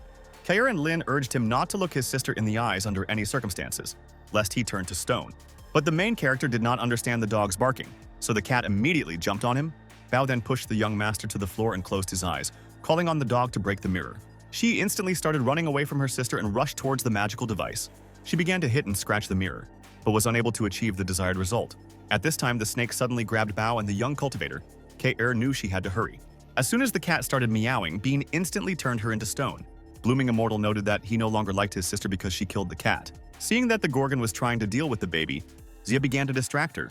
Having climbed onto the stone statue of Chen, she began to bark loudly, and the snake instantly directed its fiery beam at her.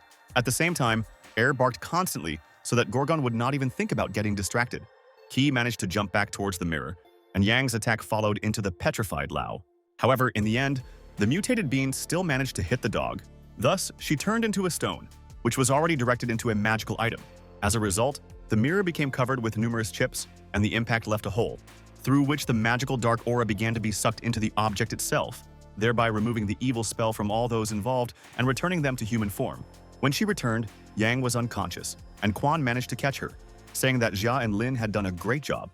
Soon everything came to its senses, and the teenager began to train hard to become stronger. She asked why he did the handstand, and Lude explained that he needed to practice more, because he was on the verge of death, and if it weren't for K-Er and Bao, he would have already been dead. This means he needs to become stronger as soon as possible to prevent something like this from happening again. But the assistant noted that it was not necessary to stand upside down for this, because he had the charming scripture of fortune. However, Quan said that it helps him win the favor of women, but it is not enough. At that moment, Sia suddenly came into his room and asked how he was feeling. Seeing him with a bare torso, she immediately blushed with embarrassment and turned away. The teenager put on a t-shirt and asked her a counter question about her sister, because she was unconscious. Kair said she didn't remember anything and thought she had just had a bad dream. And when Yan woke up and discovered that the child was missing, she became scared and wanted to order her subordinates to find him. But Zia explained that his parents came for him and took him home. Of course, she didn't believe it at first. The guy thanked her for her help, and Kay suddenly remembered his muscular body. Noticing that the girl had frozen in place with a silly expression on her face, he asked what the problem was. Pretended that everything was fine and left the room so as not to disturb him while he was training. However, what was happening seemed quite strange to him, and he could not understand what had happened to her. Meanwhile, the main character wandered through the long corridors of the huge estate. Suddenly, the young master saw Bao on the bed and wondered why she was not sleeping. Approaching her, the young cultivator asked if she couldn't sleep. Sitting down on her bed, the blooming immortal urged her to tell him what was troubling her. After a long pause, the girl asked if Quan considered her a monster. Naturally, Lu De began to convince her otherwise, telling her how beautiful she was and how everyone liked her. Suddenly, Lin laughed, saying that he really didn't know how to comfort a person. The young man confirmed her words, saying that he really didn't know how to talk to girls. But Bao noticed that he was simply a straightforward person, and that was precisely what she liked about him. After which she said that she remembered how she attacked him on the beach and drank his blood. But Quan claimed that it was all nothing more than hallucinations. But Lin didn't really believe him, saying that she was afraid of turning into a demon that kills people and drinks their blood. The teenager, in turn, hugged her and said that he would definitely protect her. But suddenly the guy felt an incredible pain in his heart, causing him to collapse to the floor. Frightened, Lin began asking what was happening and how she could help him. Eventually, the young lady helped him to his feet and asked him again what had happened to him. Sai noticed that it was angina caused by the slow progress of practicing the enchanting scripture of fortune. The stunned girl immediately stepped back and asked her who she was. The assistant replied that Bao was now a succubus and therefore could see her. A puzzled Lin asked who a succubus was, while Quan called on Shi to shut up immediately. Then Shi changed the subject and asked her in return whether she wanted to help the teacher. Naturally, the girl agreed, and the assistant immediately whispered something in her ear. Ludi continued to tell her not to listen to this scoundrel under any circumstances and not to do anything. But the problem was that Bao was ready to do anything to help her teacher, in connection with which she literally pounced on him and suddenly kissed him. The teenager simply didn't have the strength to push the naive girl away. Meanwhile, she was walking down the corridor, and of course she saw this picture and was shocked. A stunned Kayer ran out into the street in tears, where young couples were everywhere. Running away from everyone, the girl tried to understand why he treated her this way. Finally stopping in the park, she continued to think about what had happened. At that moment, unknown guys approached her and immediately started talking to Zia. The extremely aggressive Kayer tried to drive them away, saying that she did not need their support. However, one of them declared that he adored cheeky girls, and the young lady began to seethe with anger. But the extremely self-confident and arrogant young man continued to pester her. As a result, Kayer used a forbidden technique, which was quite painful. His friends began to threaten her, saying that she must pay for her insolence. However, the embittered girl was not afraid of them, and even began to insult them. The enraged guys instantly rushed towards her, declaring that now it was definitely the end for her. But the brave Zia dealt with one of them without much difficulty. The second was terribly frightened. He never thought that some little girl could fight like that. It's worth noting that they pestered her at the right time, as she needed to let off some steam, and she began to do this in full force, literally beating the stupid boy, after which his face turned into a bloody mess, which is what Kay wanted. Suddenly, a stranger in a mask and robe appeared and asked if she felt better. Turning around, she saw no one, which seemed quite strange to her. A moment later, an unknown man appeared behind her and began to urge her to take her lover away from Bao. Immediately turned around and began to deliver her crushing blows, but was unable to hit him. Jumping back, the stranger noted that she shouldn't behave like that, and besides, she didn't know who he was. The young lady said that she had already met succubi and was not afraid of them at all. But suddenly the guy offered her a deal. Zia would help him get Lin, and she would get Quan. Naturally, K-Ir refused to cooperate with the monster, which she stated quite clearly, but a moment later she felt very dizzy and her body turned weak. The girl asked what he did to her, and the unknown demon immediately appeared behind her. The succubus stuck a needle into her neck and said that he had not expected a positive answer. Sia instantly collapsed to the ground unconscious, which was exactly what the mysterious stranger had wanted, after which he calmly approached his victim and leaned towards her. Then, after searching K Air, he found her mobile phone and took it with him. Where the main background image was of Quan, the demon looked at it for a long time, realizing that this person was actually a blooming immortal. Meanwhile, Lu De was at home, where he began to cultivate. Bao didn't leave his side for a second, but the teenager assured him that he was fine. He also thanked her for her help, as it really did make him feel much better. But at the same time, he noted that she should kiss only the one she truly loves. Then, a blushing Lin declared that he was the first man who made her heart flutter. A couple of minutes later, his phone suddenly rang. Quan saw that it was Jia and was surprised. After all, she was supposed to be at home. So he picked up the phone and heard a completely different voice. A stunned Lu De asked who he was and why he had K-Air's phone. But the stranger replied that it didn't matter. After all, it is much more important where his beloved girl is. But the young man said that she is at his home. But C noticed that Zia actually saw her kiss with Bao and ran out into the street. Then Quan ordered him not to touch her, promising a lot of money. But the demon said that it was he who wounded her when he chose another, adding that if he really valued her, he was obliged to bring Lin to the park. The protagonist finally realized that the succubus simply wanted to exchange the girls. A frightened Bao declared that she would go with the young master, but he flatly forbade her to leave the house. He also asked Xi to keep an eye on her so that she would not go anywhere under any circumstances. Shocked, Lin once again demanded that the young cultivator take her with him, but the blooming immortal had no intention of changing his mind and then rushed out into the street. After a certain time, he found himself in the right place, where it was suspiciously quiet. However, Quan had no idea where to look for Xia, as the park was incredibly huge. As soon as Lu De called K-Er's phone, he immediately began to listen carefully, which bore fruit, and the teenager heard a distant ringtone. Finally realizing where the sound was coming from, the guy, without thinking twice, headed towards the forest. After running several hundred meters, the young man finally reached his target and saw a stranger in a mask, who in turn tied Xia to a tree. The enraged Quan asked what he had done to her. The succubus replied that she was fine and just sleeping. But he then asked him a counter question about why Lu hadn't brought Bao. D said that he would never get Lin and would instead have to die a painful death, after which he boldly attacked him using his magical abilities. However, the cunning succubus activated her protective field at the right time. Thus, Quan was instantly placed in a certain sphere and could not move from the spot. No matter how hard the guy resisted, he couldn't do anything and just stood there. The demon, in turn, began to gloat about this, saying that he could not do anything. However, Lu De did not stop fighting and did not even think of giving up, despite the difficulty of the situation. At the same time, he could not understand why his blows suddenly went in the opposite direction. The succubus noticed that the boy felt like a superhero too early, and imagined that he was stronger than everyone else. Moreover, no one had yet managed to cope with the force of the field. Quan asked what he meant. The monster said that while within this barrier, he was obliged to follow certain rules.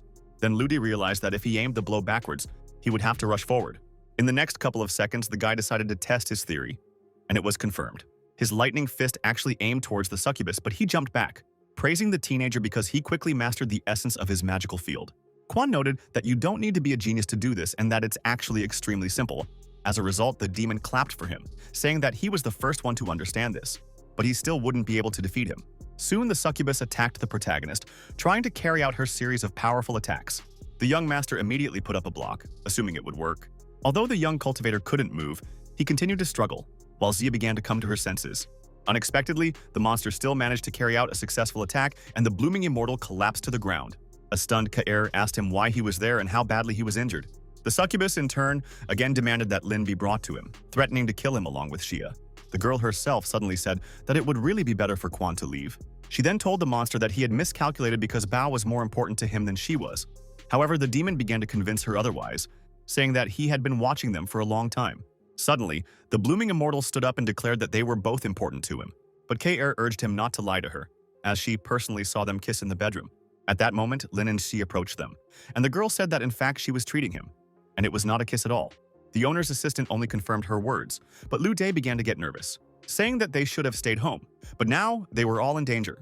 However, Bao insisted that it was she who forced Xi to come here, as she could not do otherwise. Lin threatened to commit suicide, and she had to comply, since Quan would definitely not forgive her death. The teenager sighed heavily and, looking at her sadly, asked why she did it. The girl replied that she was the one he needed, and it hurt her to watch him suffer because of her, after which Bao turned to the demon and asked him to take her away, while letting Kaer go. A stunned Zia said that he was a succubus, and could not be trusted under any circumstances. Lin replied that she knew this very well, then urged the teacher to take care of Kay. An enraged Quan ordered everyone to calm down immediately and not to sow panic, adding that even if he had to die, he would do it to save the girls. Suddenly, the demon threw off his robe, intending to show his true face. He also hurried to take off his mask, and everyone was shocked by what they saw. Since it actually turned out to be a woman, everyone was shocked by this sudden turn of events. Kwan's stunned assistant asked her if she was Fei Ya. The girl smiled. Sai immediately rushed into her arms. Everyone froze in bewilderment. Ludi also couldn't figure out what was going on and who this woman really was. Unexpectedly, she asked the protagonist for forgiveness, saying that she was sent to protect him. The stunned young master asked what she was even talking about. Fei said that he is the only blooming immortal, and there can be no others, and she is his subordinate. She asked why she then attacked them, and thereby showed disrespect to her master. The young cultivator's assistant said that she had her own reasons and should not be blamed.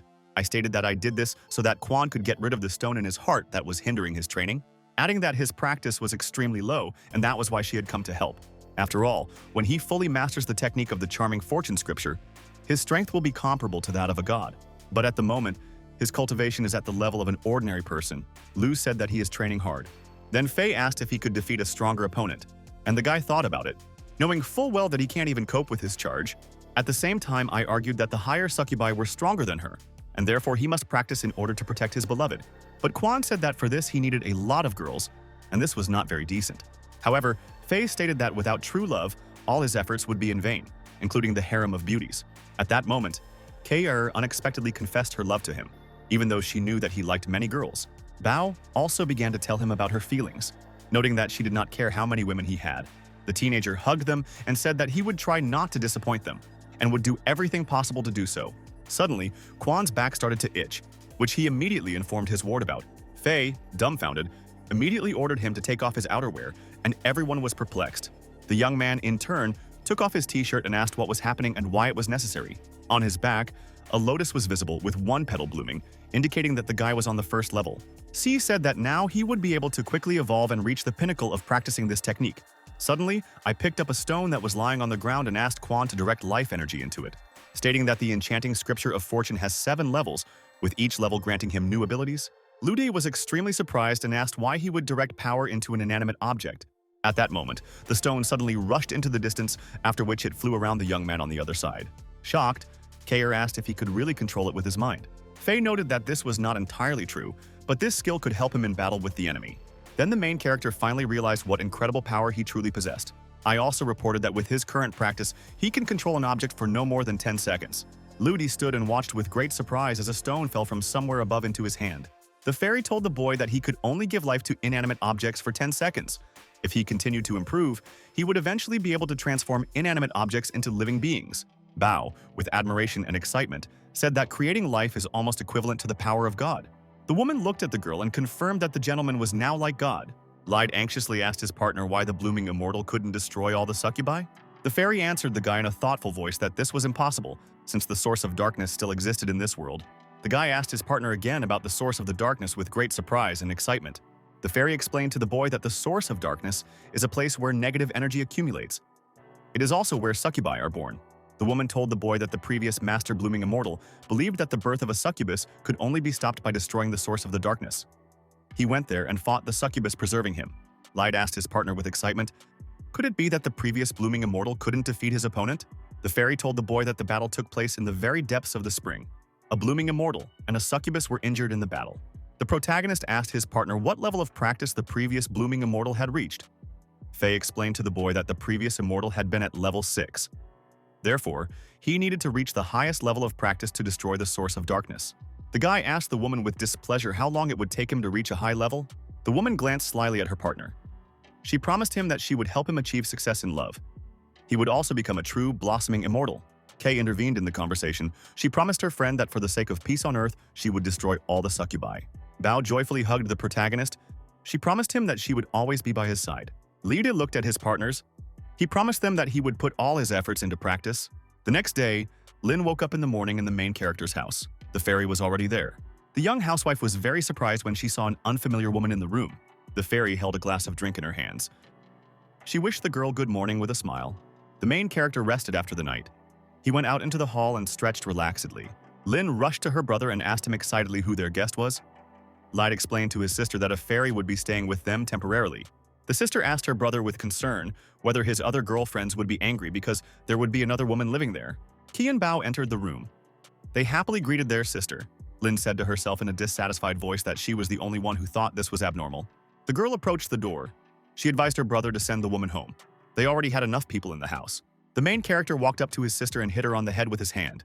He told her to study hard and not make things up. Lied reassured himself. He said that he was not a womanizer, but simply a blossoming immortal. The main character's sister went outside and slammed the door behind her. A fairy in a red outfit approached the protagonist with a sidearm. She told him they would now discuss the method of practice. The protagonist glanced slyly at the woman. He told her that the method of practice was to have romantic relationships. He asked his partner, "Is there really another method?" Faye slyly told the guy that without practice, even if he fell in love 10 times, it would be like one. The effect would be very small. Li Day asked his partner with displeasure, "Why is this happening?" A woman with a glass in her hands slyly told the guy that the more beautiful a girl is, the more energy she has. Faye advised the guy to fall in love with beautiful women in order to advance faster. Late explained to the woman with displeasure that he couldn't just approach girls on the street and talk to them. He would look like a hooligan. Bao slyly suggested that the guy post on social media that he was looking for friends. After that, he should only accept requests from beautiful women. Key sternly threatened that she would not allow arrogant girls to approach the protagonist. A true beauty must have a beautiful appearance and a kind soul. Faye said in a reasonable voice that girls with beautiful looks possess a lot of peach energy.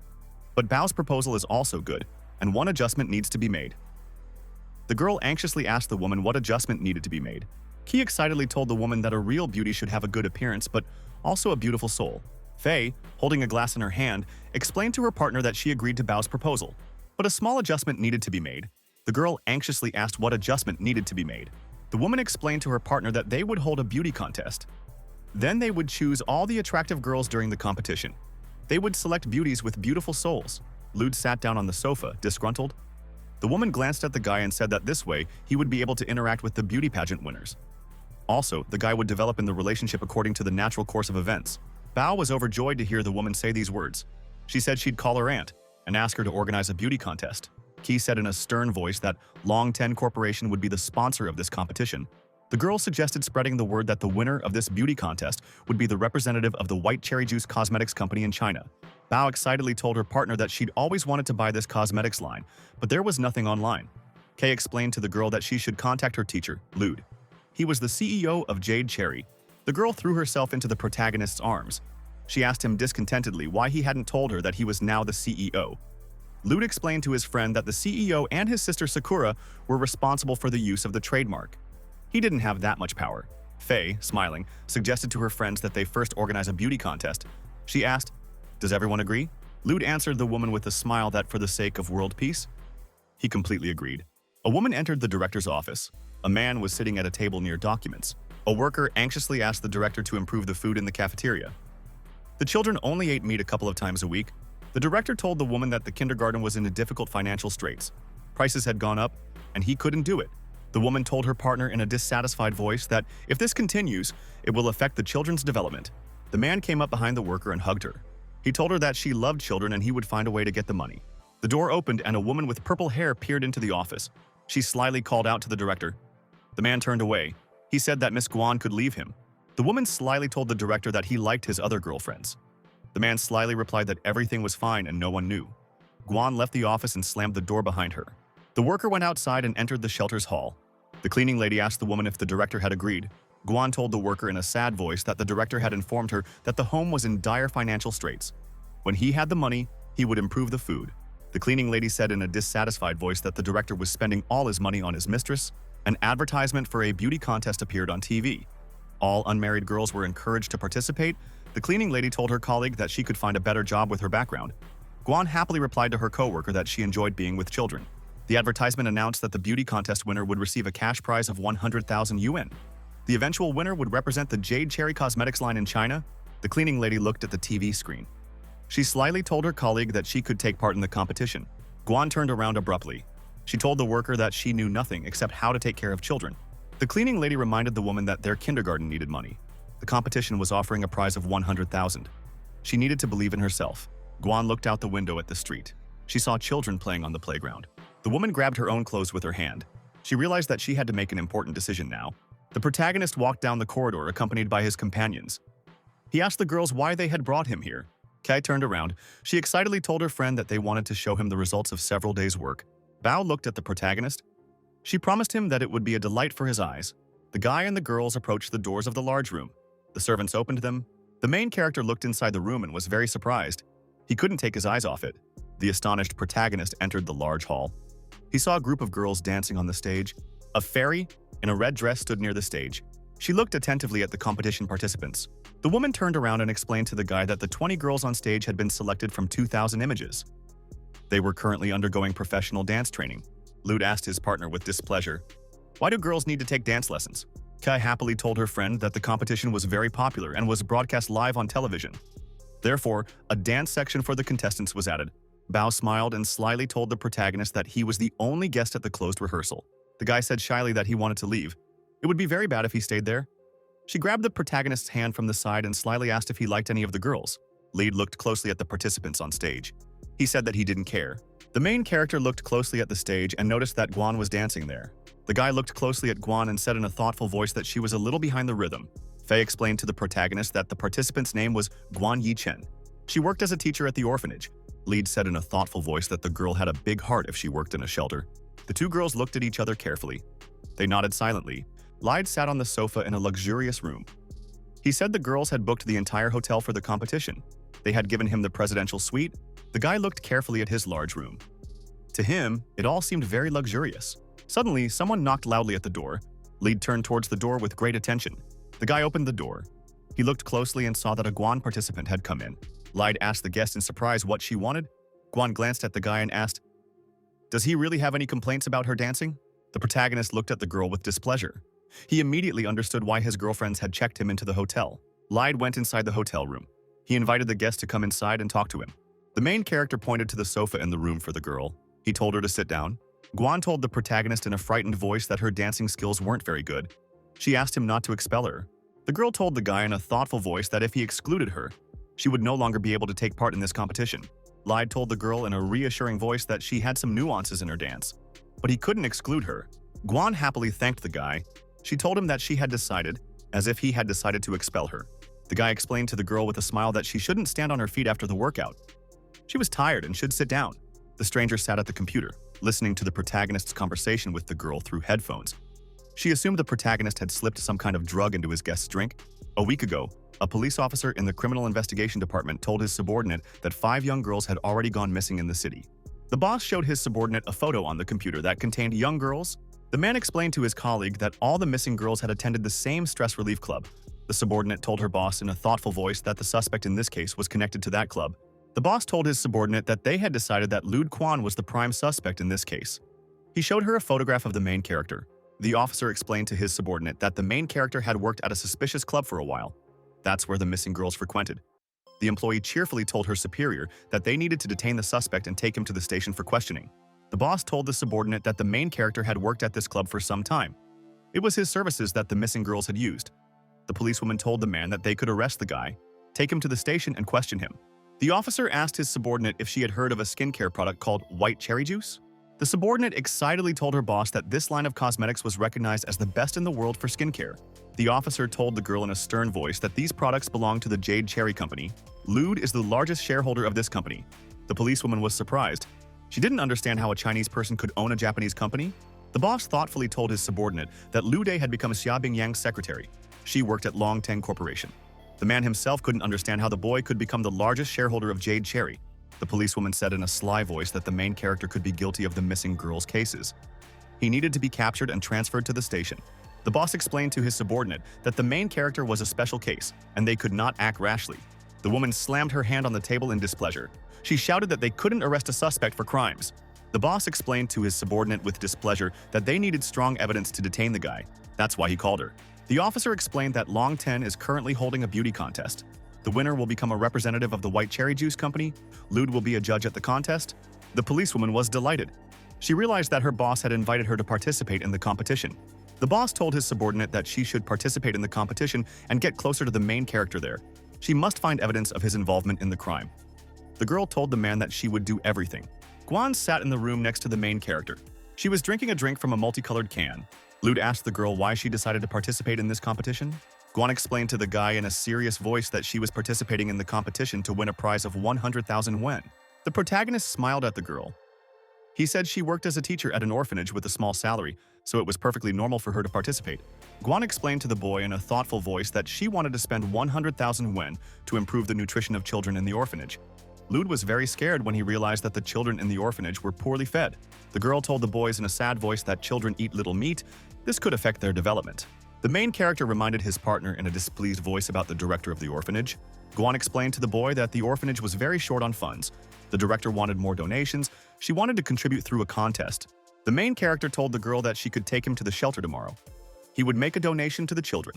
Guan jumped up and looked closely at the guy. She thanked him for his help. Guan returned to her room. A policewoman in disguise was lying on the bed. She asked her colleague why she had returned so early. Guan thoughtfully explained to her neighbor that the main character had decided that he would make a donation to the orphanage. The policewoman told her friend in a sly voice that rich people like the main character only pretend to be good. She needs to be careful. Guan told her neighbor in a dissatisfied voice that the main character was not like that at all. She wanted to come over and take a bath. The policewoman sat on the bed. She said thoughtfully that Lude hadn't drugged the girl's drink. This meant he wanted to win not only her body but her heart as well. The policewoman told herself in a stern voice that she would reveal the main character's true face before it was too late. The girl sat on the bed. She told herself in a thoughtful voice that Guan was just a teacher in an orphanage. She didn't know the dangers of the criminal world. The policewoman promised herself that she would reveal the true face of the protagonist before Guan fell into his net. The main character went out into the street with his new girlfriend and wanted to take her for a ride on his bike. The protagonist explained to the girl with a smile that he didn't have a driver's license. He wanted to take her on a bike. Guan explained to the boy that the orphanage was more than 10 kilometers away. He might get tired of walking her on a bike. Lyde got on his bike. He invited the girl to ride with him.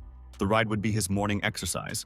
Guan was sitting on the back of a bicycle. She told her boyfriend that he rode fast and confidently. The guy explained to his girlfriend that he used to deliver newspapers. That's when he rode a bicycle. The girl was surprised to hear that the guy had once delivered newspapers. Lyde told his companion that his parents had died in a car accident.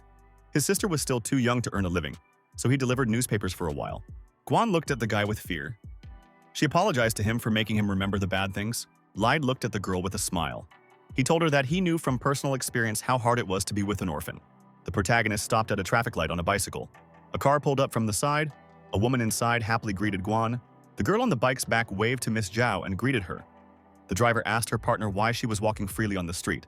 Guan explained to her friend that she had to return to the orphanage today. Zhao slyly asked her partner, "Is it really true that her boyfriend doesn't have a car and that's why they're riding a bicycle?" Guan waved his hand at the woman in fear. She explained that she had misunderstood everything. The red car suddenly took off and sped forward. Lyde turned around and asked his companion, "Could this woman really be her girlfriend?" Guan answered the guy that they had just seen her colleague.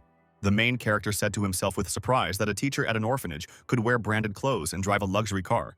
Guan explained to the protagonist that Zhao works as the director's secretary. The protagonist turned around and looked closely at his companion. He said that everything was clear to him. The director and his secretary met his employee and the main character. He asked the girl, "Is the person standing next to her really willing to donate money to an orphanage?" The secretary told the director that he was mistaken. The boy, Guan, arrived on a bicycle and left it near the gate of the orphanage. Guan turned to the director with excitement. She wanted to explain to him who the main character was. The main character told the director that he is Guan's cousin and wants to work as a volunteer at the orphanage. The director thought for a moment. He reminded the girl that she had told him yesterday that someone wanted to donate money to an orphanage. The protagonist pulled out a small wad of cash and handed it to the man. He said he wanted to donate 200 yuan to the orphanage. The boss told his subordinate that she could now take care of her cousin herself. The girl reminded the main character that he said he wanted to donate money. The main character explained to his partner that if he had given the money to the director now, it would have gone not to the children, but to the secretary. Guan told the guy in a modest voice that she would find another method for him. The main character explained to his partner that the director of the orphanage needed to be removed, and then business could be carried out in peace. Guan excitedly explained to the boy that the director had connections. He was an important figure in the city and could receive an award the day after tomorrow. Late in the evening, the main character approached the rector's office building. He reached out his hand to the window. Lyde reached out to the window and used his special ability to open it. The main character jumped inside the room. He decided to install a camera there. Late in the evening, the girl decided to climb into the building to follow the guy. The policewoman quietly opened the window and jumped inside the building. There was no one around. The policewoman crouched down and looked ahead carefully. She decided that she would find evidence of the protagonist's guilt and capture him. 3 girls were sitting on the couch, watching the monitors intently. They saw someone enter the room on the recording. Bao slyly told her partner that they left the window open so they could lure the thief into a trap and get caught. Kay looked at the entry on the computer. She said the girl's name was Ming Ying Cheong. She was a fitness instructor and could not possibly be a succubus. Faye explained to her friend that I couldn't be a succubus. She personally checked all the finalists. The fairy looked at the monitor. She said the succubus could control people's minds well. The girl could be one of his minions. Key cunningly suggested to her partners that they arrest the girl and interrogate her. She pressed the computer key. She told them that anyone who entered the room would no longer be able to leave. Gas entered the room. I could no longer stand upright and fell to the floor unconscious. Bao asked her friends if they would really torture the participant to force her to confess. Kay told her partner that she couldn't torture the girl. The fairy looked sternly ahead. She told them that she would do everything herself. The woman placed her hands on the girl's head. A bright glow appeared near her. Faye asked the participant who she was and why she had snuck in there. She was lying there with her eyes closed. She said she was a detective and had come to find evidence against the main character. Key said in a dissatisfied voice that the main character hadn't broken the law. She didn't understand why the police suspected him. Men explained that all the missing women in the city were connected to Lude. Therefore, the guy was the prime suspect in this case. Bao, with great fear, asked the police who was responsible for all this. Faye stood next to the bed where the participant lay. She explained to the Onam that all of this was the work of a succubus. The demon was using the police force against the blooming immortal. I was lying unconscious on the bed. She was not moving and showed no signs of life. Kay, with fear, asked her friend what happened to Men Yingchong. Faye excitedly explained to the Onam that she had injected energy into the policewoman's body. A fire was burning inside the girl. This was a reaction to the imbalance between yin and yang. Kay, frightened, asked her partner to put out the fire inside the police station. Faye explained to the girl that if she put out the fire, it would only make things worse for her. Bao, with great fear and distrust, asked her partner what they were going to do now. The fairies told their Owens that they just needed to wait for the master to return. The guy's peach energy was too strong to extinguish this fire. The protagonist was inside a luxurious building when his phone rang in his pocket. Lyde picked up the phone. He anxiously asked the girl what had happened. Key asked the guy very angrily and displeasedly, "Where is he?" Lyde told his girlfriend that he had just arrived in the hotel lobby. The girl sternly demanded that the guy come to his room quickly. The protagonist opened the door and ran inside the room. He asked in surprise, "What happened?" Lyde looked ahead with great surprise and noticed men lying unconscious on the bed. At that moment, the guy's phone rang. He picked it up and asked with displeasure, "What kind of trick is this?" His partner explained to him that there was a policewoman lying on the bed. She had infiltrated the beauty pageant to find out more details about it. After a while, the protagonist said thoughtfully that the succubus was very cunning. He had grabbed all the clients from the club to pin the blame on him. "I was lying motionless on the bed. She showed no signs of life." Lyde said with displeasure that the girl had a yin and yang imbalance. He didn't know what to do with her after he put out her fire. The girl lay there and felt as if her body was burning. She screamed that she was very hot. Min saw the outline of a guy in front of her. The main character told her that he came to save her. The policewoman felt the fire near her body begin to fade. She said excitedly that she felt good and pleased. The girl opened her eyes. She saw the main character in a fire suit next to her. He was holding a hose in his hands. She asked the guy with displeasure, "Where did he come from?" The policewoman woke up and jumped onto the bed. She saw that the guy next to her was sitting on a chair. I looked angrily at the guy. She asked him discontentedly, "What did he do to her?"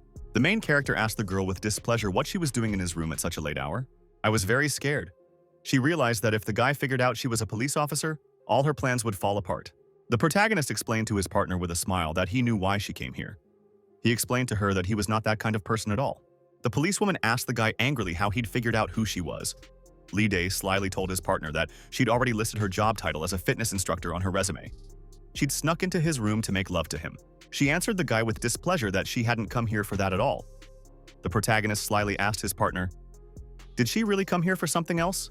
The girl told herself not to act on emotions, otherwise all her plans could fail. The guest told the guy in a very sly voice that she came here just to talk to him. Lee Day explained to his partner that she was interfering with the competition. He was a judge. All of this was inappropriate. The girl jumped to her feet. She told the guy that she would leave and would not disturb him while he rested. I stood up and felt like I had no strength left. I fell forward. The protagonist extended his hands forward. He caught the surprised stranger. I very quickly headed to the door and went out into the hallway. After that, she returned to her room. In her room, I asked Guan with excitement whether the main character had offended her when she was with him today. The girl excitedly replied to her partner that the guy had not offended her at all. Guan emotionally told her partner that the main character is a good person. He volunteered at the shelter. Men discontentedly told her partner that the guy was only pretending to be nice. She needed to stay away from him. The policewoman got up from the sofa and stepped aside. She opened the restroom door. The girl couldn't understand why she hated the main character so much. She considered the guy a good person. The policewoman stood in the bathroom, looking at her reflection in the mirror. She couldn't understand why she had passed out in the protagonist's room. She had also seen him in a dream. I thought to myself with excitement that the guy shouldn't have done anything to her when she was in his room. The policewoman looked closely at her clothes. She saw that they were not buttoned correctly. I thought with displeasure and anger that the main character had buttoned her shirt incorrectly. She threatened him that she would take revenge on him. The main character was reading some book. Suddenly, he sneezed very loudly. Liu glanced away with worry. He told himself with worry that he must have caught a cold. The protagonist sat and stared intently at the computer. His girlfriends approached him from the side. Bao slyly asked the teacher how his meeting with Guan had gone yesterday. The girl approached the teacher and looked closely. She asked what he was looking at. The girl asked the guy with displeasure why he was looking through other people's personal files. Lead was looking at a photo of the director and his secretary on the computer. Faye slyly told the guy that there were a lot of beautiful girls around him. He didn't need to watch the video, Li Day told his partner in a dissatisfied voice that he was busy with something here.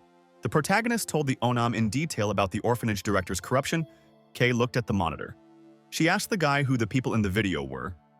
Li Day told the girl that she was looking at the orphanage director Zhang and his secretary Zhao. The protagonist turned his head to the side. He explained to the woman that he had installed a camera in the office of the director of the orphanage. Bao slyly asked the guy, "What is he going to do with this director?" Li Day happily explained to the girl that he would post this video online. After that, the directors would be discussed. Faye told the guy in a thoughtful voice that they didn't know for sure whether anyone would criticize the director if the video got on the internet. The woman explained to the guy that the director would receive the title of philanthropist tomorrow. After that, it would be difficult to deal with him. Faye slyly told the guy that he could have a row with the director in an official place. Then he wouldn't be able to justify himself. Inside the large hall sat a multitude of guests. On the stage sat the hosts of the event behind a large podium. The main character put on glasses so that no one would recognize him and entered the celebration. The host with the microphone told the guests to welcome the director of the orphanage named Zhang Dong Liang. A man in a suit appeared from the side. He happily waved his hand to all the guests. The organizer presented the director with a large certificate. He thanked him for the well-being of children in the city. Zhang said, with a smile, that he does everything for the sake of children. The girl looked at the video recording of the director. She shouted that he was very smug. The fairy said in a menacing voice that this was the end of the director's glory. She added that the protagonist could begin. Li Di extended his hand forward. A small computer antenna for USB appeared next to it. The USB gadget rose up and flew straight towards the laptop. The computer transmitter started working. At that moment, a video of Zhang and his secretary appeared on the large screen.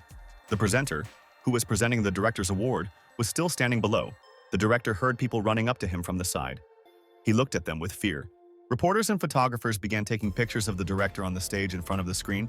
The frightened host shouted into the microphone at the guests not to film anything. One of the spectators jumped up in the hall. He shouted that the mayor had fainted. Frightened guests sat around him. The protagonist stood up and shouted to the people that the mayor had lost consciousness. It was necessary to make sure that no one found out about this scandal. The girl held her phone in her hands and carefully read the news. Someone had written that the mayor had fainted during the celebration. He excitedly told the guy that someone had posted a video of the scene online, and it had already become popular.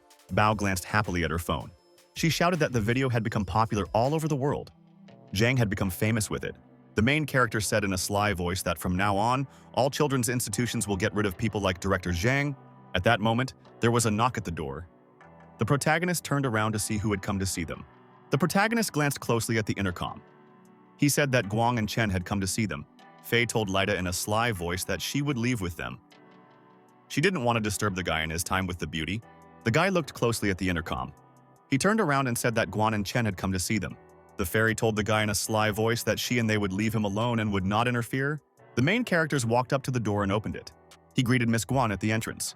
The girl sat next to the protagonist. She told him excitedly that the police had called her and told her that Director Zhang had been arrested. Lead was surprised that the man had been arrested so quickly. He reported that the mayor had fainted because of the director. Guan told the guy that the police asked her about whether the director could have offended anyone. Lidi looked happily at his girlfriend and asked what she answered. The girl explained that she told the police that she didn't know anything. She promised the guy that she wouldn't tell anyone what he told her that day. Guan turned sharply and ran out of the room. She slammed the door behind her. Faye told the protagonist in a sly voice that the girl had come to tell him she liked him. Kay happily said to herself that she no longer had to worry about the winner of the contest. The protagonist explained to the girls that the competition must be fair and just. But if Guan became the representative of white cherry juice, it would be to their advantage. I called my boss, and she told him that the suspect was very cunning. She asked for a little more time to find evidence. The man told his partner that the bureau could no longer help her. The girl asked her boss if there was a new case in the bureau. The officer explained to his partner that a disgraceful incident had occurred at an award ceremony in the city that day. The boss told his subordinate that an indecent video surfaced during an award ceremony for the orphanage director. She was furious when she realized such a terrible person was receiving the award. The officer angrily told the girl that the entire city was now the butt of ridicule because the mayor was awarding the director. The policewoman asked her supervisor if it was really that serious. The man said everyone was busy searching for the perpetrator who had shown an obscene video on the big screen. I was sitting on a chair near the table. She was surprised that so many people were mobilized for such a trivial matter. From the video, you can see that the only person at fault was the orphanage director. The police officer realized the video was about the director of the orphanage where Guan worked. She realized the main character might have had something to do with it. Late in the evening, the girl went up to a high-rise building and entered the apartment. The guest with blonde hair took off her outerwear and hung it on a hanger in the hallway. A guy approached the frightened Van from the side. He told her that they hadn't seen each other for a long time, but she was still in great shape. Suddenly, a very bright explosion sounded in front of the girl. She leaned aside from the flash. The guy glared at Van. He sternly told her that a succubus shouldn't communicate with her master like that. The girl turned around in fear and glanced at the guy. She felt as if she couldn't move. The guest couldn't stop. She bent forward and her hands were tied. The guy sat on the couch with a glass in his hand. He looked angrily at Van. The captive angrily told him that he would not receive the bower as long as this girl was under the protection of the blooming immortal. The attacker approached his captive. He angrily told her that she would help him. The girl angrily replied to her partner that she would not help him. The guy angrily grabbed Van by the face. He told her that her body was telling her that she would help him. The main character, along with the girls, was at a beauty contest. Guan stood on stage, surrounded by happy spectators. The host said she had won and congratulated her. Guan told the guy to invite his girlfriend to dinner and tell her he liked her. Then success would be guaranteed. Li Di thoughtfully told his partner not to rush things. He decided to think about it. The audience members came into the dressing room to congratulate the winner and bow to her. She told Guan that she would soon be a big star. First, she had to become a spokesperson for white cherry juice. Guan told her co-stars that she didn't want to be a star. She just wanted to be a teacher at an orphanage. The door opened and a guest entered. She invited Guan to come with her to meet the protagonist. The girl told Miss Wang that she would be leaving now. The policewoman slapped the girl on the back. She told her with a smile that the main character wanted to tell her something nice. Guan headed for the exit of the room. She didn't notice that the police officer had placed a small eavesdropping device on her back. The policewoman sadly thought that the main character might be involved in this scandalous video. She thought that if she found evidence, she could arrest him. Men looked closely into the corridor after Guan. She thought that she could discover important information with the help of the bug. The policewoman heard Guan calling for help on the radio. She saw an unfamiliar guy. I looked ahead in fear. She realized that the winner of the competition was in danger. The policewoman was frightened. She suddenly jumped up to run to the girl's aid. The girl swung her leg with all her might and kicked down the door to the room. Men ran into the room and pointed her gun at him. She demanded that the stranger let go of Guan and threatened to shoot. The kidnapper held his victim in his arms. He viciously threatened her that she would not be able to do anything to him with a gun. The policewoman shot at the kidnapper. The guy was able to catch the bullet from the pistol with his teeth. I couldn't understand how the stranger had managed to catch her bullet. The kidnapper angrily demanded that the succubus deal with the policeman. Van rushed forward. The protagonist entered the room. He asked his girlfriends to call Miss Guan for him. The girl told the guy that Guan had left to meet him. Li Di said with fear that someone had deceived the girl and told her that he was supposedly looking for her. The girlfriends looked at the main character in surprise. Faye folded her hands in front of her. She closed her eyes and realized that there was a fight going on in a room on the top floor. The protagonist and his friends ran to the girl's aid. Van grabbed the policewoman and pinned her against the wall. A terrified Bao stood to the side. Bao decided to help the policewoman. She bravely rushed forward to attack the attacker. Bao swung her arm with all her might, hitting the surprised Wang on the head. The protagonist ran up to the policewoman to help her. He asked her if she had seen Guang and Chen. Meng told the guy that the stranger had taken Guang and gone to the elevator. I looked out the window. She immediately noticed the criminal and the victim on the street. The policewoman looked out the window and saw the kidnapper and the girl getting into a car on the street. The protagonist turned around and asked the fairies to take care of his Oni. He decided to go and help Guan. I explained to the guy that he wouldn't have time to save his girlfriend. He would have had to take a long time to go down in the elevator. The main character ran up to the table and grabbed the tablecloth. He shouted that he wasn't going down the elevator. Li Di accelerated at full speed and jumped out of the building's window. He broke the glass and fell downwards. I looked at the main character in surprise when he jumped down. She shouted that he jumped from the top floor. The main character flew from a great height with a tablecloth in his hands. He used the technique of revival. Li Di was flying above on a white tablecloth.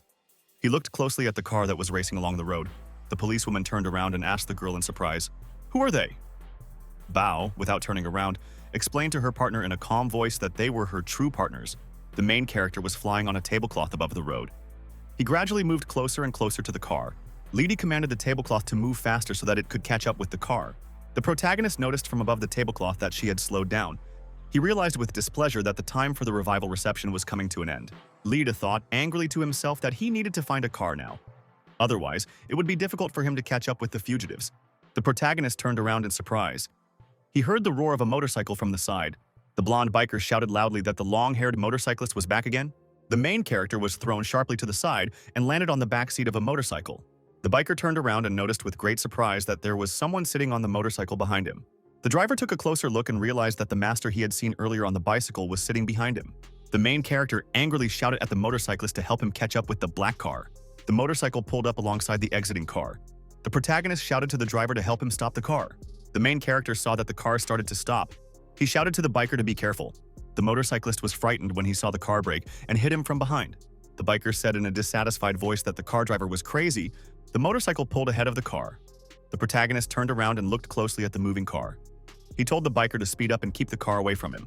A car and a motorcycle were racing across the bridge at full speed. Suddenly, a road car appeared in front, with water pouring out of it in all directions. Lee Dae told the biker that he knew how to stop the car. The guy extended his hand downwards. Radiation emanated from it, straight onto the road. The protagonist used the magical skill of icing. The water on the bridge began to freeze. A black car crashed into the curb at full speed. The frightened biker jumped off his motorcycle onto the ground. He didn't understand why there was ice all around. The kidnapper jumped out of the car with the girl in his arms. The stranger told the protagonist in an angry voice that he had underestimated him. Lee Dae sternly demanded that the kidnapper let the girl go. Then he would be able to escape. The guy angrily demanded that the protagonist come with Bao to the place of bliss. He then promised to release the hostage. The kidnapper and his victim suddenly ran to the side and jumped off the bridge into the water below. The protagonist looked down from the bridge at the water. He saw a stranger standing with a girl on board a submarine. Lee Dae glared angrily at the fleeing attacker. He repeated to himself the words about the place of bliss. Bao asked her companions discontentedly where the place of bliss was. She had never heard of it. The fairy explained to the girl that this place was created by the right hand of the king of the succubi. It serves as a place for the amusement of influential people. The main character said in a thoughtful voice that the right hand of the succubi has great power. Faye explained to the boy with a smile that among the succubi, the first messenger is second only to the succubus king. He is on par with the left messenger. The girl began to come to her senses. She said in a weakening voice that her head was pounding. Bao told the protagonist with great excitement to help Van. The protagonist placed his hands on the girl's head and began pumping blue energy into her. Van still couldn't come to her senses. She lay unconscious with her eyes closed. The protagonist said in a thoughtful voice that he couldn't destroy the dark energy in Van's body. He could only temporarily suppress it. Bao was very angry when she heard such words from the guy. She was unhappy that he couldn't heal the girl. The fairy explained to the protagonist that he must destroy the succubus who was controlling the girl in order to free her. Lee Dae promised his partner that he would go to Bliss and destroy the succubus. Bao thanked the guy. The policewoman raised her hand joyfully. She told her new acquaintances that she wanted to go with them. The main character sternly warned me that their opponent was not an ordinary person at all. The policewoman said in a dissatisfied voice that she couldn't abandon her mission because of the main character. Lee Dae explained to his partner that he would find all the missing girls. Men sternly demanded that the protagonist take her with him. Otherwise, she promised to arrest him. Lee Dae agreed to take her with him. Bao handed the protagonist a black card. She explained that she found it on the woman's body. The main character and his friends studied the black card very carefully. The fairy explained to the girls that they were holding an invitation to a place of bliss. The numbers on the card indicated the geographic coordinates. I entered the geographic coordinates into my phone. She found out that the desired location was in the Pacific Ocean. The main character held a card in his hands. He happily told them that they needed to get to this place first. Lee Dae and his companions were sailing on a luxury yacht. The girl stood at the front of the ship. She said they were 1 city mile from the required coordinates. Bao thought about it. She told the policewoman there were no islands around, which meant the right place wasn't in the middle of the ocean. Men sat on the deck and cleaned her pistol. She told the girl that the coordinates were just a transit point. A ferry was supposed to show up soon. The protagonist saw a huge number of ships in front of him. He said that many people visit the place of bliss. Faye approached the boy from behind. She explained that powerful people from all over the world come to the place of bliss. The succubus attracts them and then uses their power in the world. Lee Dae asked the woman, "Don't people know that the succubus is the owner of the place of bliss?"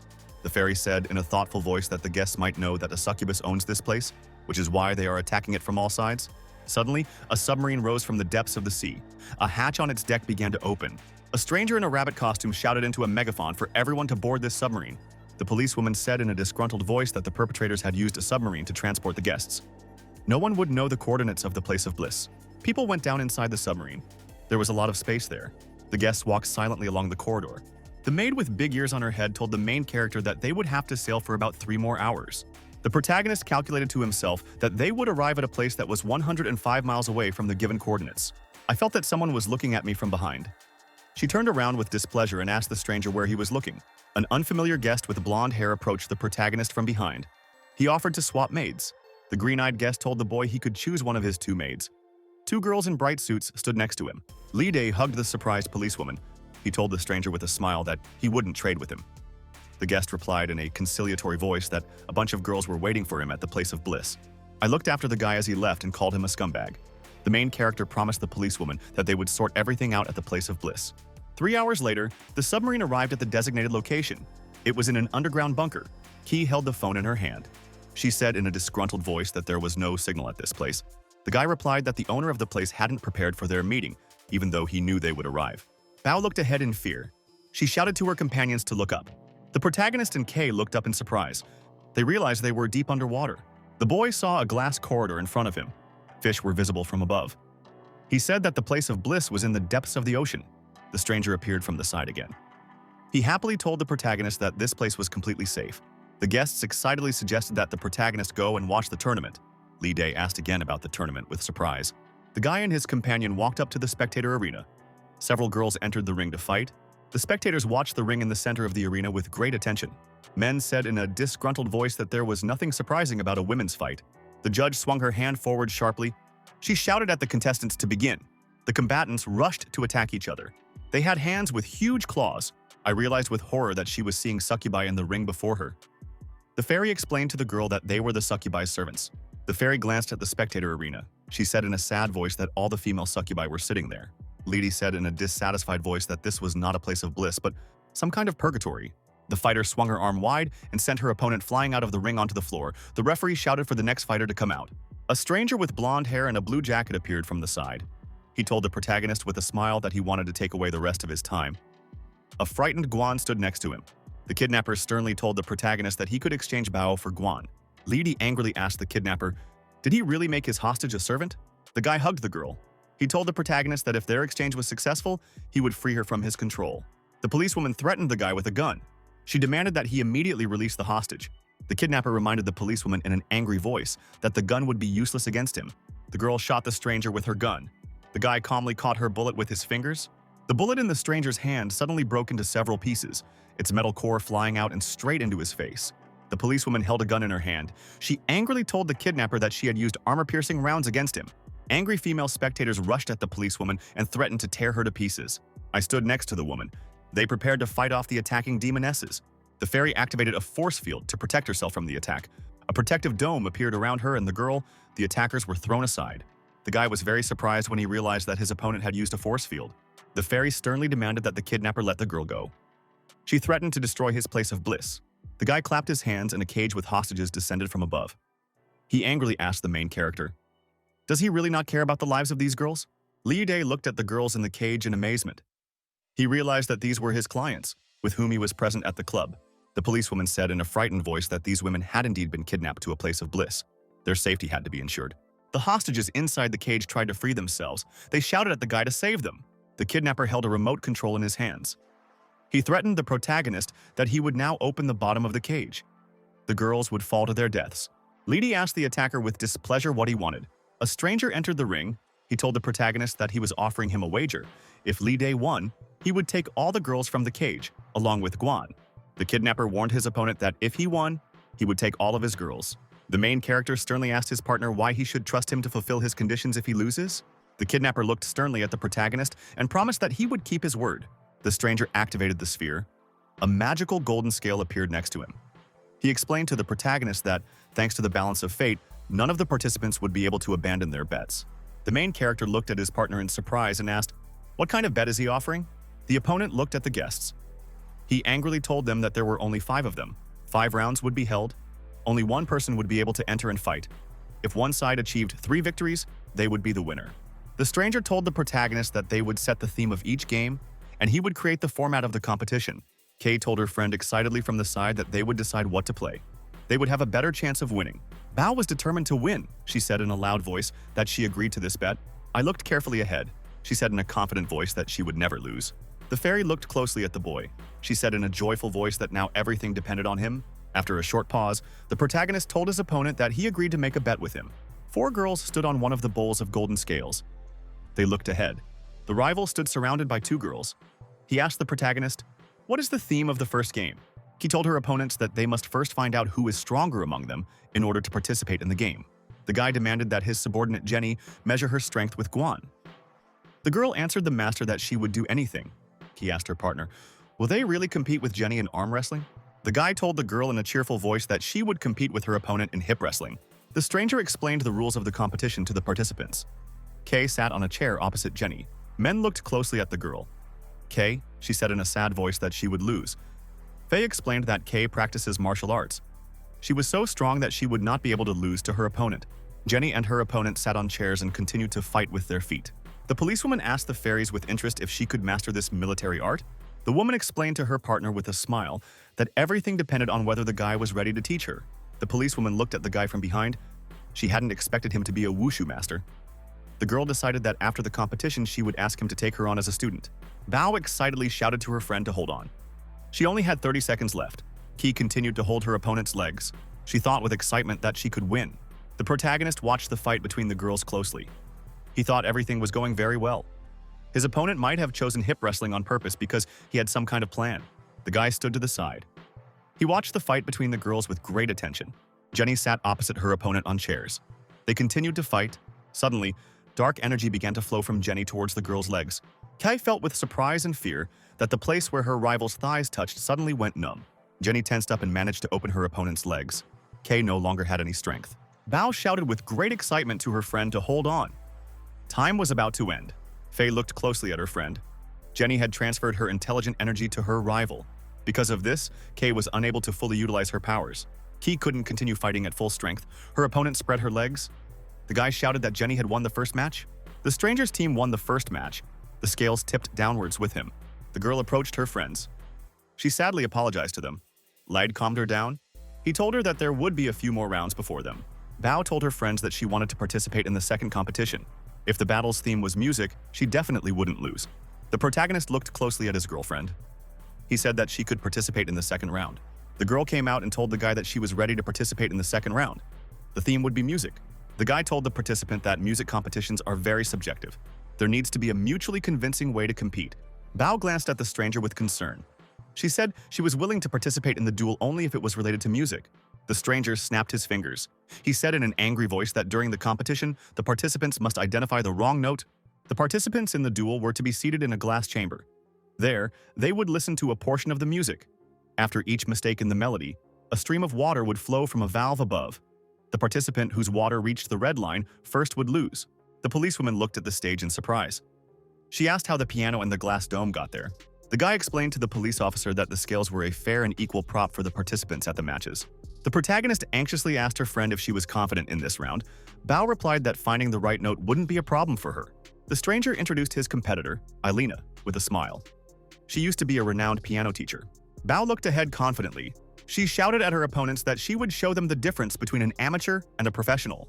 Two girls were sitting inside large glass domes. They were playing the pianos. The sounds of music were heard all around. Ki listened carefully to the music. She said in a thoughtful voice that there were a lot of wrong notes within the melody. I looked at participant Eileen. She said that this girl's water would reach the red line first. The protagonist said excitedly that Bao had perfect pitch. She could find even more wrong notes. He was afraid the succubus might devise some kind of trap. Kay explained to her friend in a thoughtful voice that the two participants had no physical contact, so the opponent wouldn't be able to deceive them. The participant sat in the water. The water level gradually rose higher up her body. Her clothes began to dissolve slightly. Key asked the succubus in an angry and dissatisfied voice what was inside the water. The guy explained to the girl that the water didn't harm the participant's skin. It simply dissolved the textile fibers. Eileen sat in the water and continued to play. The water under her cap rose higher and higher. Bao was very scared. The water in her vessel will soon rise higher too. Soon you will be able to see something interesting. The girl looked next to her in fear. She saw pieces of her clothes floating in the water stream. The participant continued to sit at the piano and play. She told herself that she had to hold on a little longer, even if someone saw her body. Spectators were watching her from the side. Bao sat at the piano and continued playing. The audience shouted to the girl that they wanted to see what was inside. Suddenly, a guy ran up from the side and with all his might smashed the glass cover with a powerful blow. Li Day punched a massive hole in the side of the hood with his own hands. He went inside to help his girlfriend. Bao, standing near the piano, turned around in fear and called out to the teacher. The protagonist tied his jacket around the girl's body. The succubus told the protagonist in a cunning voice that he had interfered with the competition. By doing so, he admitted his defeat. Lady looked at his opponent with displeasure and replied that he didn't care. Bao grabbed the guy's arm in fear. She promised him that she could win. The protagonist shouted at the girl in a disgruntled voice that she could win, but then everyone would see her body. Bao excitedly told her friend that she was ready to do anything to win. Lady told his girlfriend in a stern voice that he could not allow her to embarrass herself like that. Bao called out to her teacher in fear. She was disappointed with her defeat. The scales tipped even further in favor of the succubus and his girlfriends. Lady looked closely at the woman.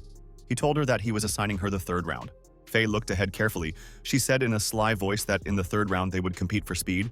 Ka said in a thoughtful voice that the fairies would use the sphere to win. The succubus told the girls in a sly voice that during the competition they would try to take off their clothes as quickly as possible. Bao stretched out her hand in displeasure. She shouted that no one should see the fairy's body. The woman glanced at her friend. She told her that clothes-taking competitions were very popular with spectators. The woman approached her friend. She whispered to her in a sly voice that she wouldn't lose. The succubus told her rival in a cunning voice that Sing Ailey would be participating in this competition on their side. Two competitors entered the ring to compete. The spectators didn't pay close attention. The host shouted that the competition was starting.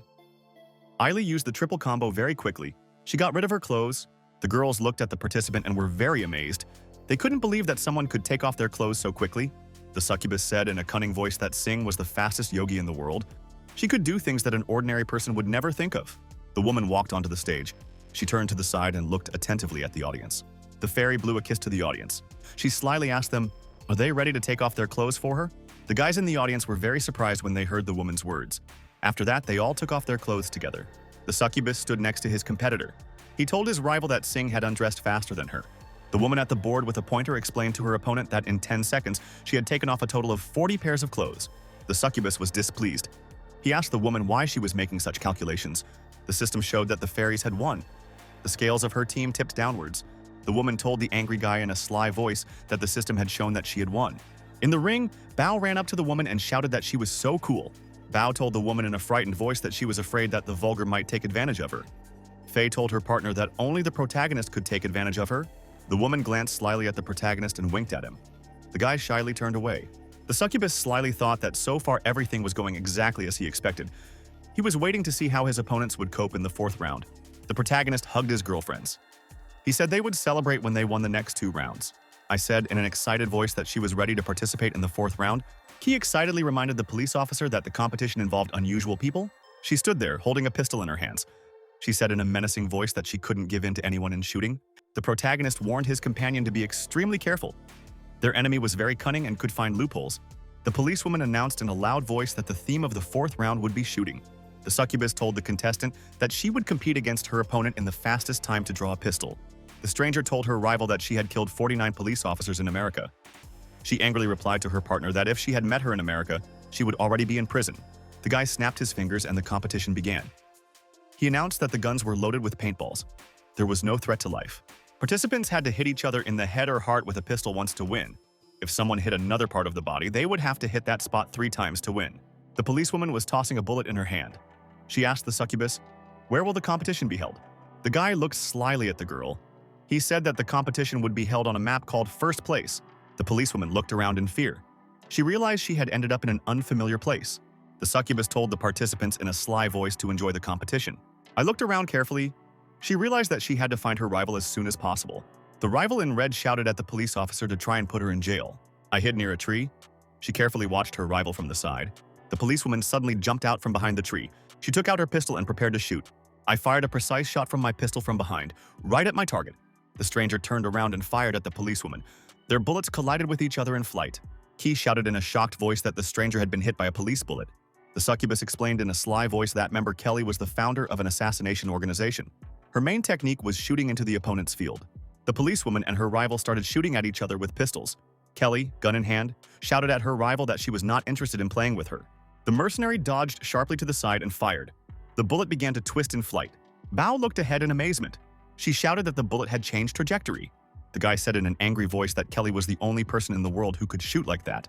He threatened his opponents that they would lose. The policewoman hid behind a tree. The mercenary fired at her, sending the bullet along a curved trajectory. I continued to stand behind the tree. She noticed with horror how the bullet flew towards her stomach. The mercenary told the policewoman in an angry voice that all her previous victims had also died from her bullet. She was surprised that the policewoman hadn't run away from her yet. I sternly replied to my opponent that she had firmly decided that she would never lose. The policewoman suddenly jumped out and shot the mercenary with her pistol. Kelly pointed her gun at her opponent. She angrily asked the police officer, "Did she really think she could win with such skills?" The mercenary didn't even notice how a bullet from my pistol flew around and hit her in the head from behind. The policewoman held her gun. She said in a sly voice that in the end she won. The succubus was very surprised. He didn't understand how the bullet could bounce off. Even Kelly with her skills couldn't do that. Lee D explained to his opponent that the bullet that hit the mercenary was completely different from the one fired by the police officer. The protagonist explained that Ming shot the trigger on her rival's pistol. Kelly ended up getting shot with her own gun. After the pistol fight ended, the two participants automatically returned to the ring. She praised the policewoman. She asked, "How did she come up with this method?" I explained to the girl that she herself wasn't sure she'd get it. Luck was on her side. Libra and the competition participants ended up in the same position. Bao joyfully shouted that they were level. The protagonist was warming up his hands. He said in an excited voice that the winner needed to be determined now. The mercenary pulled her pistol forward. She asked the master's permission to kill her rivals. Kelly fell unconscious into the ring and dropped her weapon. The succubus said in a disgruntled voice that if anyone tried to disrupt the competition, the scales would take their life. The paramedics arrived and took Kelly's body away on a stretcher. The guy asked the main character what the theme of the final round would be. The protagonist demanded that his opponent release all the servants he had enchanted if he won. If he lost, he said that the succubus could make him her servant. Lee Day told his surprised Ons in a confident voice that they could trust him. The guy told the main character in an angry voice that this time he wanted to choose the topic of the competition for himself. Lee Day asked his partner with displeasure, "What was the theme of the competition?" The succubus told her rival in a cunning voice that they should compete in charm. One of them must be the first to win the lady's heart. The protagonist angrily reminded his partner that his servants or girlfriends were in the circle. It was difficult for Lee Day to guarantee the fairness and honesty of the competition. The succubus promised the protagonist that the scales of fate would dispense justice themselves. Lee Day could choose any of her friends and make her the target of the competition. The protagonist confidently said that he was choosing Guan as his target. The girl was very surprised. The succubus officially began the competition. The protagonist was transported to an orphanage. He saw a girl walking with children. Guan told the children with a smile to hide. She would count to 10 and then look for them. Two little girls were excitedly chatting with each other. They didn't know where to hide. One of them asked the teacher to count more slowly. The protagonist was in the subconscious world of Guan. He needed to win her heart and win the competition. The main character was standing on the playground. He called out to Guan from the side. The girl was playing with the children at the time. A guy came up from the side. He told the girl, Min Min, that he had come to pick her up. The girl called her father in fear. The teacher asked the guest with excitement, "Is he really the girl's father?" The succubus grabbed the little girl in his arms. He said with a smile that he wanted to adopt her. The director gave him consent. Min pulled her hand out of the guy's. She hugged the teacher and said she didn't want to leave her.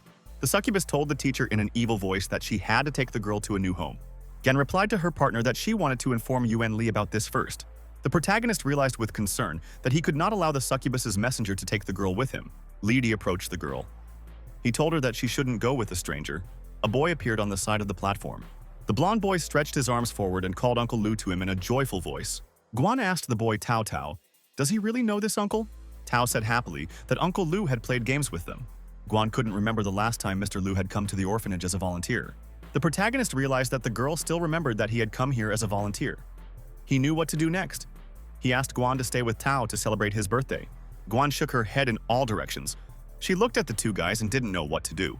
The woman told the guest that she could not go with him. She had to stay with the boy. The guest took the girl by the hand. He told her to say goodbye to the teacher. Min ran up to the teacher and hugged her. Guan hugged the girl. The succubus asked her partner in a sly voice which of the men she liked the most. Li Di grabbed the girl by the hand. He told the succubus in an evil voice that he wanted to control Guan with dark energy. Guan said in a thoughtful voice that she liked her beloved man more. The succubus angrily asked her partner, "How can she compare the weak energy of the flower fairy with his dark energy?" The protagonist realized that it was time to act. He walked up to his girlfriend and grabbed her with his hands. Li Di approached the surprised girl and kissed her. An irritated succubus stood to the side. The succubus on the playground turned sharply to attack the protagonist. The main character jumped back sharply to avoid his opponent's attack. The succubus came up to the girl and hugged her. He told her that he would protect her. Guan came to her senses. With a sharp movement, she extended her hand to the side and threw the guy's hand away. The girl turned to look at the protagonist. She confidently said that he was her beloved man. The succubus was displeased and surprised. He couldn't understand how a girl under the power of his dark energy could love other men. The main character cunningly told his partner that he forced the girl to drink his blood during a kiss.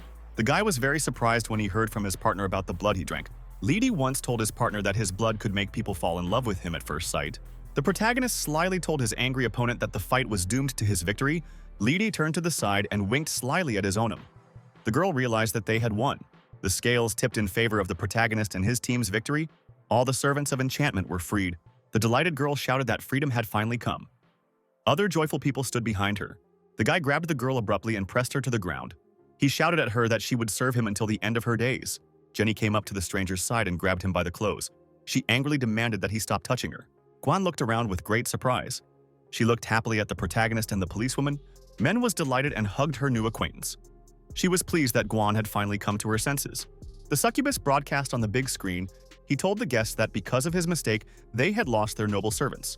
The guest angrily demanded his money back. The succubus explained to Mr. Smith that he didn't need the money. He had to be released to the seabed. After that, he pressed the red button. Suddenly, the glass wall of the underwater bunker began to crack. The frightened guest pointed his finger to the side. He shouted that the water had begun to rise. The rising water began to rapidly flood the underwater structure. The guy grabbed his girlfriend by the hand and shouted that he was nearby. Guan turned around and asked her friend with excitement, "Are they really going to die here?" Li Day grabbed his girlfriend's hand and promised that he would pull her out. Guan hugged her friend and kissed him. They were swimming in the water together at the time. The girl extended her hand to the guy. She told him that she didn't want to be a burden to him. Guan swam away. She shouted to the guy that they wouldn't swim out together. He had to clean up himself. The girl slowly sank into the deep water. She decided that she was going to die. The protagonist dived to his girlfriend's aid. He grabbed her hand and pulled her along with him. The guy pulled his girlfriend to the surface of the water. He shouted in fear that no one could take her away from him. After saving Guan, another magic petal immediately appeared on the protagonist's body. The fairy told the boy in a joyful voice that he had acquired the ability to protect himself from drowning. Leedy looked at his partner with a smile and said that it was an interesting ability. The guy created a protective dome for his girlfriend. They floated on the water inside it. Guan told her friend that they needed to help the others. The protagonist created a protective dome and placed other people who had escaped from the underwater bunker into it. A group of young people floated on top of the water in a protective ball. They looked ahead in surprise. Kay looked at her phone. She shouted that it was wet and she couldn't call for help. Bao looked around in surprise. She didn't know if ships would pass through this place. A huge ship appeared above the water. Kay said with surprise that the same ship they had sailed on was approaching them. She didn't understand how the captain could have known they were here. Leedy explained to his companion that he had left his breasts on the ship. He knew the girl would be able to find them. A magical fairy in red clothes was flying over the water. She was waving her hand to her friends. The captain and his companion were very surprised when they saw the flying girl. They decided it was a ghost. The succubus was sailing on a submarine. He decided to sink the vessel to prevent the protagonist from escaping. The guy inside the submarine launched a torpedo to drown the people in the protective ball. The protagonist was floating on top of the water. He turned around in horror and saw a torpedo flying towards him. The protagonist held his hands out in front of him to protect himself from the torpedo heading his way. Next to him was a huge ship. Leedy looked ahead in fear. He realized that the succubus didn't want to let him go. The protagonist held his hands in front of him. A huge frozen projectile appeared in front of him. Leedy turned his hand to the side. He commanded the frozen torpedo to go back.